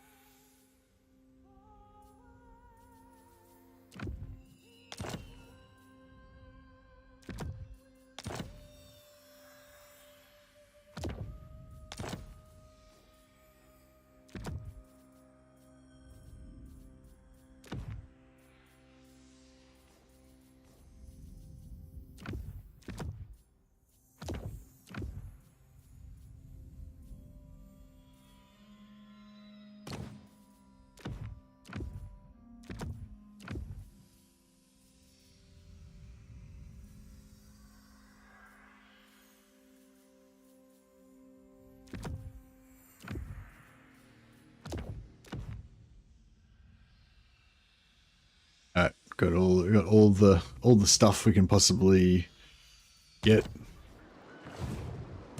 Thorek Ironbrow.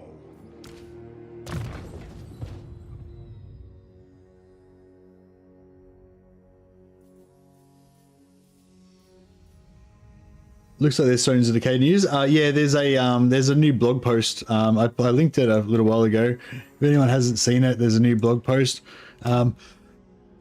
Just to recap, there's the news on Thrones of Decay is coming next week, and the blog post was just saying that they're gonna do a special thing with this time where you can either buy it in one big pack, the same as Shadows of Change, or you can buy it with each race individually. So you can buy just the Empire part of the DLC, or just the Dwarf part, or just the Nurgle part. Yeah.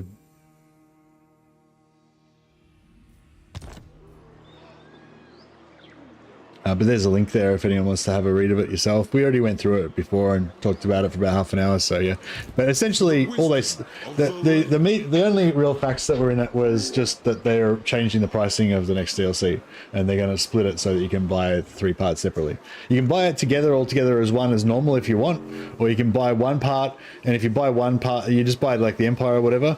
Then if you later on want to buy the Dwarfs and Nurgle, you get a 15% discount on the other 2 parts. But if you just only want Empire, you can just only buy Empire. So yeah, that's the news. But yeah, looking forward to the actual news next week when we get to find out about all the new content and stuff.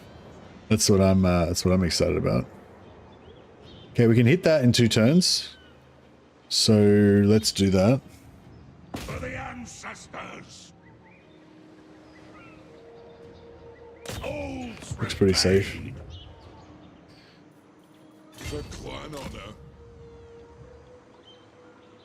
We march. I'm gonna force march Danny just to Shame my clan. make sure he can take this. Huckle long rifles or not buying? Well, depends what's in it. Amaranth. if it's like a engineer themed thing, then you might get some kind of Hochland long rifles. Although, actually, no, Hochland long rifles probably won't get them, because if it's an engineer themed thing, you and I both know that there's Hochland long rifles there. But, well, the thing is, like, if it was going to be Hochland long rifles, then that would mean it would be a Hochland DLC. Which, I don't know. I mean, maybe. But there hasn't been any like, I haven't heard a single person theorize that the next DLC is going to be, like, Helmut Fahlbach. Is it Helmut Fahlbach, the Hochland electric count? Yeah, like, I don't know. I don't think he's even on anybody's radar. But that doesn't necessarily mean that you're not right. Could be.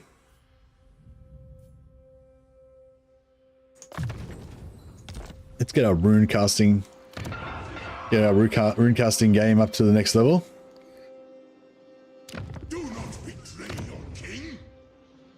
I hope that... Does this connect onto that? I don't know if this even connects onto that. So we might have to take 2 more settlements before we can even get... Crockart to like us.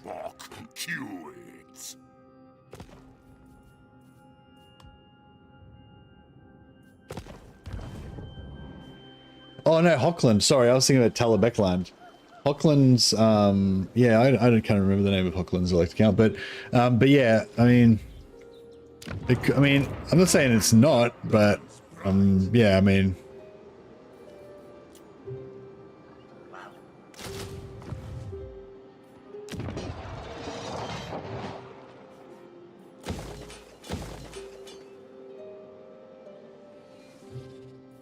Yeah, it's like, I'm not saying it's not, but I'd say it's not.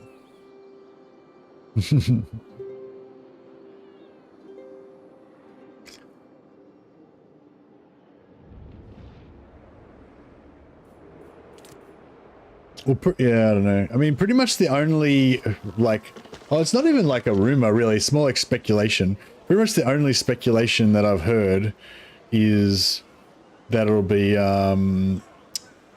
what's called the Wissenland one, Elspeth von Draken, with the what do you call it, amethyst, which is some sort of amethyst wizard with a dragon, special dragon or something.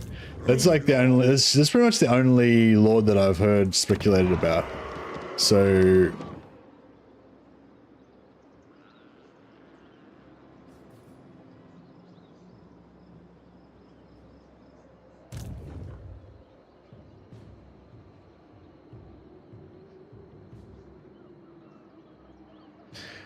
kind of know most of what we're getting by now. Oh, really? What are you basing that on?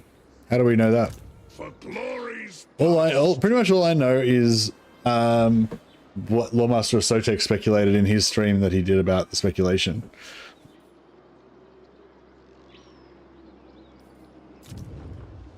And as far as I know, it was all speculation.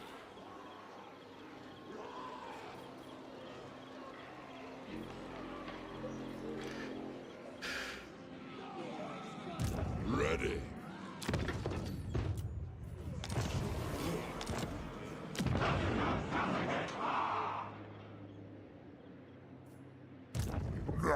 They can't take it this turn, so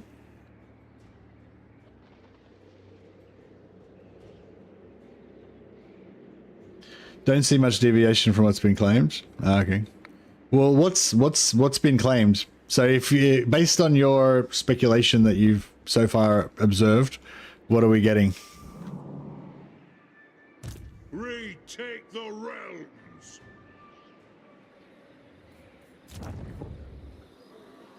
Right, yeah, so I reckon I'll keep that for one turn, and then I'll give it to him, because, like, if it's just like a bait and switch type thing. Like, if I leave it in my hands, then all the people that hate me will kind of go towards that if they think they can steal it, but all the people that hate him won't go for it because they don't know it's his yet, and then I'll give it to him.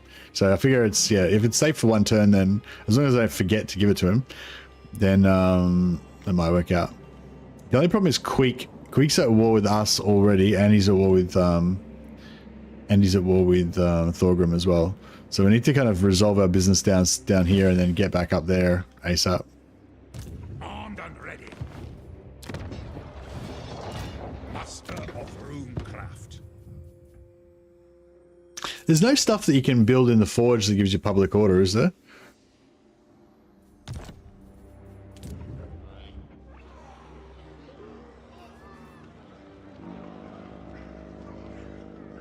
Should I build? I can build a building here for Thorgrim if I want. I hope we're not going to lose Karag Orud.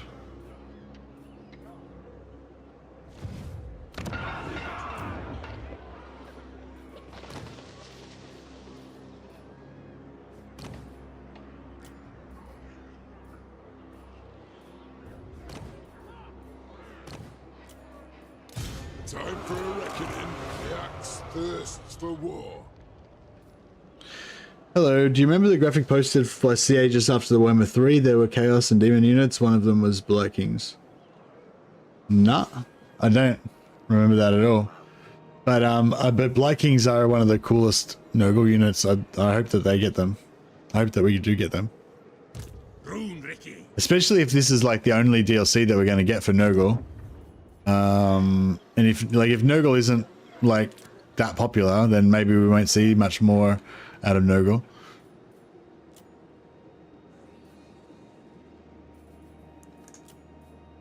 Alright, let's see what happens. But actually an interesting theory I heard the other day was that Nurgle is the most popular enemy for all Warhammer games because why was it? Because of blood and gore ratings. So because whenever you kill a Nurgle dude, instead of like red blood coming out, it's like green plus sort of stuff, green slime. And so the green slime is heaps easier to, it's like a lower rating. Whereas if you're a Khorne, the bloody handed god of murder and shit, then you know, like it's gonna have a high, you're gonna have to have a higher rating because you're gonna be like murdering people and chopping heads off and stuff. Whereas with Nurgle, every time you kill Nurgle bad guys, just pus comes out. So I thought that was quite an interesting take on it. I hadn't really thought about that or heard that before. I'd rather eat a squeak. Shoulder axes, lads. We move. Sock right off. Let us begin. I guess we could give this guy a Master Rune of Spite and see how he goes. Give him a crack. Let him have a crack. What do you want?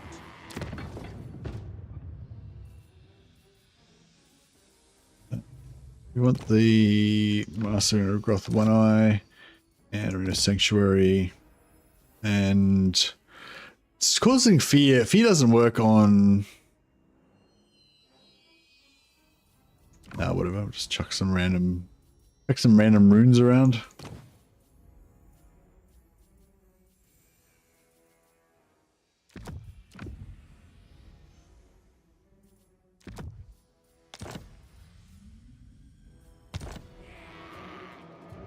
Kane's got the bloody hand. That's it.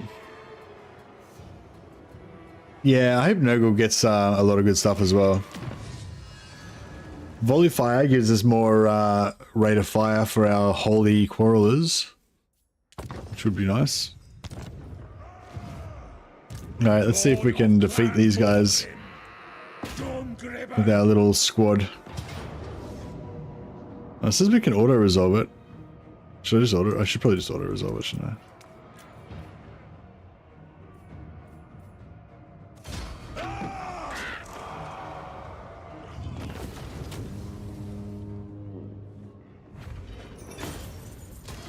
Oh, I could have got 2 Gorogs if I had not auto-resolved it. That might have actually been cool. On my way.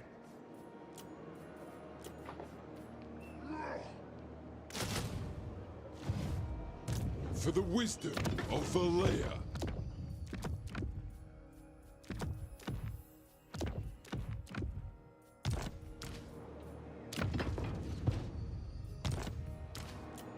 Time for a Reckoning. Can I help you?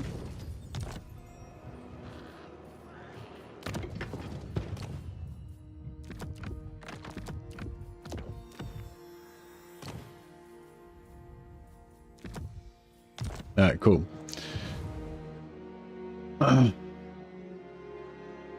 Just hope they don't add single entity monsters to Empire and Dwarf.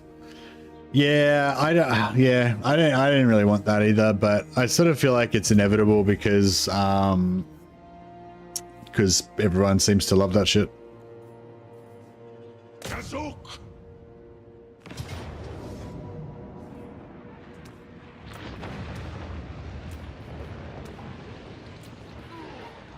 Oh, I probably should have oh, actually we can just auto resolve this, can't we?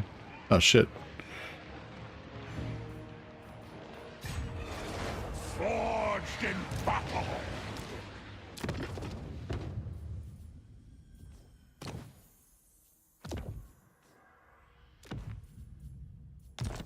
Give our runes back to our boys.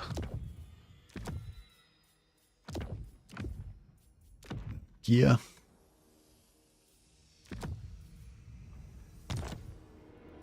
Get Danny Scavenger in here as well. Grudges will be settled. Just throw his weight behind the war effort.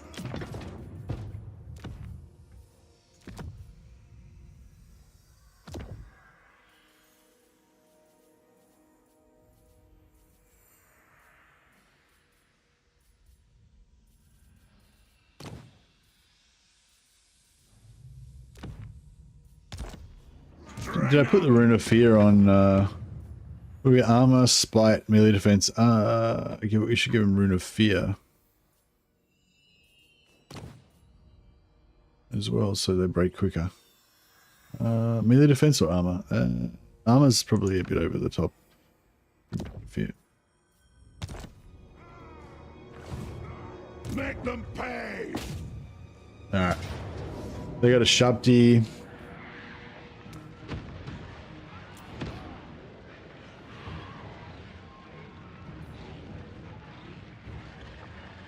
Fear doesn't do anything. Reduce enemy leadership. Reduce enemy leadership's okay. That makes them crumble. But probably more for undead. Yeah, reducing enemy leadership in general isn't that great for undead, isn't it? Because it just makes them crumble, like with that kind of contact effect. And then if you like miss the next shot or whatever, then the crumbling stops. So the crumbling isn't like as devastating. Like if you route the unit, all you got to do is route them, and then it's game over. They're gone. But with undead, if you route the unit, they just crumble for a second, and then if their leadership goes back up, then you know they stop crumbling, and then it's sort of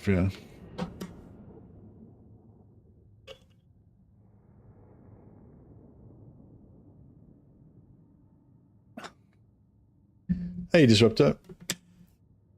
I'm finishing Kalita off a bit faster than you did. Oh, that's cool. Well, I'm glad I'm making good progress. How's my reliability compared to yours in your campaign? It's actually funny. Like, I say for those of you who came in late, I screwed up quite badly in this campaign because I forgot that I'd sold a non-aggression pact to Kalita for like 300 gold or whatever, and then I betrayed her. It was because I sold her a settlement and she was 1 gold short on the settlement price, so it was a grudging. I had to declare war and I had no choice. Honor demanded it. But anyway, but yeah, so I forgot that I had a non-aggression pact with her before that, and so we ruined our reliability. But having said that, I've got to say I didn't really realize it at first. But like when we're talking about doing this campaign, I'm like, oh yeah, I'm going to go up there. I'm going to do this. I'm going to take this guy out. Then I'll take out that guy. I'll ally with Thorek. I'll get that, and it was all very much like business-like. I'm like, yeah, this is going to be an easy campaign. Pretty not easy, but pretty straightforward. Just Thorek by the numbers. We're going to do this. We're going to do that. But now it's like I've got super low reliability, so I can't really, it's very difficult for me to get any agreements with anybody. Even if I get an agreement with them, I can't trust anybody to keep their agreements with me because the AI likes to break agreements with you if you're unreliable. So yeah, so in short, this campaign's gone from being a very standard unexciting Thorek campaign to being like a totally new, like never before played Thorek campaign. You know what I mean? It's not a disaster. No, it's not a disaster, but it's like the whole flavor of the campaign is totally different now. You know what I mean? Like I can't rely. You know what I mean? Like I have to rethink everything, and it's kind of cool. I'm digging it.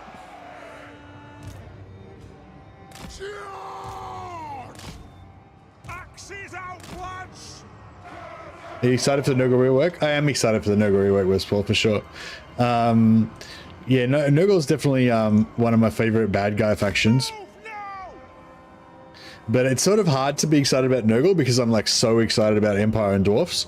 If it was Nurgle but in a different pack, like if it was like if Nurgle was in the next pack, like assuming the next one's going to be Slaanesh, like if it was like Slaanesh, Nurgle, Wood Elves, and Ogres or something like that, you know, like I'd be mostly excited about the Nurgle. But because it's in the same pack as Dwarfs and Empire, it's like, yes, I am excited for Nurgle, but I'm like way more excited for Empire and Dwarfs. I think I'm hopeful that Nurgle will get the biggest rework in this DLC though, so that's cool. I just realized that I'm going to be waiting quite a while for them to attack if I don't move slightly forward and start shooting them.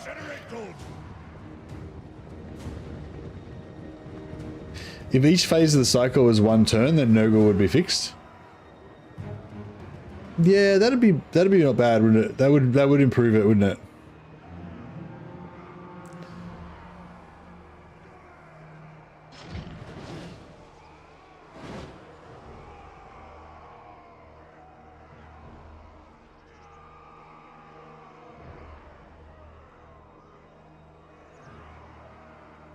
Empire already has steam tanks, which are single entity monsters. Zrekla says Marienburg land ships will most likely be added if there's going to be thunder barges, since they're both based on big ass wood ship. Maybe. I mean, I don't know. I've heard that theory before, but I don't think so. So one, I don't know if there's going to be thunder barges like added, and if there was, then I don't think they're going to like use the same model for a thunder barge and a land ship, you know. But maybe, I don't know. I guess maybe, yeah, well, yeah, actually, well, that was my first thought when I heard that comment, the land ship thunder barge thing. But I guess they wouldn't use, I don't reckon they'd use the same model, but they might use the same idea, I guess. Like the idea of making a big entity that's got like different guys on it throwing bombs off or whatever. So there might be like the same, yeah, like yeah, it's like, yeah, I don't, like they wouldn't use this, I don't reckon they use the same model, but like, yeah, you might be kind of right. They might use the same like idea, you know, like they might design it on the same, like mechanically, I mean, in the way that the unit works in the game. There might be some like crossover or something that makes it easier, or yeah, I don't know. I don't really see why it would make any difference if the, yeah, I feel like they're just totally separate things. I feel like it doesn't really make any difference if the land ship, what was it, land ship? No, the thunder barge. I don't think the thunder barge getting added would make it more or less likely that the land ship would get added.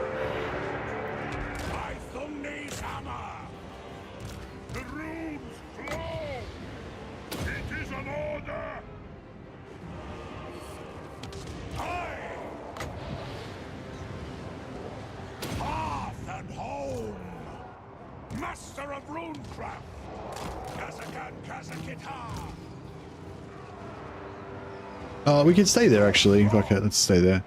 Move! Kill it! Quarrel it! Strike out! Oh, what? Oh, yeah, that's fine. Dwarf warriors! Our fire undimmed!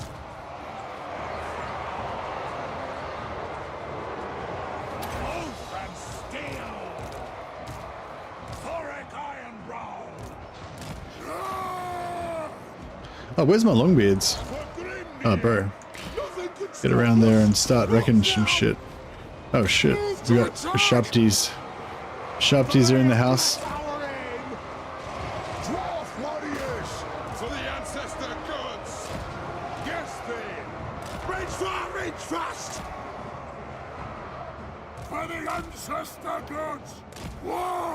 Man, we badly need some,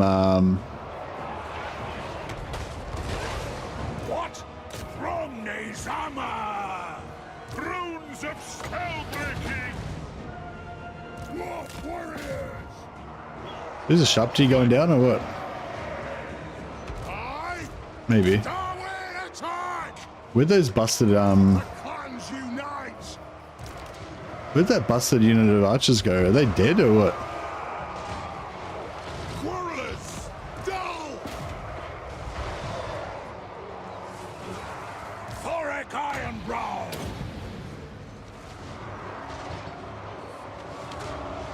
We fire on your command! Let the vengeance begin! Attack the Urks! Quarrelers! Dwarf warriors! Now we're ready! Iron Drakes are good, yeah. If you can defend them though, you have to be able to defend them. That's why I kind of feel like having only one unit of Iron Drakes is quite good. I feel like when you have like, try and have like 3 or 4, it just doesn't really work. 2's okay, but even 2, I find it's kind of hard to make sure that you're not getting one of them. Like, because if they get caught in melee, it's really bad. They don't die instantly, but they definitely don't do well. Strike out! But yeah, early Ironbreakers, I mean, early Iron Drakes are really good. Or just anywhere, anytime you get Iron Drakes, really, they're really good. Oh, you're 13 minutes behind.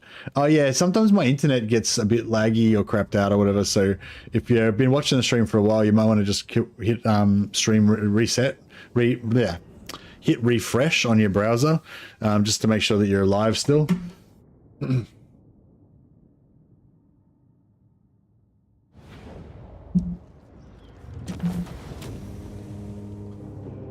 How do you refresh on your TV if you're on TV?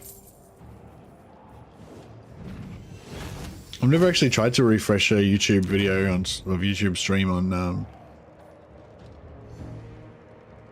TV. What does occupy? Unpress on the app and restart the app. Long press on the app and restart the app. Okay.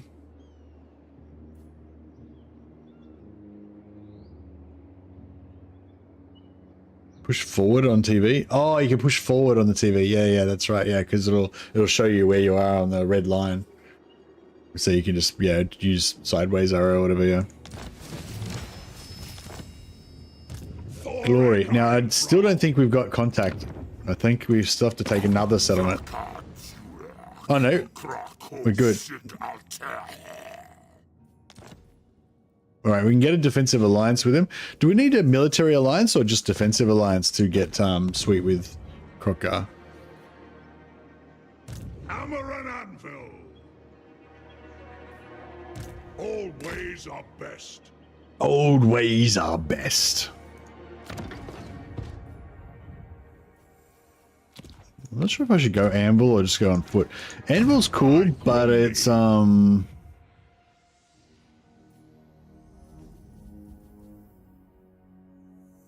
might save some points actually. Let's Lost glories reclaimed. get rid of all of our unwanted notifications.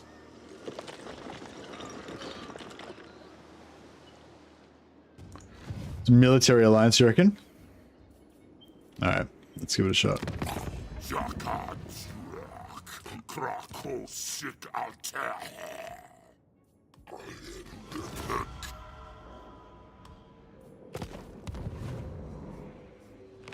Yeah, no, so defensive alliance didn't do it. But that's right, we'll try and go for a military.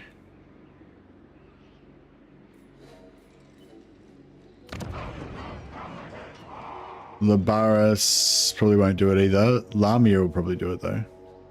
Hopefully.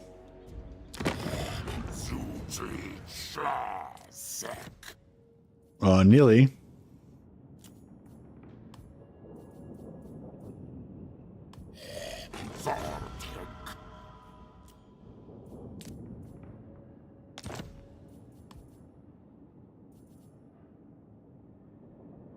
protect Thorek.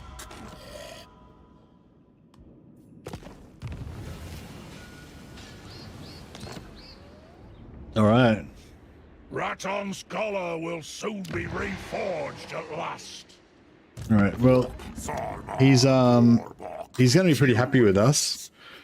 But our faction strength rating is really low. We were faction strength rank 2 for a minute there before I disbanded all my armies, and now I'm faction strength 90. Excuse me. So excuse me. Yeah, so it's going to be open season on declaring war on us. Misty Mountain we were so close to getting, but well, we're sort of done down here now. If we just knock out this last settlement, sell that to Krokara as well, hopefully we can count on Krokara to deal with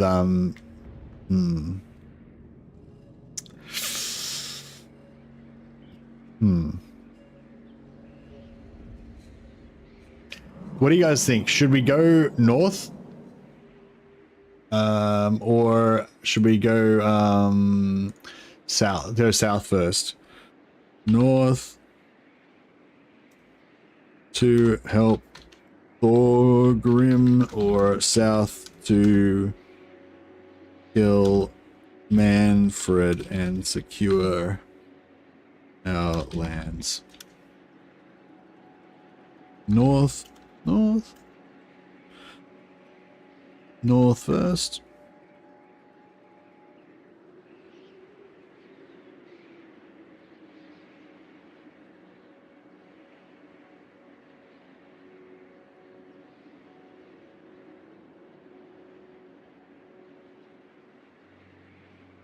All right, we've got a poll going on YouTube. I suppose I should do it on Twitch as well. I'm not very good at Twitch though. But is that it? Oh, here we go.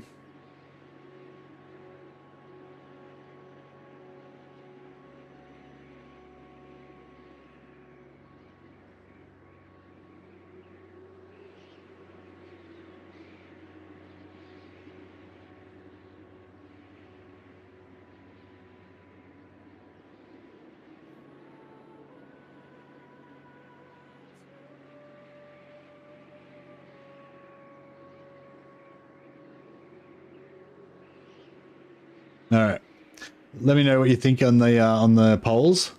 On YouTube we got like 100 or something, and on Twitch we got 33, which is actually really good for YouTube. I only started streaming on Twitch. I mean, I only just started on Twitch. I only just started streaming on Twitch like a few weeks ago, a month or two ago.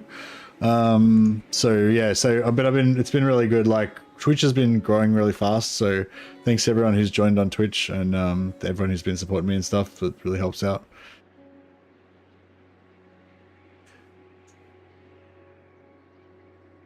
But yeah, for those of you who only just recently discovered me on Twitch, I've actually been on YouTube for a few years now, and I've got a bunch of YouTube videos for about Warhammer, Total War Warhammer and stuff. And yeah, that's where my main kind of channel lives, I guess, on YouTube. But I'm planning on streaming on Twitch forever from now on. But yeah, I'm relatively new to Twitch. South is safe if you build walls in Orud in your capital. Can't break through those. Oh, really? That's actually pretty cool. I'd love to fight some defensive sieges, because I basically never build walls and I never fight defensive sieges.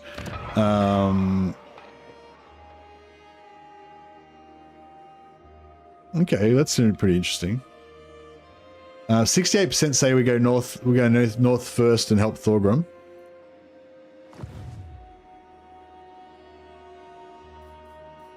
So far on YouTube. Did we do our renames? We did not do our new name. We've got to get the Hans Gruber and Chokoy in there. Thanks again, guys, for joining as members and subs on Twitch. Lord of Clan Morgrim.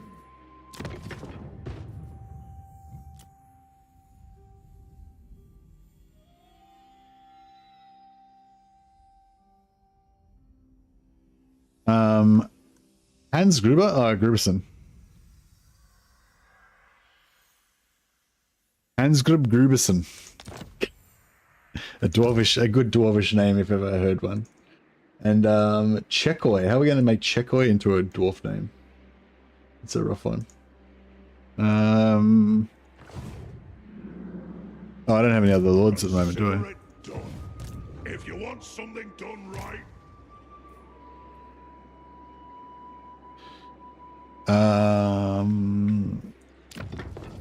Oh, actually, I'll put a archivist on Hansgrub.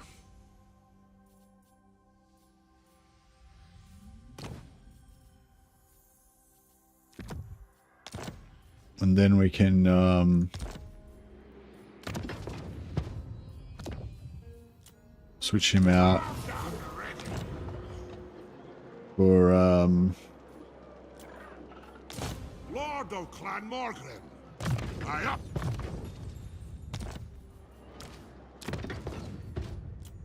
Rune Lord Chekoyak.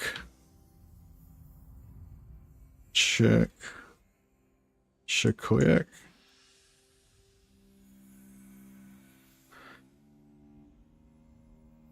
How about his first name could be Czech Oikenson. These are both like Norse dwarfs. There we go. Chekoyson. Yeah, it's yeah, you just put Susun on the end of everything, it works.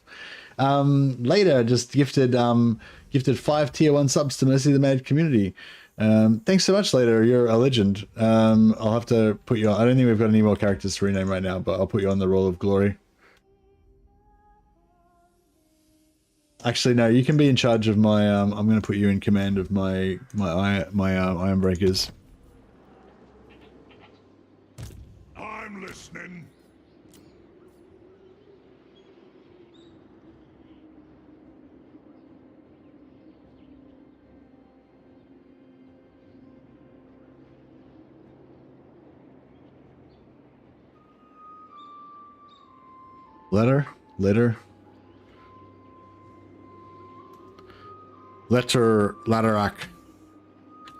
Ladderak's Breakers. Boom. Sure. May you serve the hold loyally forevermore. Oh yeah, no, thanks so much, Dan. That's super generous. You're a legend. Appreciate it. Alright, Manfred never beats Croc. Yeah, hopefully Krokar will kind of come around the bottom and expand around here and whatever. There's something else down here I wanted to get, wasn't there? No, we're good down there. I wonder if I should help things out a little bit by coming out and maybe just killing the wood elves, and then like I can connect Manfred with Krokar, and then if Krokar expands all the way around this side as well, then that would be pretty glorious.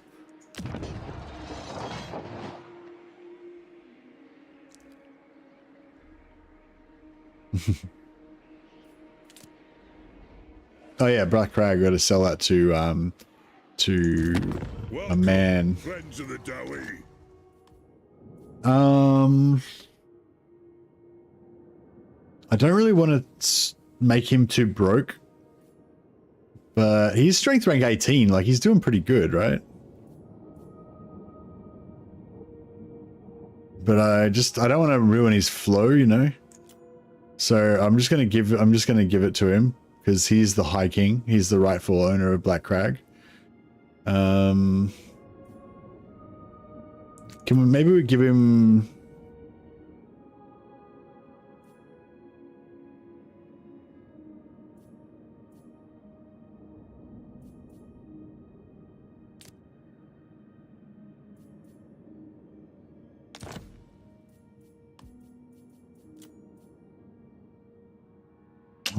Maybe I'll just give it to him. That's fine.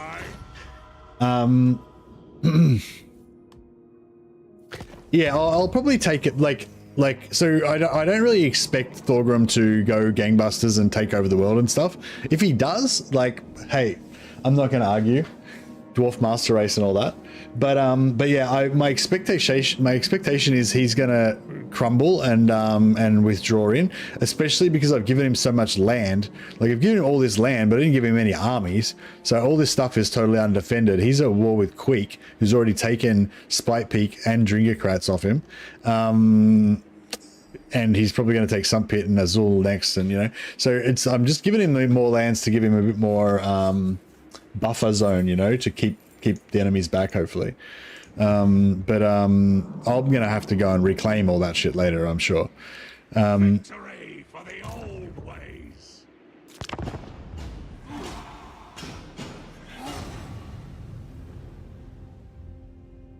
Excuse me, Gorfang Rotgut is the rightful owner of Black Crag. I think not. What's Black Crag's dwarf name?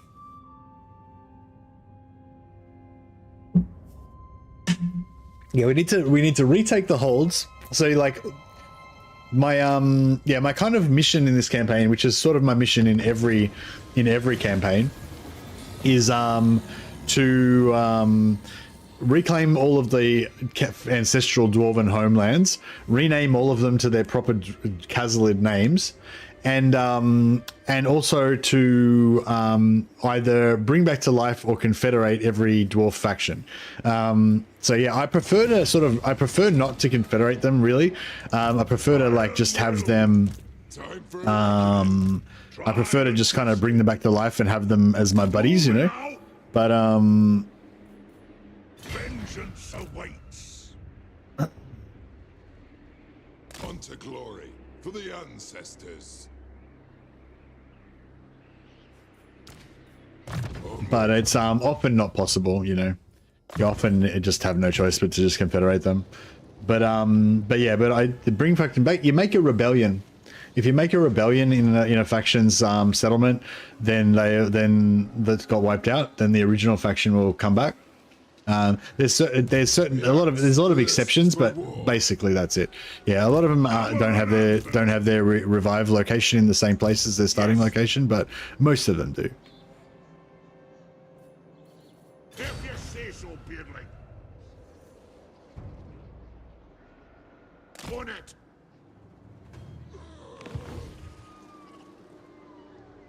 Need to have it untainted? No, you don't need to have it untainted anymore. It's changed now. You don't need to have it untainted. It just, it doesn't matter if there's corruption or whatever. The original faction will just pop up anyway, even if there is massive corruption.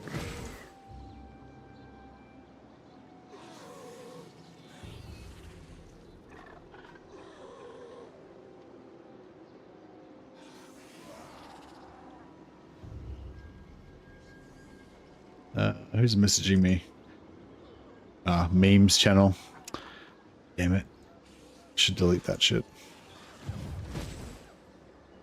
Everyone says North help Thorgrim. All right. Both polls agreed on YouTube and on Twitch that we should go north and help Thorgrim first. All right. I will accede to the council's wishes. The council of Longbeards. Summon me if you dare. How come I can't get rank 13? It's available at. That's bullshit.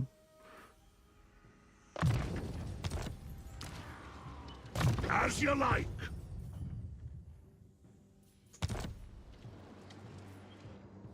No honest work without sweat.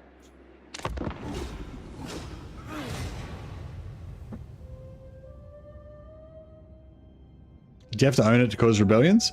No. You can do it in your own territory or in enemy territory, either way. So my ambush, I think my ambush kind of worked in that they attacked this guy, not realizing that my other full stack was there. But the actual ambush didn't pop like on them. They were able to attack him without getting either my ambush didn't work or just because of the ranges, they were able to get him without going in range of my ambush. But either way, I guess we could just auto resolve this, can't we?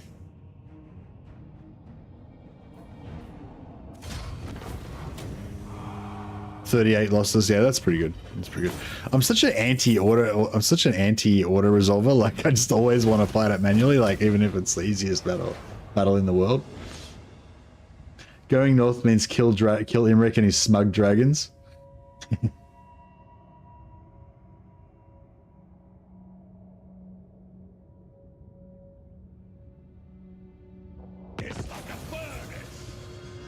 Yeah, some factions are unrevivable. There's a small handful that are unrevivable.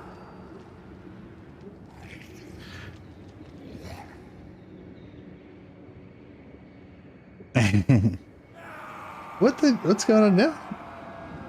Later just gifted another 5 subs to the Mostly the Mad community. Oh, thanks so much, Later. You're like a legend. Appreciate it. You're super generous. You're my most generous supporter today. I appreciate it.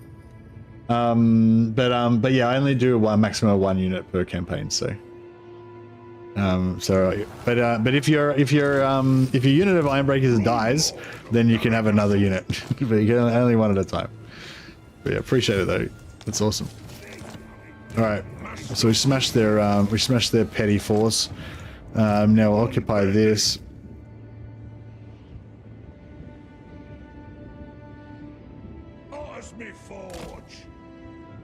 For the wisdom of the How much movement did you use? I do. Oh yeah. Getting out of here.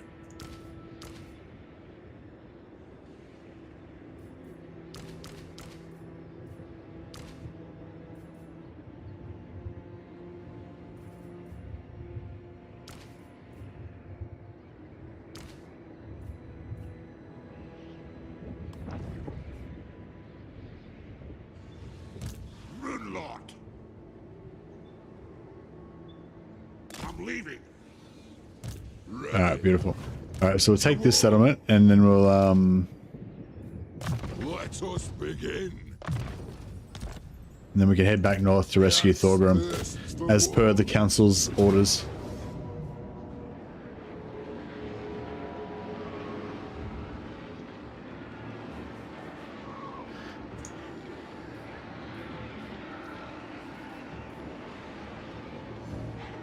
I'm actually working on a video that hopefully I'll get out in the next couple of days.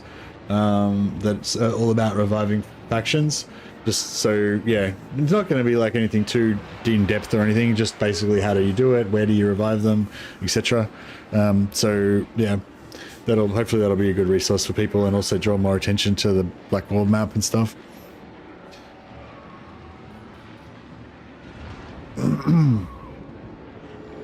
Should I just auto? Can we auto this? No units lost. Alright.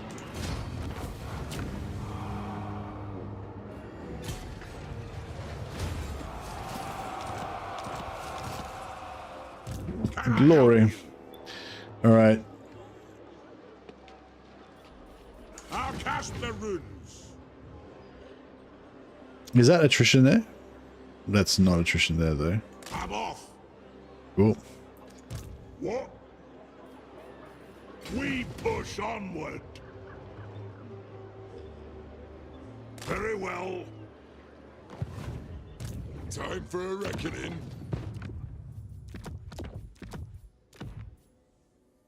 All right, Danny Scavenger had his time in the sun. You can go back to the pool now. Yeah, talisman's very nice, very nice.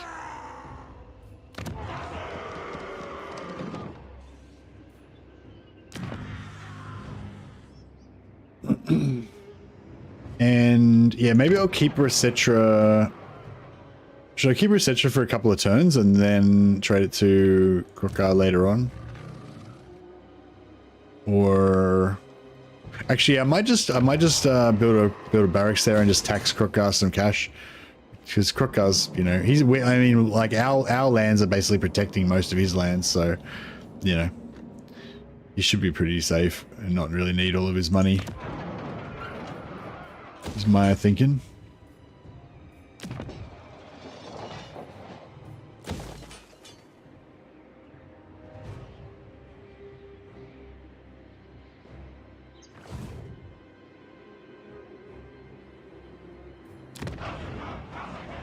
Trying to vassalize like every single faction in the entire game so you can build the biggest Kolek that's ever existed. Oh, there's a cap on it, isn't it? You can only get him up to like 50% increased size or something, right?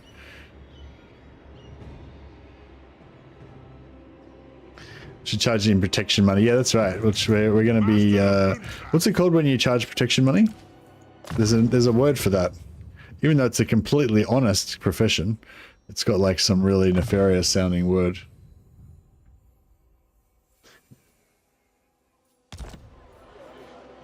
Extortion. That's right. It sounds so bad. It's protection. Protection. It's community service. Whereas the, you know, stronger members of the local community protect the more vulnerable members. It's really a positive thing. It's got a bad rap lately in the media. But extortion is essentially good. That's the angle we're coming at it from. Alright, I think we're good. I think we are good. Racketeering. It's like rocketeering's got a good reputation. Why is racketeering got such a negative? Oh shit. I'm a schemer. Oh, he's not at war with. This is interesting. Skarsnik's not at war with. What do you want? With Thorgrim. I hope we can set up some like awesome dwarven is it called hegemony or hegemony? Hegemony. Yeah, some epic dwarven hegemony where we like dominate the world with dwarf power. It's like how you have air power, sea power, and in June 2 you have desert power. We have tunnel power.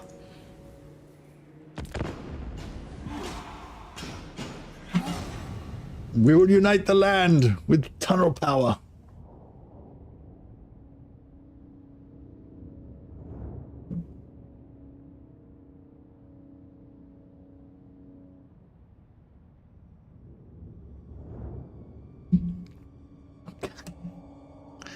I haven't seen that Monty Python sketch, actually. That sounds cool.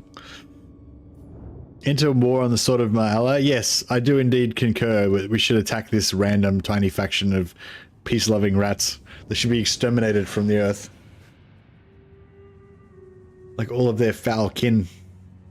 Yes, we should also declare war on them. Because they're a race and we don't like them. The only thing... one question though, Thorgrim. I do question the wisdom of declaring war on a faction that is directly on your border, twice as strong as you, and you just moved all your armies to the southern edge of your lands. But you're the High King, so fuck it, let's do it. 65 vassals, weapon strength is at 2.5k. Oh, really? So the weapon strength just keeps going up? You haven't hit any cap yet? Well, 2.5k is over 300%, isn't it? Like there's, yeah, his starting weapon strength is only like, what, 500 or something, isn't it? So. But he stopped growing in size though, yeah? Does he still grow in size? I thought I remembered them making a cap on the size of his growth size or something, or they scaled it down or something because he was getting too big, basically. I'm good. Should I keep these dwarves? I mean, I should probably just disband them because they're costing me 1,000 gold a turn. All ways are best.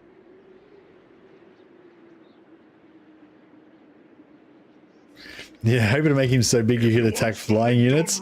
That'd be sweet. Imagine that King Kong Kolek just like, just like, yeah, that'd be sweet. But yeah, I don't know. Maybe I'm remembering wrong, but I thought I remembered like you used to be able to make him ridiculously big, and then I thought they changed it. Should I get Gotrek and Felix? It would be nice to have some heals. I feel like I should get Gotrek and Felix because like I'm not gonna, if I don't get them now, like I'm not gonna need them more. Like there's no, like if I don't need them now, then maybe I don't need them, but there's gonna be no time in the future when I'm gonna need them more than I need them now, you know what I mean? That's my theory. Can you still get permanent Gotrek? No, not as far as I know, unless there's some secret way that I don't know about.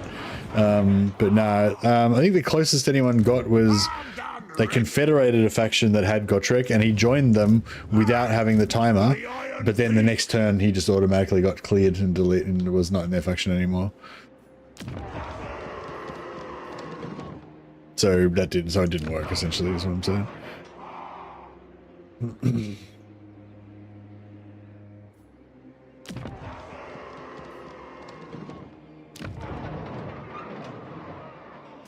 Stable at -96.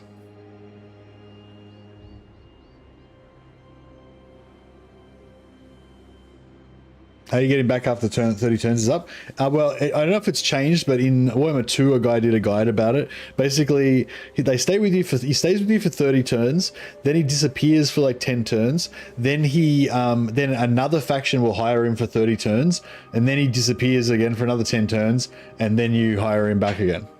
Something like that. So basically, I think he just comes back after about 50 turns, 40 or 50 turns, something like that. So if you get him on turn 1, you lose him on turn 31, and you can potentially get him back on turn like 81 if you play like a long campaign. So it's something like that.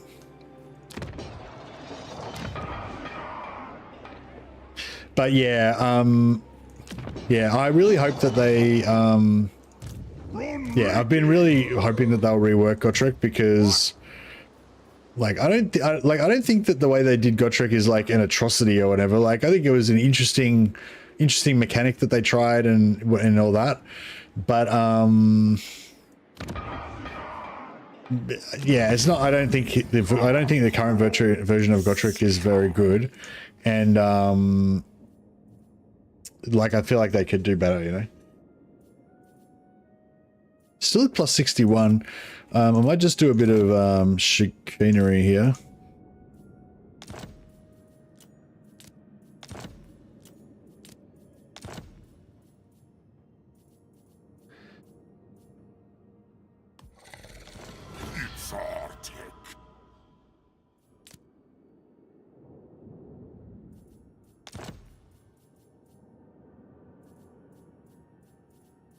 Any other? I don't think we'll be able to get any other.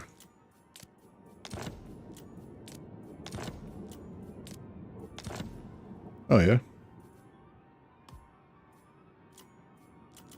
I'm just gonna cheese all of Rokar's money away.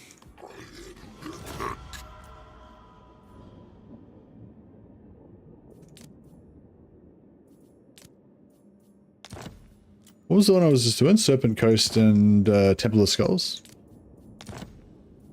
Was that it? No, Lamia. Serpent Coast and Temple of Skulls?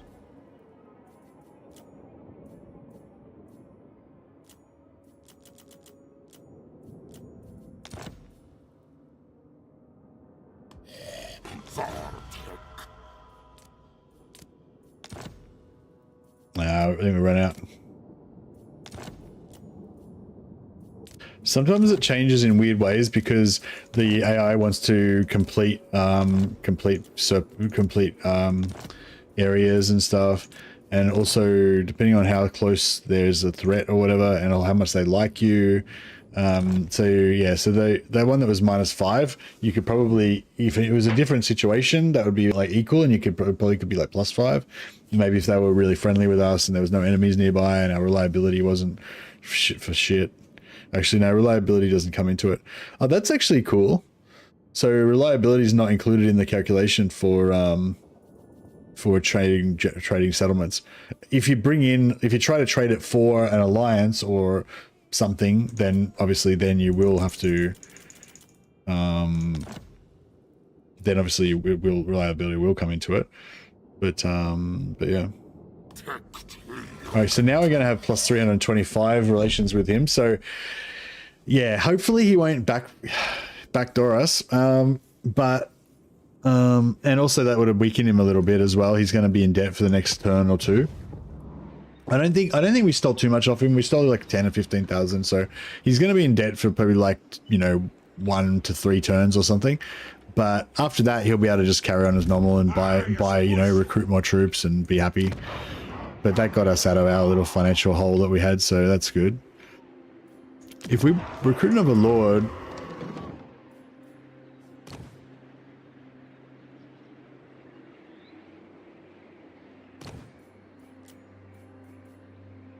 like Khazad Dragon Slayer, then we could... Oh, we don't have public order on dwarfs, man. I'm so used to playing Empire and having public order on the blue line that when you don't have it, it's just like, oh, we don't have it.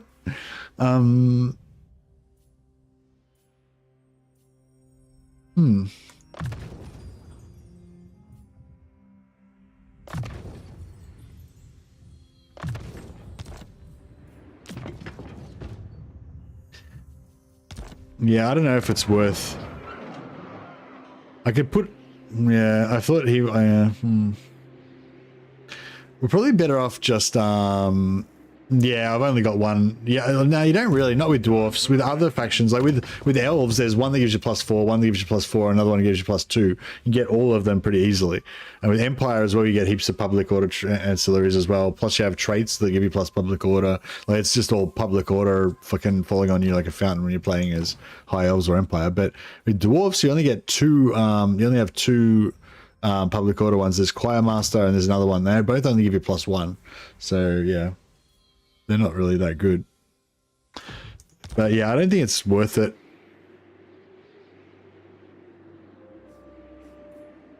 Just to get +1 public order. Probably better off just... Honestly, we're probably better off just making a rebellion. So we could get the public order... Just to farm the public order back up.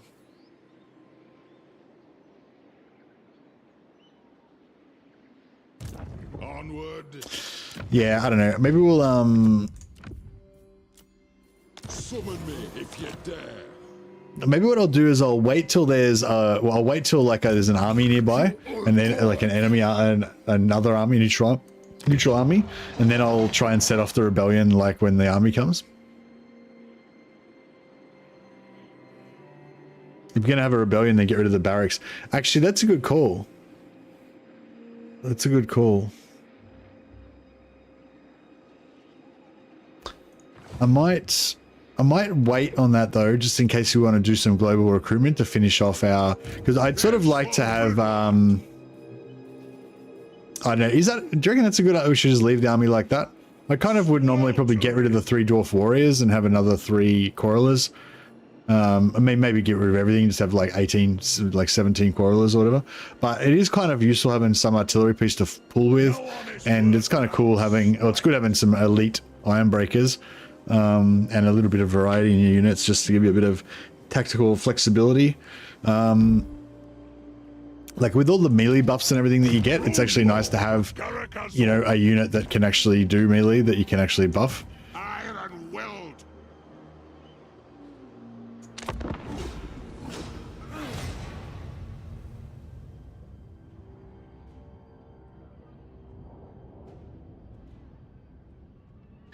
Oh yeah, I was going to ask you. Oh yeah, Captain Codpiece.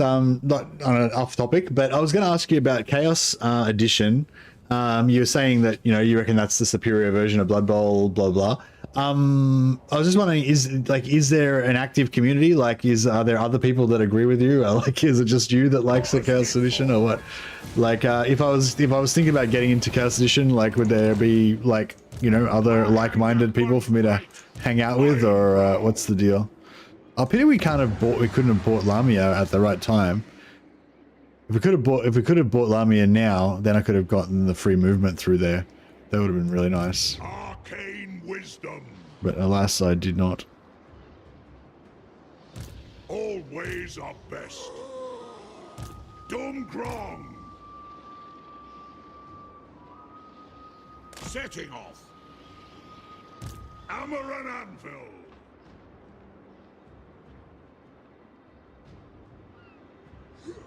Off we go! Rinricky!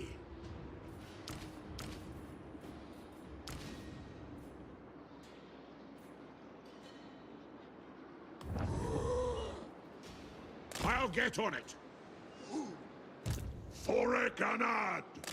Alright. I don't know whether he's going to be coming for us, but yeah, actually this is pretty nice because I reckon Thorgrim's coming down and fucking jihading on Queek, which is pretty sweet. But yeah, this is the bit that I was like, bro, like, because it wasn't like Skarsnik didn't declare war on Thorgrim. Thorgrim declared war on Skarsnik when Skarsnik already had 2 armies camped inside Thorgrim's home territory, and all of Thorgrim's armies were way down in the south here. It's just like, why? Why would the AI do that?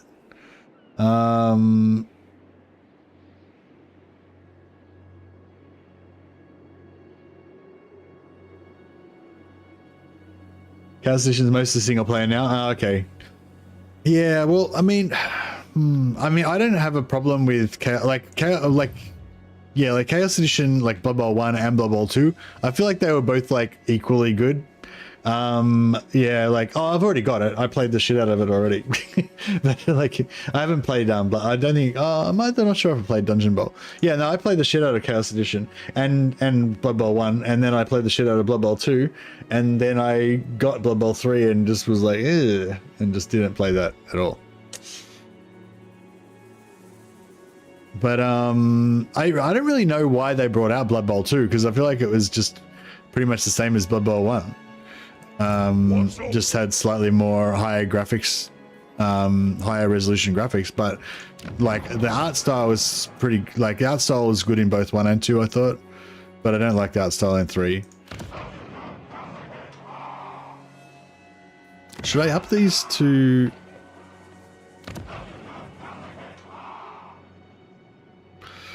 Should I go Karag Urud to 3 first, or should I feel like I need money, you know? I need to start pumping these all up and getting cash going.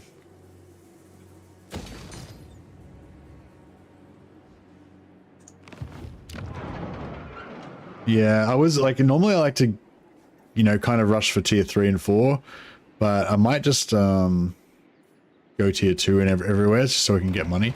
Because I went growth first. Sometimes with dwarfs, I feel like it's actually good to go money first, because you can get all this growth and everything, but the buildings are expensive and you need money to build the buildings. You need money to get armies to take more settlements and all that, you know?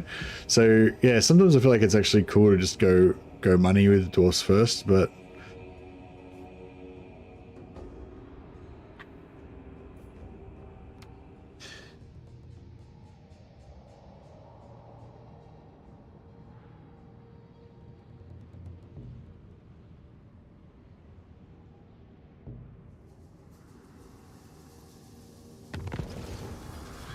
Wait up. Blood Bowl Chaos Edition is Blood Bowl 1, isn't it?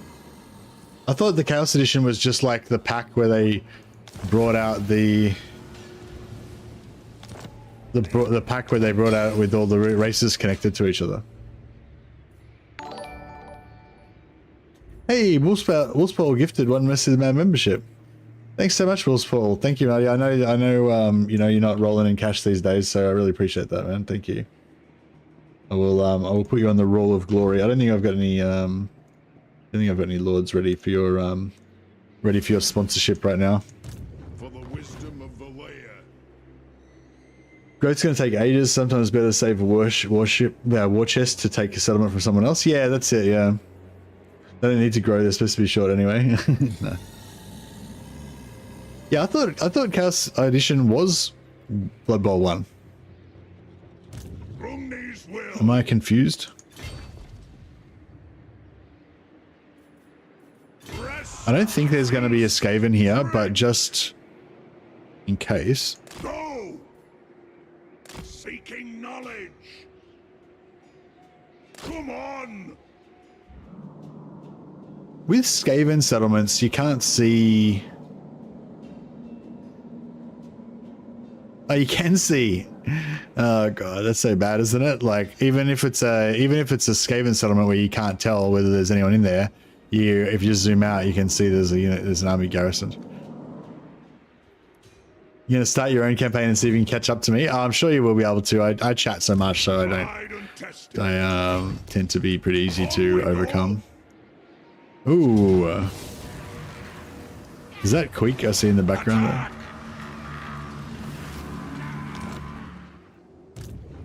It's not Queek. All right, cool. Don't cross wires. Rune Lord. Casting the runes.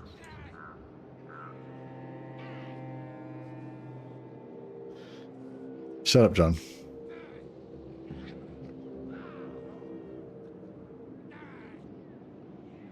On my way.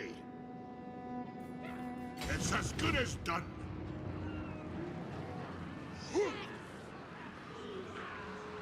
For vengeance! For Karag all!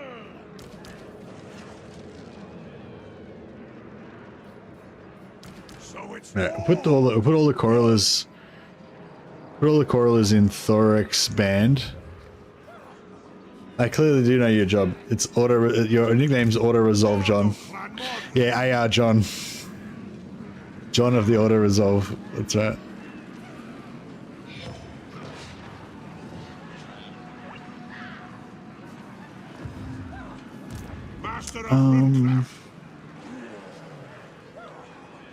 What's the best way to keep this guy safe, you reckon? Well, once I take this, then I'll have this'll have then he won't be able to move through there. Because we'll probably bring Scarly Scarly Death Dealer. Oh, he must be someone we were confederated. Yeah, we'll bring Scarly Death Dealer back in. He's level 5 already. But I might want to move him back. Because if I leave him there, then this guy will be able to attack straight through the settlement and take him out.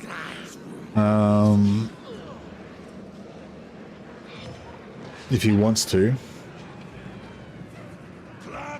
Yeah, I was going to kick out the switch stance, but I'm thinking I might move him back first. Like, I might fight the battle, then move him back, then kick him out to switch stance. That way he'll be back here in not force march, and he'll be basically 100%, hopefully be 100% safe. Also, if we... yeah. Make them pay. Alright, we're all tooled up here? Oh, no, we don't appear to be tooled up. Are we tooled up? We are tooled up. Alright, well, we're tooled up as we can be. Probably should put his Thorek's rune armor on instead of that white armor. Actually, the Thorek's rune armor is pretty shit, isn't it? It's not the most... It's not the sexiest of armors.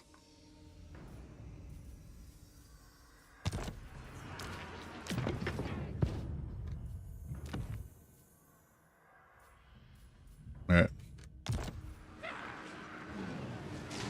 The AI always runs regiments of renown. Yeah, I guess so. I don't know. I mean, I assume so. You assume that the AI is always going to go for the sort of simplest, you know, least complex version. Have I got Roth's? Where's my Roth's one eye? I think I've got my banners on. Hold the phone. Where's me Roth's one eye banner? Groth one eye, sorry.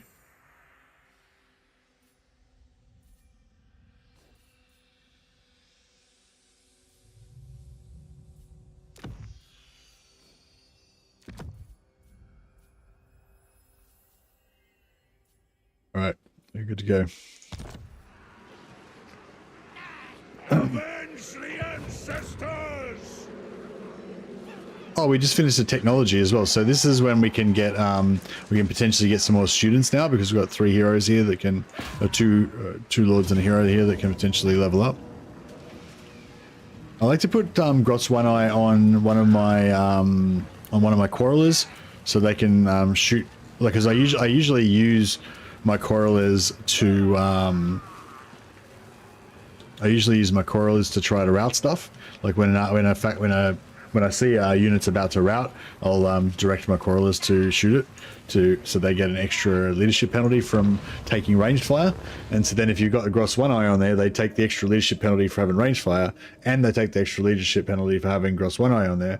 And if you've got the artillery firing, then they get the dismay from that as well. Plus they get the leadership debuff from getting artillery firing at them.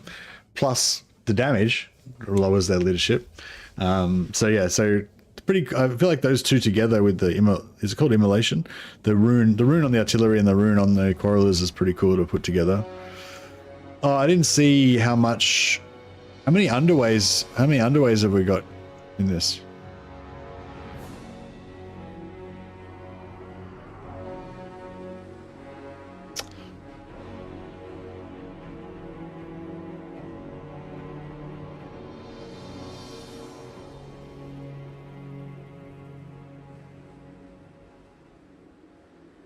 I'm kind of thinking, I was kind of thinking we could just sit on the corner here with our 2 heroes and our longbeards, and just as soon as this guy comes on, we just go all choppy choppy on him.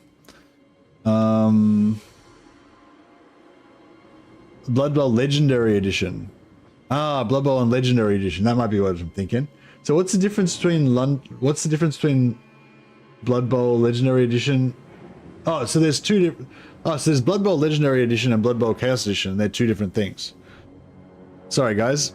Sorry, I'll stop talking about Blood Bowl in a second. I just have to. I'm just. Yeah, I'm like, what? What's going on here? So I've currently got Blood Bowl 2 and Blood Bowl 3 up there. Then we've got Blood Bowl Legendary Edition and Blood Bowl Chaos Edition. Oh, so I've got both of them.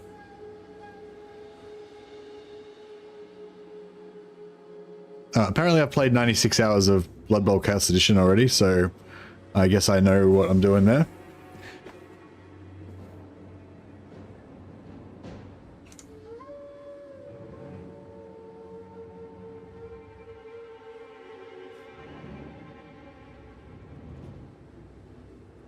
Alright. So Blood Bowl Chaos Edition gives you all the Blood Bowl teams from every Blood Bowl team that was in Blood Bowl 1. Is that the deal, or is that Legendary Edition that gives you that?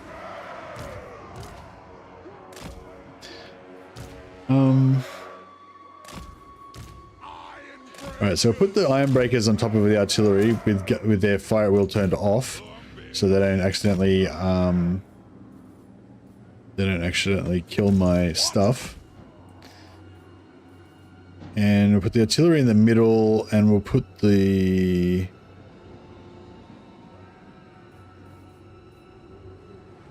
Gross One Eye in the middle as well.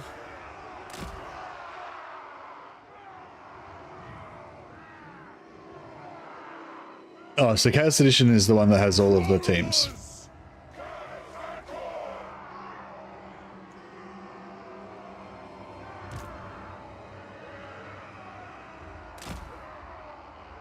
War of vengeance! Dwarf warriors! To the ancestor gods! Vengeance!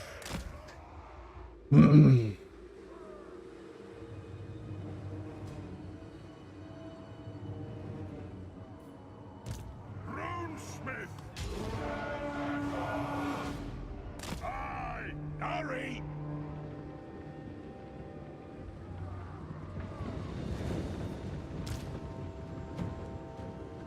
So Blood Bowl 1's just better in every way, pretty much.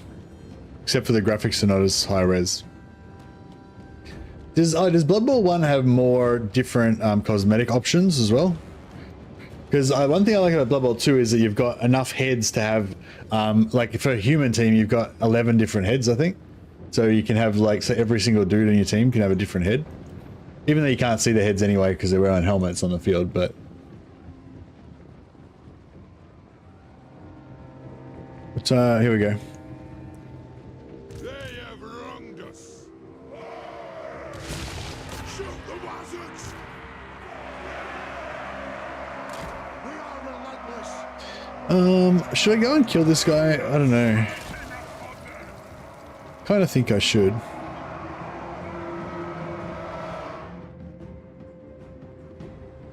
Because otherwise he's going to come and he's going to do devastating magics upon my warriors. Nobody likes devastating magics. Iron breakers!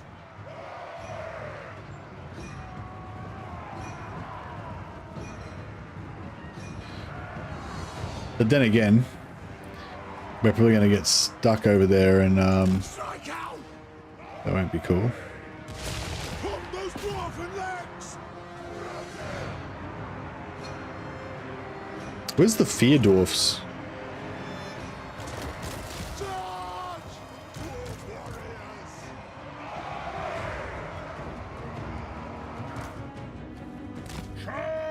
I think we might have missed the boat a little bit here. For the Karag's encore! Move!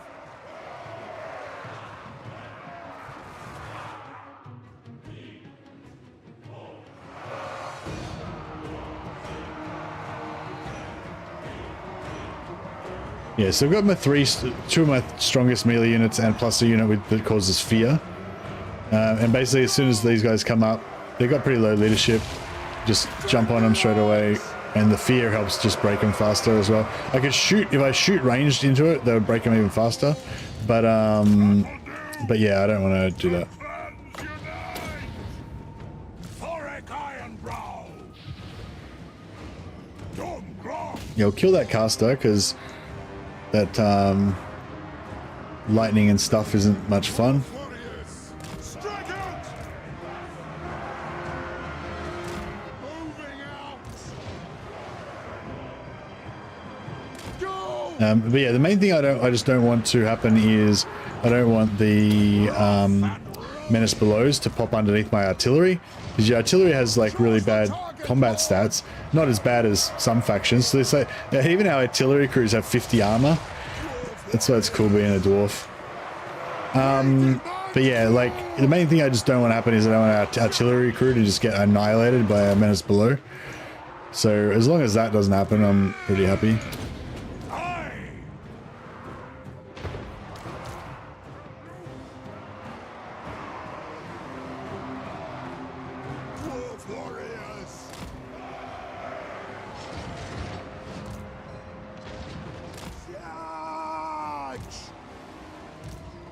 I don't really want to take any ranged shots from those guys, so we'll...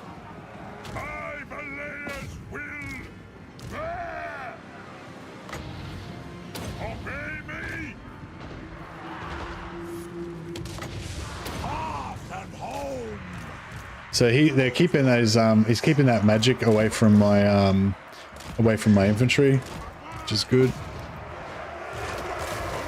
Yeah, so you take a little bit of damage, no correlers, because there's surprise attack by the menace belows. Thorek Ironbrow.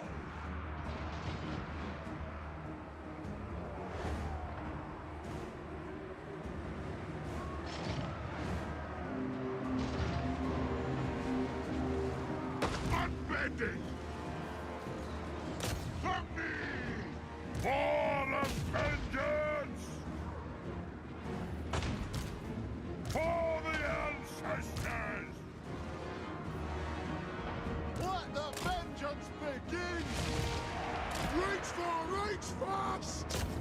For the ancestors! Alright, this is pretty good. Pretty much, I think I got pretty much a flawless victory going on here. We're taking a little bit of damage on our heroes, but... Dwarf warriors! Reach fast! Faster! Run Ricky!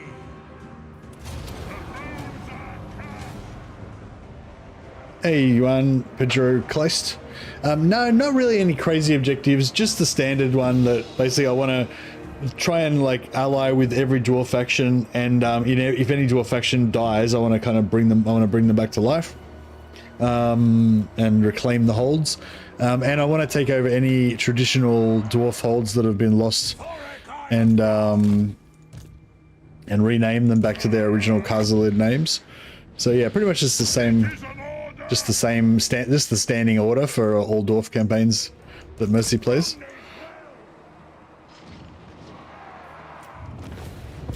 Alright, I don't think we managed to kill that Lord though. I imagine he probably snuck off the side of the field without dying. Warp lightning is annoying. Yeah, that's why I didn't want to get it on my guys, because yeah. So I think just going and hunting down that Lord and keeping him away from our guys was a good option.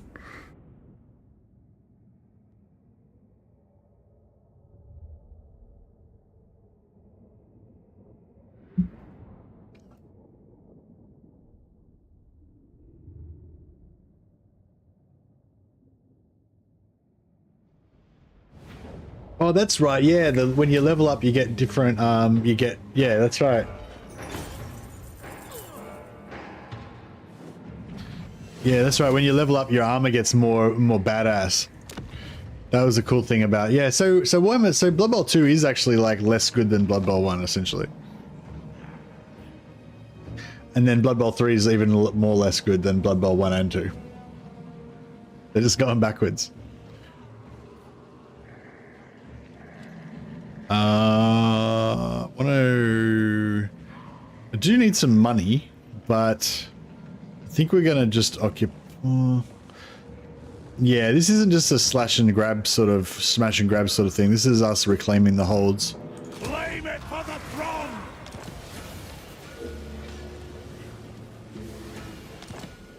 Yeah, it's hard as a YouTuber as well because like I can't like really play games that aren't popular, like, or that nobody's interested in watching me play, you know what I mean?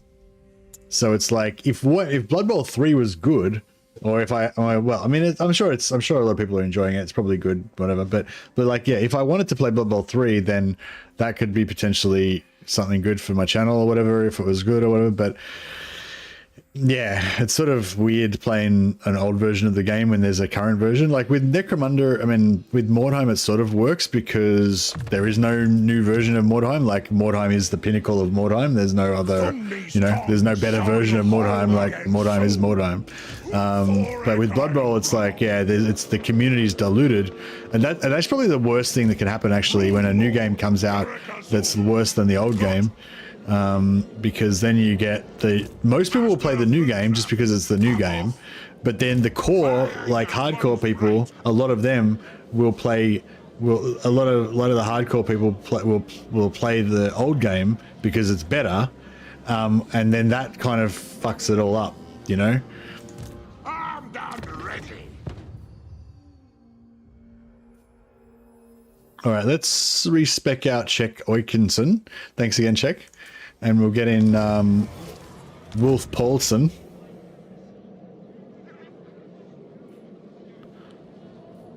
Scarly Death Dealer, yeah. Master of Runecraft. Rune Ricky.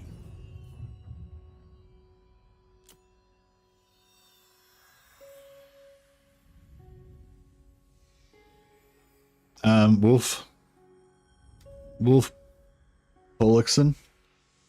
No, actually, we're making him Paul. Paul doesn't really work, does it? Pollock. Pollock.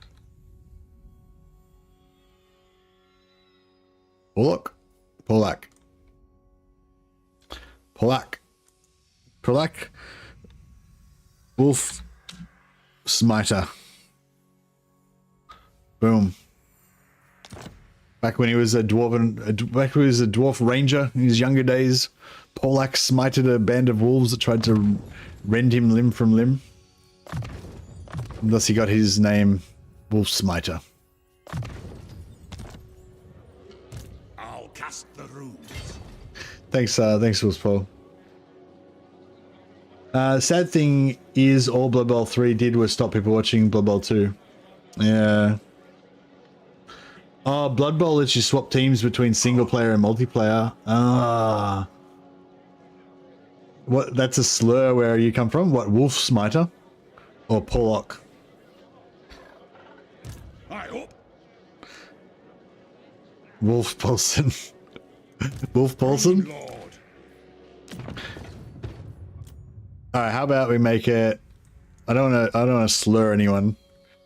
How about we make him Wolf Smiter Paulson.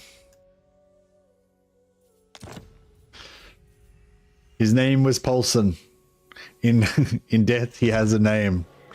All right. Lord of Done. Clan Morgrim. But yeah, that's it. Yeah, it's sad when you have that sort of controversy because it can really fuck up the community. Yes. Polak the slur. Oh, Pollock. A Pollock. I thought you were saying Polak as in Polish person. Always our best. I was gonna say I don't feel like Polak is even like a slur anymore either. Like, imagine if someone came up to you and called you a Polak. I don't even know. Like, if maybe if you're Polish, you would find that offensive or whatever. But I feel like if I was Polish, I would just kind of laugh at how out of how out of step they are. All right, we got Fiery Temper. So he now causes fear, and he has minus 20% cooldown on Wrath and Ruin. No, it doesn't hit as hard as it did in the 1930s. Yeah, that's right. There's probably a time a century ago when that would hurt your feelings, but yeah, I think it's not really the right time anymore.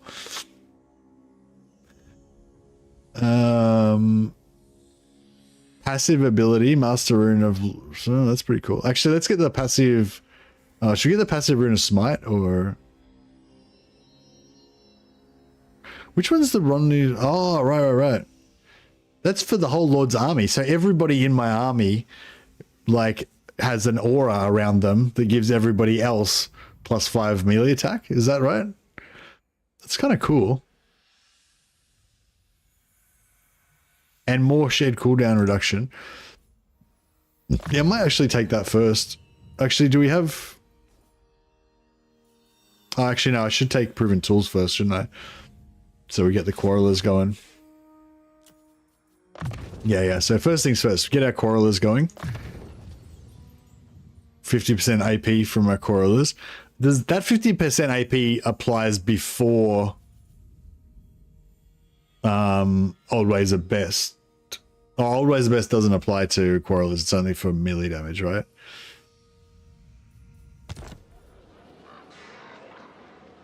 Oh, for runesmiths. As you like. For runesmiths in Lord's Army. Oh, okay, cool. No, that makes sense. That makes sense. How many runesmiths should we have in our army? Like, should we have 2? Have like 2 apprentices? No, I'm not talking about what's most efficient now, obviously. I'm just talking about, you know, roleplay wise. By Grundy. It's nice that we managed to keep that. We've finally gotten back into the green income again.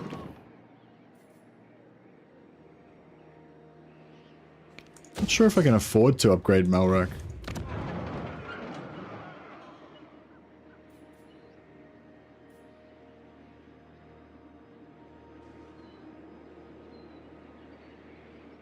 Thorek +3, you reckon? Like 4 for 4 including Thorek.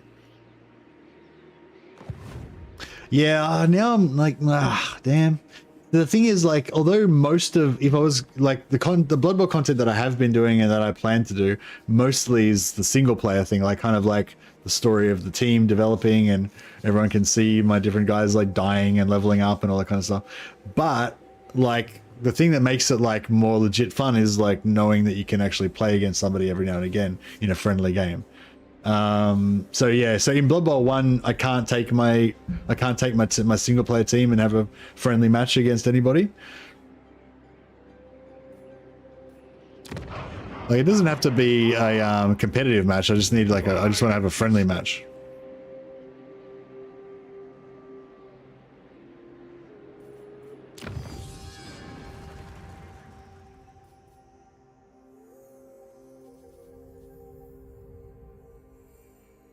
I don't know if I should get Renowned Deadeyes so we can recruit higher level Quarrelers and stuff. I don't think we really need it. Like, I think if you're playing Thorek, you kind of want to go for Masterwork crossbows and volley fire as fast as possible. Just if nothing else, just so that you can see you know, your big damage numbers on your Quarrelers, you know. But once you got that, I don't really feel like a strong need to go into any of the other military stuff. So we could head back up to Tony with the holds, which would give us +1 control passively as well.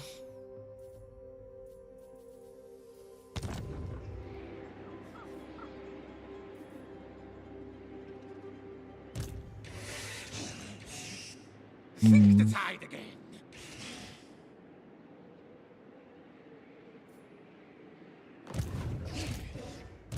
Malfunction.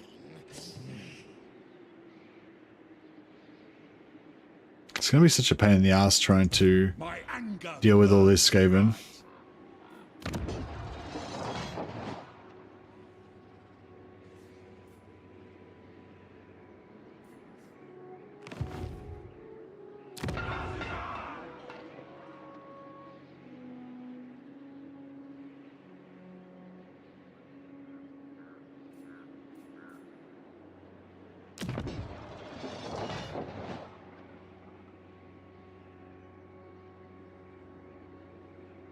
How come this one's doing so much worse than that one?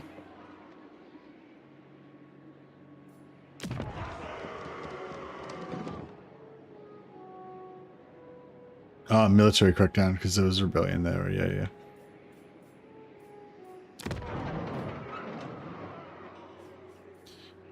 How much regiments do we now? We got 2. We need to get more grudges so we can get more slayers. Should I just recruit shitloads of miners just so we've got some auto resolve power? Maybe that's the way to go. So everyone just switched to Blood Bowl 3? Well, no, that's the problem. Like, Blood Bowl 3 has done really badly, or well, I don't know, has it done okay now? Yeah, so basically, yeah, in Blood Bowl 3, basically it didn't really have a great launch. I don't know if I think it's improved now, but I think it's just, it never really caught that hype, so I don't know if it's ever really going to be very big. And so, mighty Lord. A great adventure beckons. Yeah, so basically, you know, Blood Bowl 2 that still had a lively following, he's saying when Blood Bowl 3 came out, it didn't, like, everyone didn't go, oh, Blood Bowl 3, amazing, and switch over to Blood Bowl 3. Blood Bowl 3 did really shit, but then that also fucked up the community of Blood Bowl 2. And that, yeah, that's kind of like what I was saying, like, is like the bad thing. That's kind of what people were saying about Warhammer 3 as well for a while there, but I don't know, and probably some people still think that, but yeah, I feel like, I mean, I think Blood Bowl 3 is better than Blood Bowl 2, but yeah, not everyone agrees. Not everyone agrees. Vengeful Rune Lord.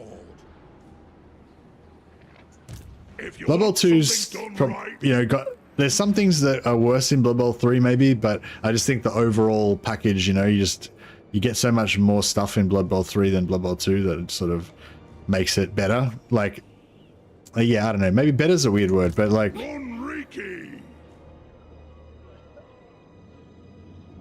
Should I go after Desolation of Nagash?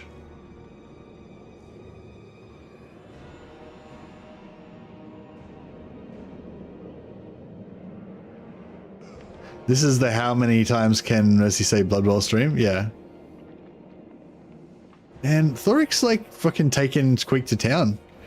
Like, I don't even need, my work here is done. I don't even need to do anything. Fuck. Maybe I feel like all of you who said that we should go up and save Thorgrim, I feel like you, I guess we need to go up and save him from fucking Skarsnik. Alright, let's block this off. And let's...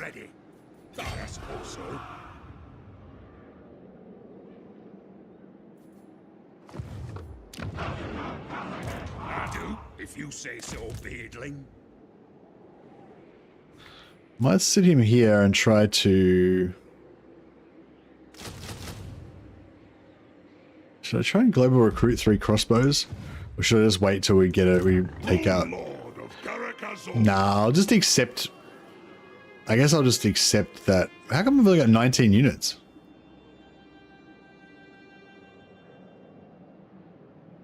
Did one of my units get nuked or something? Or did I just forget to put enough guys into the unit or something? Oh no, I think I just had one left because I wanted to replenish. Can I help you? I'm leaving. It's as good as done. I'm off. Why is everyone just afraid of Kairos? Just fucking kill Kairos.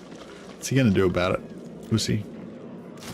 No, I mean, I think like with Kairos, the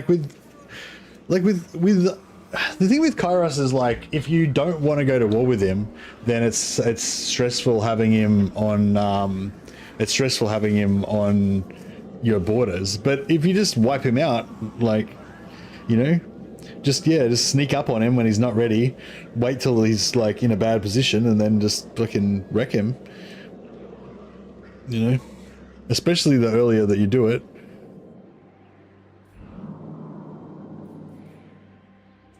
I don't know. I mean, I'm not saying that as an ironclad fact. I'm sort of I'm suggesting that. I'm saying, like, is that not true?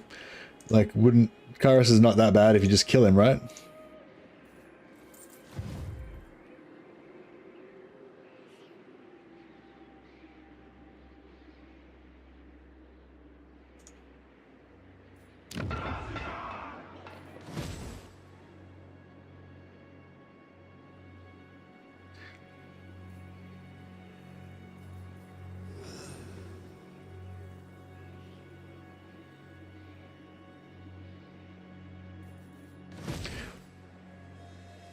It's annoying having to take him out, yeah. Yeah, that's what I'm saying. It's mainly annoying if you don't want to be at war with him, but if you just kill him, it's not as bad. But yeah, it's sort of like, it's not as bad as Norska though, you know, at least you only got to take like 5 settlements. And then you just sell them all to Oxyotl for heaps of cash and just piss off. No, I mean, that's my, yeah.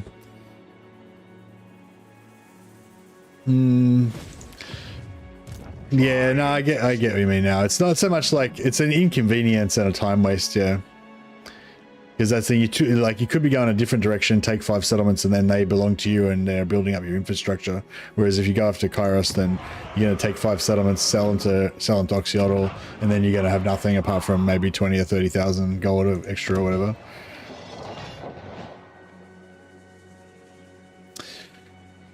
If you want something done right.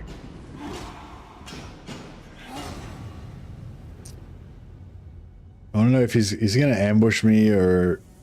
Nope.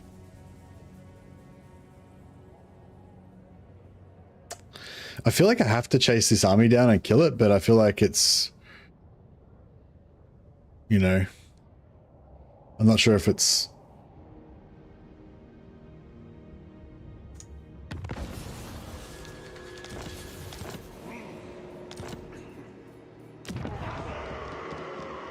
Retake the realms. I need to take back Karag Azul. Oh, Karag Azul's already been lost. That's fine. Oh, sweet. He's lost all of Karag Azul. So yeah, I just want Karag Azul because that's my like homeland, you know. So that kind of works out. Look at this bullshit.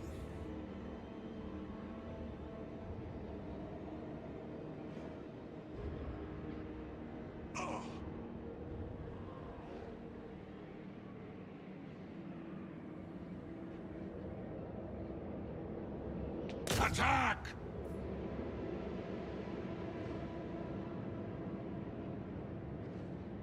Did what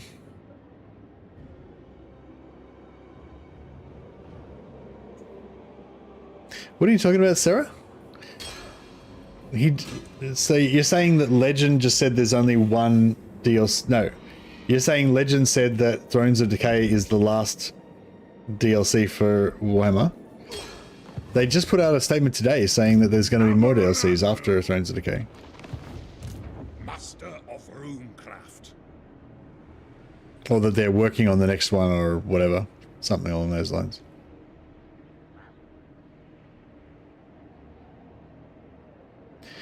And yeah, I mean, like, I don't know. What do you mean by Legend just said that? He's not live. All right. I don't know. I feel like, I don't know what you're talking about, Sarah. Maybe you need to clarify what you're trying to say because it doesn't make any sense. Thorek Ironbow.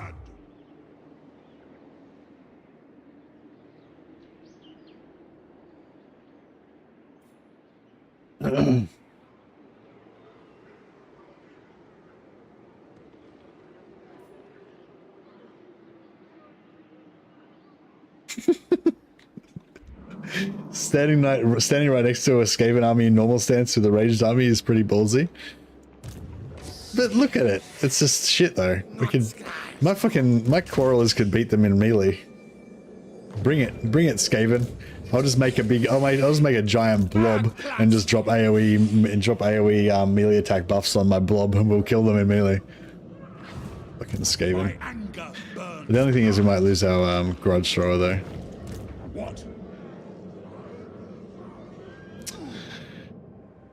I feel like I should just disband this army because I don't know.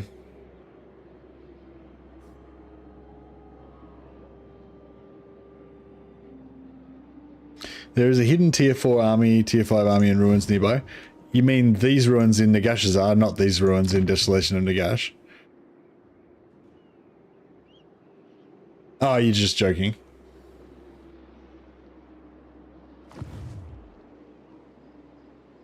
I hope they release a ton more DLCs. There's just so much potential. Yeah, I feel like as well, yeah. Yeah, last I heard in Legends' previous video, he'd estimated that there'd be like, I don't know, maybe around six more DLCs for Warhammer 3. Is that what you're talking about, Sarah?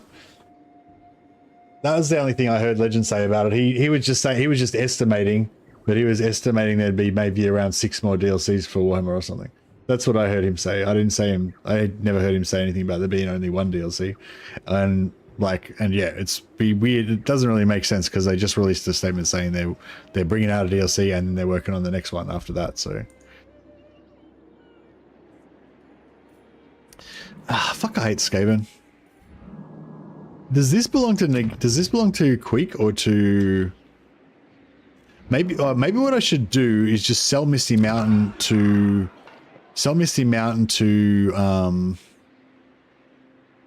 Yeah, that's what I'll do. I'll just sell Misty Mountain to Thorek, and then I'll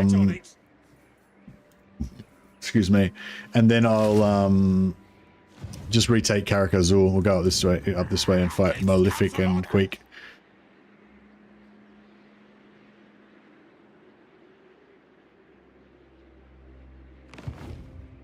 To Thorgrim, right? Thorek is me. Thank you. Yes, correct. Oh yeah, we got Gotrek and Felix. I forgot about that. We better activate them. Let us begin. Let us be about this.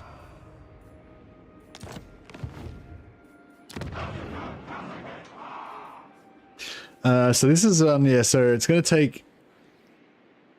give me 100 gold per turn. Because 3,000. It's going to take 34 turns to pay for itself.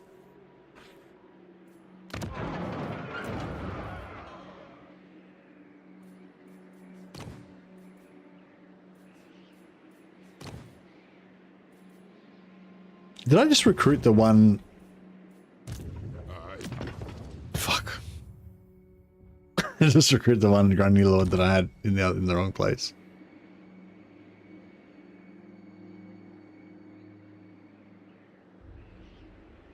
No worries, Sarah. But yeah, just be careful when passing on wrong information. Yeah. Yeah, unless you're talking about something else. Yeah, the only thing I saw recently that Legend said was in a video where he said that there'd be maybe 6 more or something. But yeah, yeah.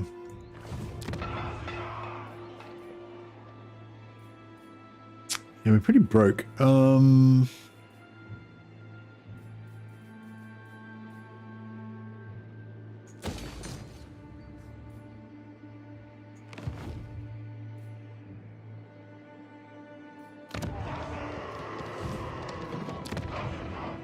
Yeah, but I mean, like I said last time we talked about this, and like Legend also said, like it doesn't really mean anything because, like, if they've got 6 more, if they've got 6 more DLCs planned now, that's 6 more DLCs is like 2 years. So you know, whatever the plan is now, I'm sure it's going to be different in 2 years. So it's like, do you know what I mean? It's like almost meaningless to say. Like, yeah, do you know what I mean? Like, to give an example, like what I mean of that specifically what I mean of that is that, like, in 2 years from now, either Warhammer 3 will be like have kind of petered out, and whatever the new game is will be much more popular, and there won't be much more money to be made from DLC, in which case, you know, they'll stop making DLC, or Warhammer 3 will still be wildly popular and still be their most popular game even after another 2 years, and of course they'll just keep making more DLC. So do you know what I mean? Like that's what I mean. It just like I'm not saying Legend's wrong. That sounds completely reasonable that they've got, you know, 5 or 6 more DLC planned, but whether or not they're going to make more after that, or whether that's going to actually get cancelled earlier than that, you know what I mean? Like, no idea. Iron will. Yes, I can make it. He's probably just going to route. Is he going to route? Axes and hammers.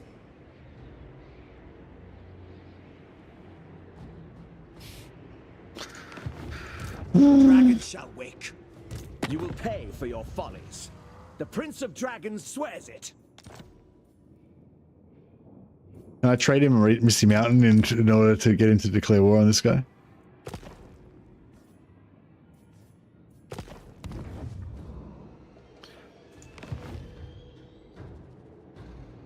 I think he said that.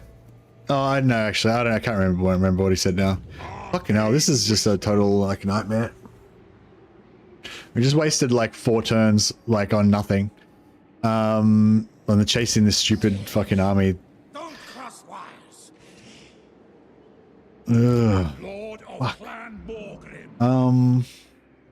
An ad, I suppose. Contract Jerdishan. We'll make a slayer out of you yet, manling. It is a mystery how we overcame such odds, but I am sure I can articulate something. The axe thirsts for war. Fight if you're going to fight.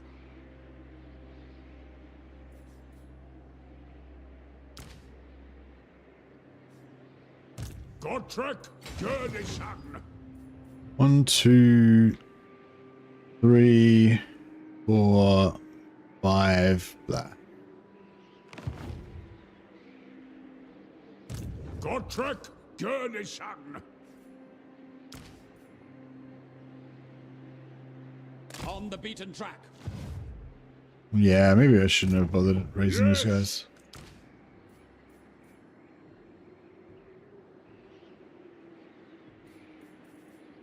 Are we at war with anybody around here? Not really. Making ground.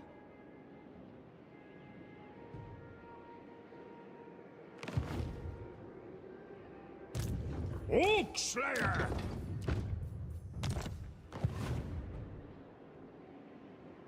Got your first purple halberd? Oh, awesome.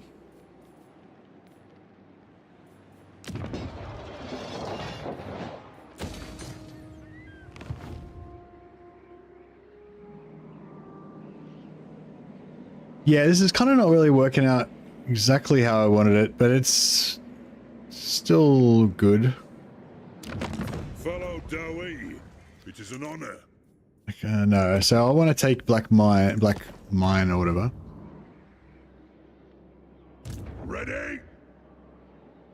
Am I trespassing on his land as well? Oh, I am too. Fuck.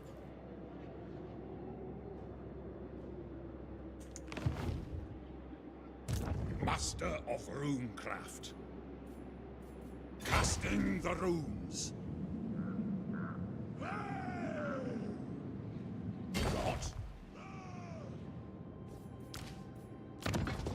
Alright, we're putting Wolf Smiter in a little bit of a dangerous situation. But yeah, hopefully if he does attack, then he'll just retreat around here or whatever. I feel like the AI always retreats, no matter how flat of an angle it is on the mountain. But with the when it's you, like if you're near a mountain, you'll just die. So yeah, Wolf's Ball might die, but that's a risk I'm willing to take.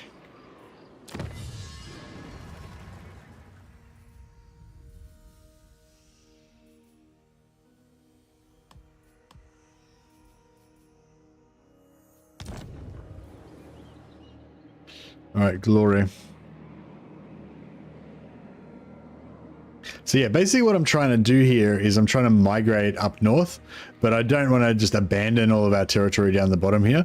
I want to just keep this as a little protected area with basically Crockguard looking after it all. Just for like, I guess a roleplay reason, like Karag is meant to be where what am I talking? Thorek kind of hails from, you know. So I kind of want to go up there and retake that, and start off my own new little empire 20 turns late into the game, and see if we can carve it out while being a loyal vassal to Thorek at the same time.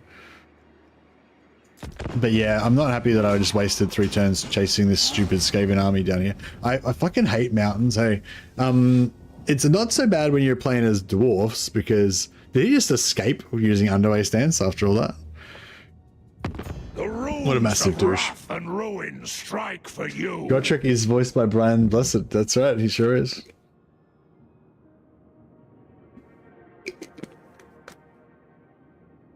Yeah, he does a great job as well. I feel like they, oh yeah, we're up to low reliability, so our reliability's getting there.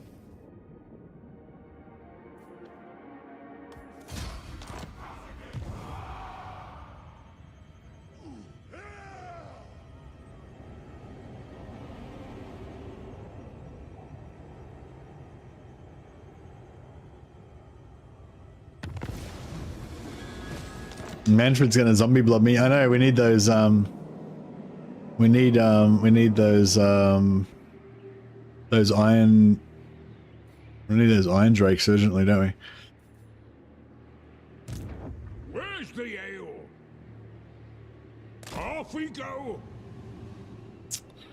Should I kill Gotrek in order to get,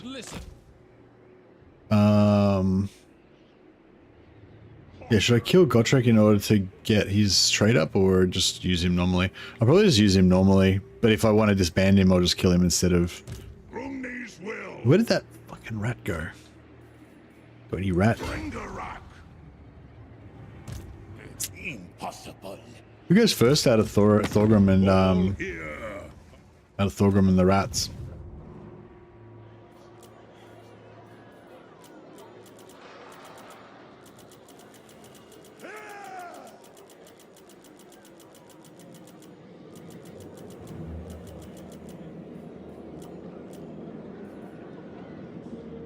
Okay, so they go first. Not.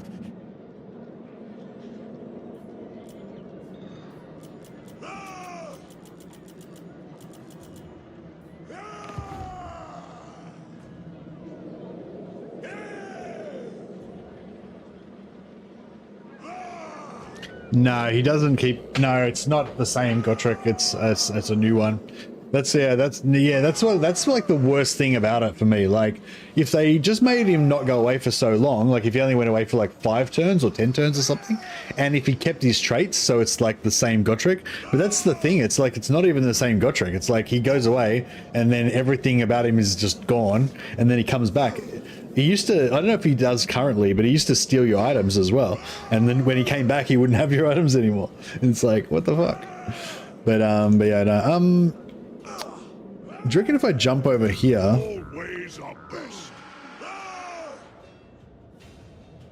There's no army in here, is there? Oh, there is. There's a stack inside there as well.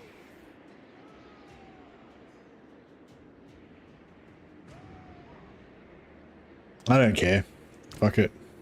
My patience is at an end. I need to kill some stuff. We've been chasing rats fruitlessly for ages now. I just need to murder something. So I think I'm going to jump into, I think we're going to deep strike into the lion's mouth. I do. Unbending. Is that going to be, that'll be just Queek's army in there, right? It might be rough.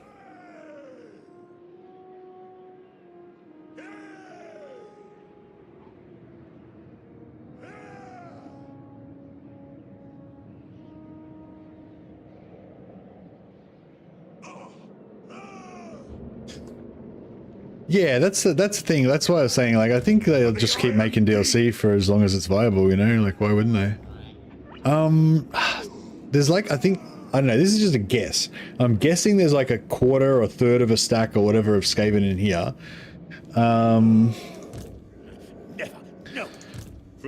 He's got a medium army sitting there. The thing is though, if he successfully ambushes me,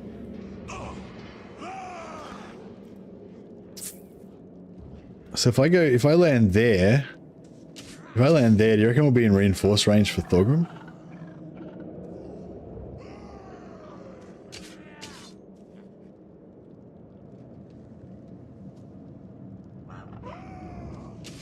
Moving out!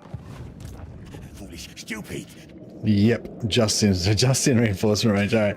So assuming we don't get ambushed, which we quite likely will get ambushed, but if we get like Queek might have bonus ambush, but this guy doesn't, right? No. Yeah, this guy's level 9 with no blue line, so he's got no bonus ambush skill, unless he's got sneaky trait or something. So there's a decent chance he'll fail, right? I suppose so. Getting out of here. I don't know. There's a lot of different combinations of what might happen here, and a number of them are very bad. But I mean, there's at least some versions of this playing out in which it works out well, I think. So Queek has to go before Thorgrim. So if he wants to go after Thorgrim, he has to hope his ambush works. Otherwise, I'm going to come in on him as well. Same as if he comes in on me.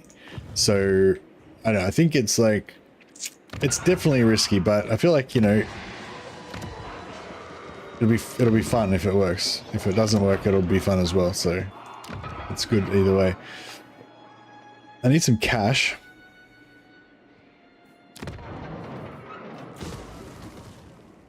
So we'll probably sell Misty Mountain to Thorgrim in exchange for Black Iron Mine.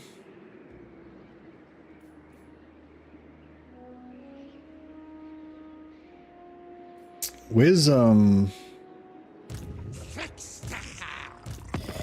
he's strength rank 49, so he's got 2 stacks. He's got 1.5 2 stacks. So that's probably it. That's all he's got. I probably shouldn't have taken all his money, I guess. Yeah, that's all he's got, just those 2 stacks. So we need him to get them through here and take out Manfred. All right, we need to get some cash.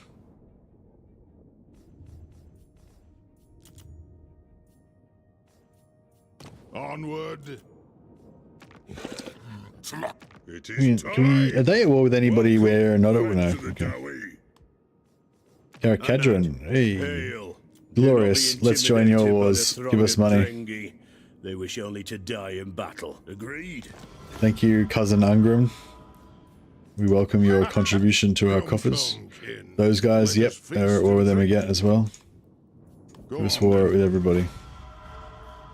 We won't be able to get as many peace deals. Normally when you just declare war on everybody, they all peace out with you again afterwards and you get even more money. But yeah, because of our unreliability, we probably won't be able to get those peace agreements like we normally would. As do you. We. Cathay's always good. How good is Cathay for like selling wars to? I always sell like wars. I always sell wars against Snickich and Lokia. The dragon shall wake. Master. Wrath incarnate. Chieftain of the Deep Warren. Probably sell a war versus the Lights of Origo. They're gonna get wiped out, surely. Where are they even? Oh, they're up here. They're like one of these settlements here.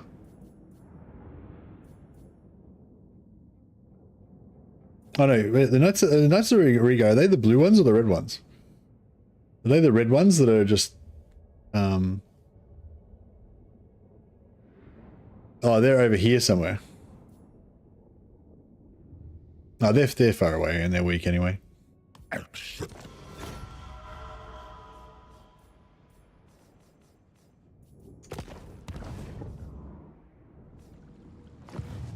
Hey, well, Master Moloch, how you going, buddy?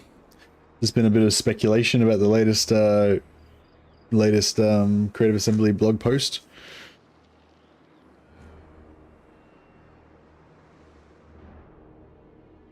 The old ways, yeah. I played some challenge campaigns and stuff recently, so I just wanted to play some like, you know, regular Warhammer. So that's what we're pretty much doing today. Although we are the main challenge is my own like random role-playing ideas and stuff. So I decided that I was going to sell this settlement to Lamia, but then I decided that they were, when they sent me the gold, they were 1 gold piece short, and that was a grudging. So I immediately declared war on Lamia. But I forgot that I'd already made a non-aggression pact with them. So I'm playing Thorek with low reliability, which has actually made it kind of interesting.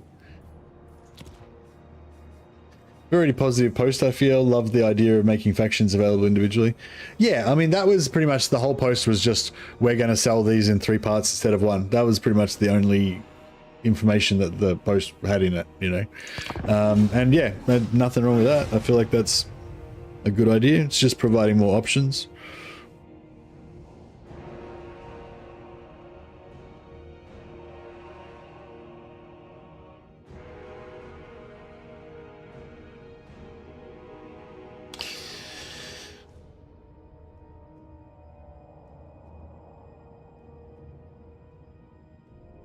If Thrones of Decay was designed the same way as Shadows of Change, then it should work just fine being split up. The factions don't really have anything to do with each other. Yeah, I agree, Monkey Man Fu. Like, they're, yeah, there's, I think, as far as I understood it, that was the plan.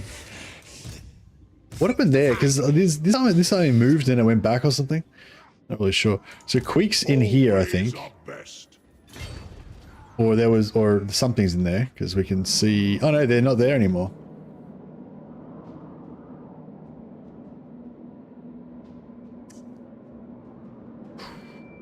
So did they get wrecked, or? Yes. On my way. As good as done. What? Vengeful Rune Lord.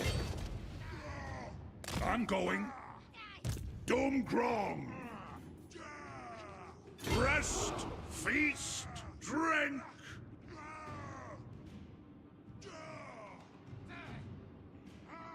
Seeking knowledge.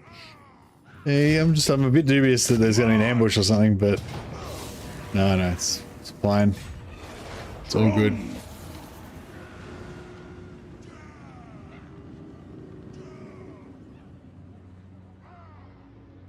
Wondering how much all the races together will cost. Any information on that? Yeah, it says it in the pack as like £22 or whatever it was. It's the where is it? Yeah, if anyone hasn't read it, Creative Assembly just put out a blog today. This is a link again to it. If you want to check it out. Yeah, if you want to read the whole thing yourself, you're welcome to. But basically, this whole thing is just to tell you that Thrones of Decay will be available to buy as a complete bundle for those prices, or you can buy each of the races individually for that price. If you buy one of them individually, you automatically get a 15% discount if you later on buy the other 2. So yeah, so it's $23 American, £19 British. 22.92 euros for the if you want to get the whole pack. So is that roughly the same as what Shadows of Change was? How much was is that the same price as Shadows of Change, or is that less? The price went down a little bit. Oh, okay, cool. So the price went down a little bit, and then that's cool. Yeah, I mean, yeah. I don't really give a shit about any of this, honestly. I just want to see I just want to know what's in it, what's in the pack, you know. But yeah, this seems fine to me. Like, it's more options. Like, nothing wrong with that. Yeah, so that's the only real. That's the point of this thing. There's no other information in there. There was a couple of other little. Points. Like they said, speaking of the future, we've been hard at work these last few months realigning our vision of what's yet to come for Warhammer 3. So I guess that means we don't really know what that means, but one possibility of what that means is, since Sega told them to, like, I heard a story somewhere that Sega basically told Creative Assembly to just focus on Total War from now on, no more side projects or other games or anything. So I guess that's what they mean by realigning. It's like, oh, we were planning on doing 5 different projects, but now we're not doing any of those, so we're just going to be doing Warhammer now, possibly, or maybe it means something else. We don't know. Oh, the other thing was. There was another little hint thing as well.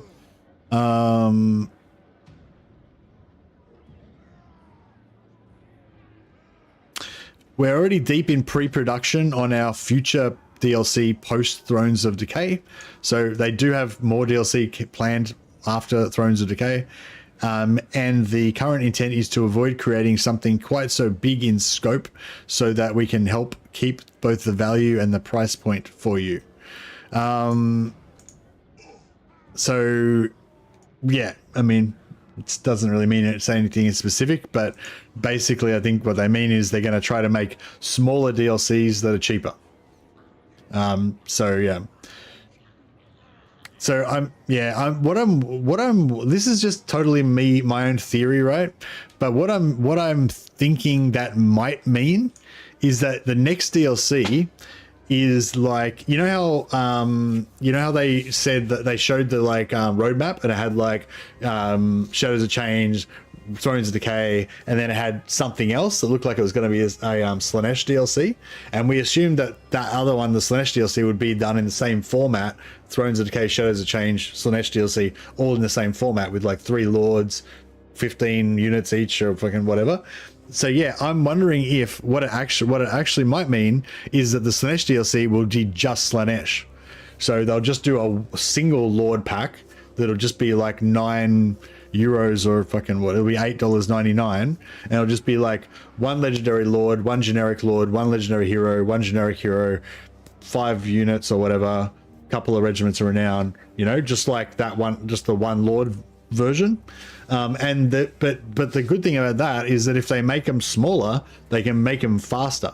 So instead of having one DLC every 6 months or some shit with 3 lords in it, we can have a little DLC every 1 to 2 months, and hopefully get you know, reworks and patches and all that stuff going on at the same time at a fast rate. Because I think that's one of the things that kills the community more than anything, is like having everything spread out so far apart from each other, you know.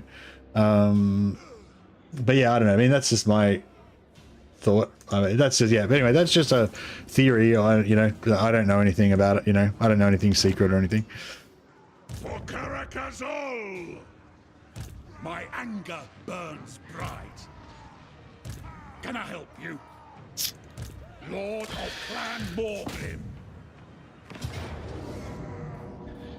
I'm thinking, how many of these? They got 6. Fucking, I hate how Clan Moors get so many. Or is that actually, no, is that just normal because they've got high corruption?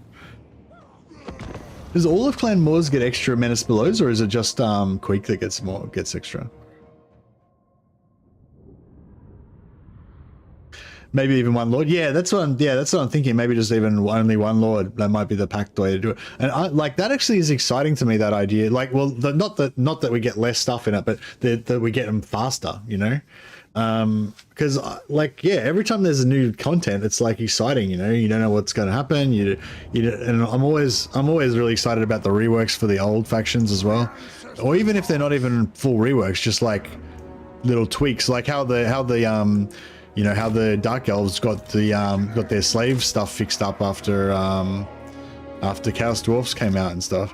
Like, it's not like a full rework, but it was like a, you know, really significant change that made it worth like checking out the Dark Elves again, and having another campaign and seeing what the changes are like and stuff. The old slave system is better than the new one. Yeah, sorry, I shouldn't have said that. It's an area of contention. I disagree, but yeah, I know that not everyone agrees with me on that, so I should probably. But I didn't mean to start any shit or anything. I'm just chatting here, bro.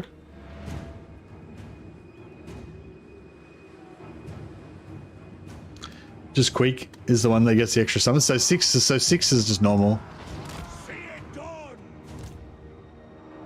Just trying to guard my artillery from getting menaced.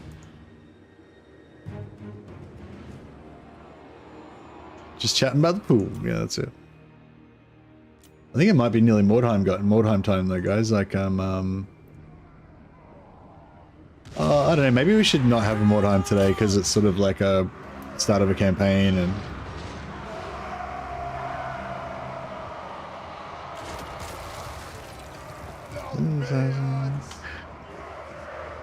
Strike out!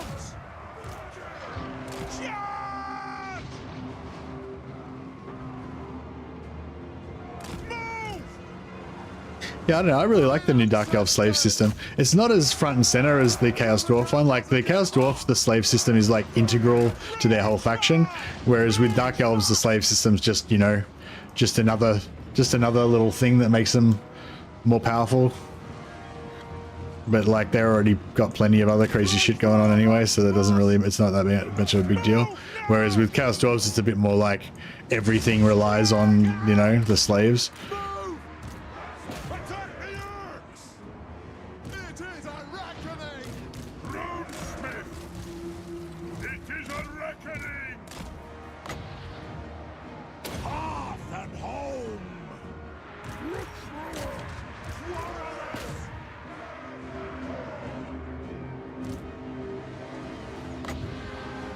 Nothing can stop us! They have wronged us! The clans unite! On our way! Shit, where did my dwarfs over here go? Kahoot! Move! Nothing can stop us! The clans unite! Did it actually land? Yeah, cool. I Grundy! I Thundy's hammer! Ah, as you command! Let the vengeance begin!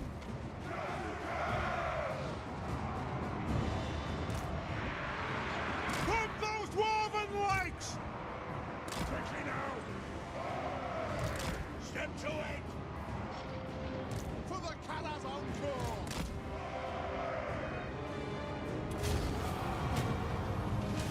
Dark Elf update was such a huge buff. As confirmed, Murder Mommy and Sunny Boy fan. I love it.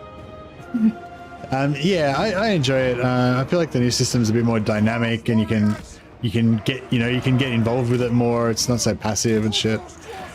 But you know, but at the end of the day, it's not even that big of a deal. Like for me, like I just don't really care about the slave system that much. Like the thing with Dark Elves really for me is like the heroes, the units, the fucking Black Arcs, man. The Black Arcs are just godlike, and just how just dynamic and ruthless they are. Like they're just, I don't know. Like, and post-battle replenishment and all of their captives buffs, so that they can just always get massive post-battle replenishment after like every single battle. And like, yeah, you can go like heavy melee, you can go heavy range, you can go monsters, you can go hero hammer. Like, yeah, I don't know, Dark Elves are just fucking awesome. But yeah, like, it's just like, yeah, actually, I don't really do that much. I haven't really done that much, actually. I do use the instant build for various shenanigans, but I don't tend to use the garrison. I don't build garrisons, so I rarely have a free slot to be able to do it, and that means it takes an extra turn for me to like destroy your money building or growth building or something and build a garrison. But yeah, maybe I should, I need to try to get into the habit of building walls more, I think, just to enjoy a bit of defensive siege action.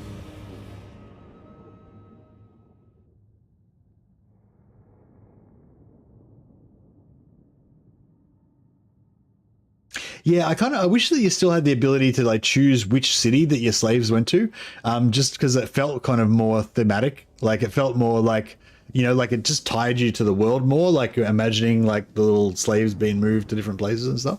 That's one cool thing that the Chaos Dwarfs still have that the Dark Elves don't. But although the thing that ruins it with the Chaos Dwarves is that you can instantly transfer them from one place to another. It sort of feels, it loses a bit of the weight by being able to just teleport slaves back and forth infinitely, you know. If it took like a day to move them or something like that, I feel like it would be less cheesy, like you'd be less powerful, but it'd be more, it'd feel more real. This'll do for starters. Yeah, no, I'm not saying about gameplay or power. I'm saying like the feeling of it, you know? It makes them not feel real, like if they can just instantly teleport somewhere else, you know? Whereas if you're like, oh, I'm putting in an order for slaves to come, but it's going to take one turn for them to walk there or whatever, you know? Or even better, if it took like one turn per region, so you could like step them from region to region, you know? Like it would, you know, you'd be like, it makes you visualize more that they're a real thing in the world, you know? Whereas when you can just teleport them around arbitrarily they're just numbers, they not really exist, you know, kind of like how population used to be in Medieval 2 and stuff. All right. Yeah, I'm trying to make a new resolution that I'm going to start finishing earlier. It's so hard, like when a stream's doing well, and like I know you guys, you know, all you guys have turned up, and it's awesome like having so many people, but yes, I'm going to try to go earlier. So I am going to still keep streaming, but I'm going to stream a little bit of another game called Mordheim. If anyone's interested in that, it's a Warhammer fantasy game set in Mordheim, which is actually a city on the map. Where's Mordheim? It's actually on the map here somewhere. So we're going, where is it? It's right here. Mordheim. We're going live to Mordheim right now. We're going to zoom in on Mordheim. So yeah, I'm going to play a little bit of Mordheim for an hour or so just to kind of like warm down after the Warhammer stream. And our Chaos Warband just defeated a Slanesh demon last stream, which is I was pretty rapt about. And our Marauder unfortunately got the wrong mutations, so he devolved into becoming into a Chaos Spawn. I.e. we got rid of him. We nixed him. But yeah, I'll start a new stream. I'm going to punt you guys over to there. So if you want to hang around and see some Mordheim on YouTube, you can join in on that. If you're on Twitch, the stream will just continue as normal, but we'll be in Mordheim in just a moment. All right, guys. For those of you who are not staying around for Mordheim, thanks a lot. Hope you're excited about the new Warhammer 3 news, and yeah, news coming next week. So only a few more days, and we'll get to actually see some stuff, hopefully. Cool. All right. If anyone wants to keep chatting about stuff, I'll be in the new stream in just a moment. See ya.